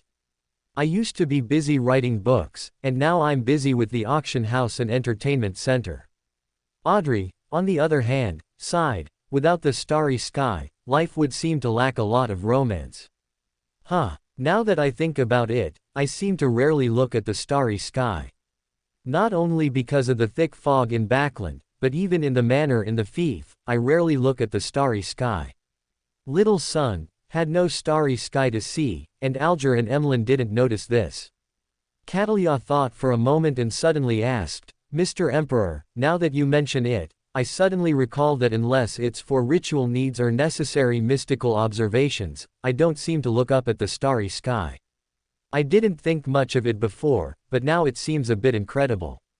Hobert paused slightly before saying, this might be a kind of escape for our spirituality." He paused again and said, "Not just Beyonders, if I think about it, I've seen people sighing in newspapers and magazines more than once that modern people are so busy they don't even have time to admire the starry sky. Could this be everyone's spirituality trying to avoid their gaze from contacting the starry sky?" Everyone was stunned. This idea was heard for the first time, but it also seemed to make some sense. Can ordinary people's spirituality also react like this? Furs asked the question in everyone's hearts.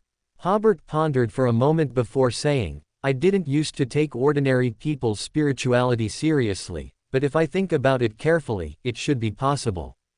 After all, the danger in the starry sky is too great, so great that even without knowing the specific source of danger, one can still avoid it. Of course, this could also stem from a deep-seated fear in people's consciousness.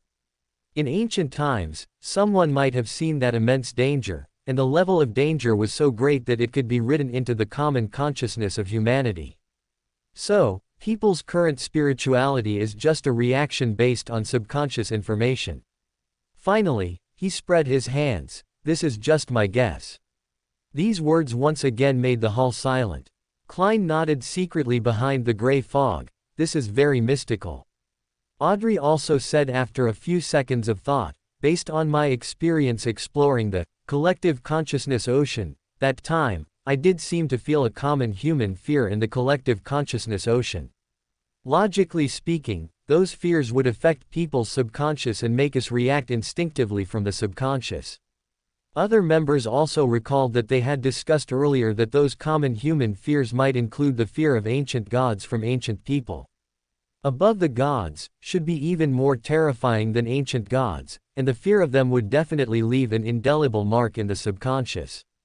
This question cannot be verified for now. We will fill in the specific theories later when we have time. Hobert's words interrupted everyone's thoughts. Anyway, try not to look up at the starry sky in the future. Everyone felt that the Emperor's words made sense. After all, even beyonders of the visionary path might not have a deep understanding of humanity's collective consciousness. Sitting here and speculating would only lead to some specious guesses. Hobert continued, the second point is, never respond to unknown calls. As mentioned in a piece of information I briefly announced before, during my exploration of a Beander tomb, I learned that an angel of the door path was corrupted. According to the documents in the tomb, the deceased Beander was a descendant of the Antigonus family, who had always been seeking a path to become an angel. Klein and Furs listened to this information with extra seriousness. Of course, they both remembered the information the Emperor had previously released. At that time, Klein really wanted to communicate more detailed information with the Emperor, but he didn't have money then. He only heard the Emperor continue. One of their high-sequence Beyonders heard a call from the starry sky, and with the help of that call, became an angel of the door path. But after becoming an angel, he began to uncontrollably want to go to the starry sky. Later, he was completely corrupted in the starry sky, and after returning from the starry sky, he corrupted his own clansmen. Hobert said solemnly, this incident is an important revelation, and I believe you have all heard this revelation before without me having to say it. Do not respond to any unknown calls. Because calls from the starry sky will not only corrupt one person but also their close relatives and friends. The other members nodded slightly. Their education mostly emphasized, do not pray to unknown existences. As for not responding to unknown calls, they had heard few corresponding warnings. Klein and Catalya almost simultaneously thought. Roosevelt the Great Emperor responded to an unknown call and was corrupted as a result. The third point is to pay attention to Beyonders or organizations that are mad, bloodthirsty, or have poor self-control. Hobert said, Beyonders of the Orthodox churches are generally very rational. Mr. Fool and the Creator's dependents also generally have strong self-control. Those Beander organizations that frequently engage in bloody sacrifices or killings are, without exception, either affiliated with evil gods or have a relationship with, above the gods. Just like the Rose School and the celestial cult I mentioned before, these are, so far, confirmed Beander organizations belonging to, above the gods. Everyone must be vigilant, and if you have the opportunity, you can also strike at them. Regarding this point, everyone also understood it very well, and at the same time, they had a new understanding of the Rose School. Alger was even pondering, could confronting, above the gods, be the cooperation developed by Mr. Fool and the Creator? Hobert then said, the fourth point, which I discovered during a recent operation, is, be wary of those who possess extraordinary abilities outside of the 22 paths. The other members were all stunned. They had thought that the upcoming reminders would be things they had heard so many times that their ears would grow calluses, but then suddenly came a capacity beyond the 22 extraordinary paths. Before anyone could ask, Hobert further explained, as everyone knows, all extraordinary abilities fall within the scope of the 22 extraordinary paths, but in a recent operation, I encountered some extraordinary abilities that were not within these scopes. According to the information released to us by the Creator, these extraordinary abilities come from the blessings of, above the gods. Beyonders who receive these blessings can use some extraordinary abilities that we have never seen before. Catalia asked almost immediately, how long do these extraordinary abilities last? As far as I know, it's similar to extraordinary abilities, Hobert replied, as long as, above the gods, doesn't take it back, it can be used permanently. This surprised everyone again, and Audrey then asked, how did, above the gods, achieve this? The related theory is something I only recently figured out. Regarding this, Hobert did not hide anything. This is somewhat similar to the storm of Lord's blessings to the wind blessed. A wind blessed who receives this blessing can use many more abilities related to storms, lightning, and waves than a wind blessed who has not received the blessing. Alger nodded slowly upon hearing this. It was indeed the case. Hobert continued, other gods should all have similar blessing abilities, but there's a question of duration. And, above the gods, are on a higher level than gods, so their blessings can be maintained for a long time. The specific way to obtain power currently seems to be through special sacrificial rituals. I believe that during this ritual, the recipient should have been transformed by, above the gods, both physically and mentally, which is why they can use the blessed abilities for a long time. Klein, controlling the world, sighed, I didn't realize before that, above the gods, could influence the real world so deeply. Similar emotions were also in the hearts of the others. Emlyn then asked, how should we deal with these blessed ones? Will we be corrupted if we come into contact with them? He thought that he would next hunt the believers of the original moon. Whether the original moon was the one on the crimson moon or the one who had been interfering with her, both were, above the gods. So his hunt might encounter the, blessed ones, mentioned by the emperor. For him, these were unheard of enemies. Currently, treating them as normal beyonders should suffice, Hobert said, aside from being somewhat extreme in certain matters, they currently show no other differences from other beyonders. However, it's important to note that their extraordinary abilities have not been heard of before, making them somewhat difficult to guard against. Emlyn breathed a sigh of relief. That's good. Hobert then reminded, the above are the points everyone needs to pay attention to, and also the main ways, above the gods, currently influence the real world. Catalia frowned. I didn't know it, but there's such a high-level danger right around us. Klein, on the other hand, thought of many things. First, he gained a basic understanding of the old one's state. Currently, they can only influence the real world to a very small extent. Then he could be sure, something must be blocking the invasion of, above the gods, on the north-south continent, possibly the 7 deities, or some other power.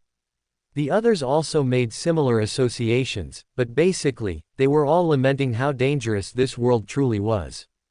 After waiting a few seconds, Klein saw that everyone was in deep thought, so he again manipulated the world to say to Hobert, I hope to get the information you just mentioned about the Antigonus family. Hobert nodded. Yes, but this involves information about Mr. Door and the original moon, so it cannot be exchanged for free. My asking price is £1,000. Klein was stunned, not expecting the original moon to be involved again. This tarot club meeting was almost turning into a special session for the original moon. At the same time, Furs and Catalia's eyes lit up when they heard that Mr. Door was also involved. They had already decided to join the transaction again. Emlyn and Audrey, hearing it was also related to the original moon, also decided to rejoin the transaction. Emlyn felt that the original moon seemed closely related to him, while Audrey was simply curious. Alger and Little Sun were not very interested in this transaction. Little Sun was genuinely not interested because these, above the gods, currently seemed to have no impact on the god-forsaken land. Alger, on the other hand, was relatively poor recently. Finally, 5 members were willing to proceed with the next transaction with the Emperor, each sharing £200 of the reward. Hobert briefly explained the origin of that notebook, and only then did Klein realize that the characteristics of the skin puppet and the eyes of the 6-winged gargoyle he had previously traded for were all obtained by Hobert during this operation. Then, Hobert began to summarize the contents of the notebook. The author of the notebook was named Colin Antigonus. In Colin's ancestors' time, there were 3 demigods. They often seemed to hear whispers from their ancestors. So they believed that their ancestor should still be alive, but they didn't know where he was sealed. One of the demigods went to search for the legendary Night Country. It was said that their ancestor came from there.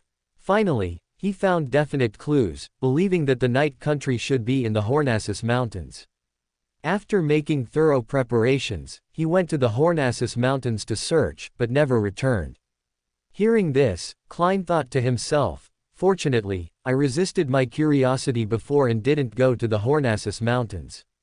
Even a demigod of the Antigonus family could disappear without a trace, let alone a marionettist like me." Then he thought, so, the ancestor of the Antigonus family might indeed be somewhere in the Hornassus Mountains. This reminded Klein of the scene he had divined before, a dilapidated palace, and in the depths of the palace, on a chair, the sight of worms intertwining and wriggling. Hobert continued, Colin's ancestors also tried to find the whereabouts of their ancestor Antigonus through sacrifices and prayers, but they never received a response. They didn't get discouraged, and finally, one day, through their unremitting efforts, they finally received a response.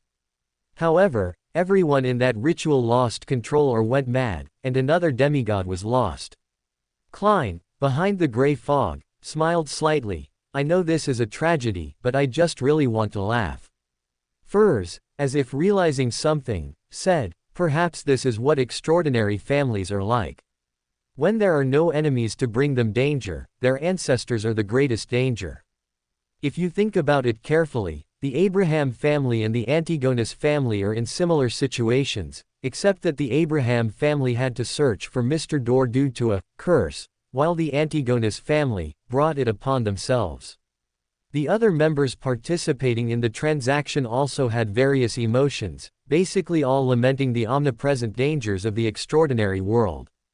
At this moment, the world asked the emperor in a hoarse voice, is the ancestor of the Antigonus family indeed in the Hornassus Mountains? Hobert smiled. This question is not within the scope of this transaction. He thought to himself, I need to charge more. It wasn't that he was stingy, but this was already a friendly priced transaction, and he couldn't provide too much or too important information. Klein also didn't continue to ask. He actually already had a rough guess in his mind. Based on the information provided by Hobert, now that he knew for sure that the Hornassus Mountains were dangerous, he completely dismissed the idea of going there. If he absolutely had to go there in the future, it wouldn't be too late to initiate further transactions with the emperor. Audrey asked curiously, Mr. Emperor, why were their sacrifices able to get a response? Does this mean their ancestor is really not dead? Just in a very strange state. Klein secretly gave Audrey a thumbs up in his mind. Hobert, however, said, the main transaction this time is concerning the Antigonus family and Mr. Door, as well as the original moon. Regarding this question, I will not give a clear answer for now. He paused and then said, how about this, I'll bundle some information and conjectures about Adam, Ammon, and Antigonus together, and we'll find an opportunity to conduct a transaction together. However, I believe that unless this information is needed, there's no need to know these things. Audrey nodded, indicating that she understood. Then she recalled what the emperor had said a long time ago, that Antigonus had 2 friends. She wondered if those 2 friends were Ammon and Adam. Hobert continued to describe the contents of the notebook. The last remaining demigod of the Antigonus family was originally an ancient scholar. By chance, he obtained an extraordinary characteristic of the neighboring traveler pathway. With the help of a hidden existence, he became an angel of the Door pathway. This newly promoted angel was named Spike Antigonus. According to Spike's own account, the hidden existence who provided help had a very high status, like a god of the Door pathway, but not quite. That mysterious existence said that Antigonus's ancestor and he were sealed in the same place. Because of the special nature of his pathway, he could project power into the real world and hear his call, but Antigonus could not do this. In addition, the information given by this mysterious existence was contradictory, sometimes telling Spike to go find him and rescue the ancestor of the Antigonus family, and sometimes telling Spike not to go. Ultimately, Spike responded to the call, also to rescue his ancestor, and so entered the starry sky. The other members present, based on some information previously disclosed by the Emperor, were somewhat surprised that this angel named Spike later returned. Theoretically, he should have gone and never returned. Hobert continued. According to Spike's own account, he followed that call to an unfamiliar planet. There seemed to be signs of human activity there, with huge temples and large-scale cities. But now, only a wasteland remained. Following the sound of the call, Spike arrived at a deserted temple. Inside that temple were tall stone pillars and exquisite sculptures. At the end of the temple were magical, superimposed doors. Through that door, one could see a beautiful full moon. It seemed to be the moon hanging in the sky, but it looked so beautiful that one couldn't take their eyes off it. Then Spike heard that sacred voice, and he willingly knelt on one knee, pledging allegiance to that voice, to the moon before him. Those who had participated in the previous transaction immediately realized that it was clearly the original moon. Then everyone thought of that door. Furs asked, "Is that superimposed door Mr. Door?" Hobert said, "I believe it's part of Mr. Door's power, based on some information gifted by the creator regarding high-sequence beyonders of the Door pathway. We speculate that planet might have once worshipped Mr. Door, or there were legends about Mr. Door there. In short, the intelligent life on that planet had built a huge palace for Mr. Door. That civilization might have perished after Mr. Door was corrupted or sealed. A civilization on another planet." Klein suddenly felt a sense of science fiction. Audrey also only learned today that high-sequence beyonders could truly influence intelligent beings on other planets, which made her can't help but fantasize and yearn. But in the end, she could only lament. What a pity, the starry sky is too dangerous, one cannot go to other planets to see. The most regretful was Furs. I could also go to other planets in the future to see other civilizations, but I cannot. At this meeting, Catalya, hearing this information for the first time, asked, "So, Mr. Door has been polluting some beyonders all along?" Hobert nodded. "Yes. So I said, if one day you understand the content of Mr. Door's call, either you have become strong enough, or Mr. Door is enticing you to the starry sky." Catalya recalled the Emperor's previous lament and nodded thoughtfully. Finally, Hobert said, "This angel named Spike had forgotten his original intention to rescue his ancestor, which is enough to prove that he has been corrupted and has become a loyal believer of the original moon." Everyone nodded slowly, all expressing their agreement with this conclusion. With the end of this round of transactions, this Tarot Club meeting was drawing to a close. After chatting about their respective encounters over the past week, Klein announced the end of the meeting. Watching the members leave one by one, and after completing the sacrifice and bestowal rituals among the members, Klein returned to the real world, took out the now very fragile paper crane, and gently unfolded it. Then he planned to ask all the accumulated questions at once, so he sharpened his pencil with a small knife and wrote the letters very small. "Someone wants good luck in a short time and has offered a very good price. Are you interested? Is your umbilical cord blood considered the blood of a mythical creature? If so, I would like to get a drop. What price do I need to pay? Do you know how to make charms with time worms?" After writing it full, he carefully folded the paper crane again. Immediately, he lay on the bed and entered a dream through meditation.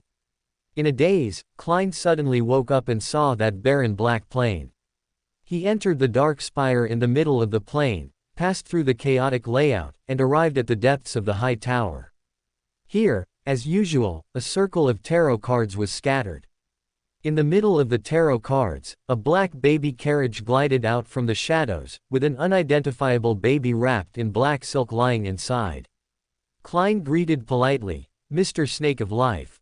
Will Anseton, in his baby state, hummed, "What price has your friend, who wants temporary good luck, offered?" Klein calmly said, "2 worms." For more thrilling fanfiction stories like this, check out my channel Fanfic Audiobook. Dive into epic adventures, mysterious realms, and legendary journeys brought to life through immersive storytelling. Don't forget to like, share, and subscribe for more amazing audiobooks.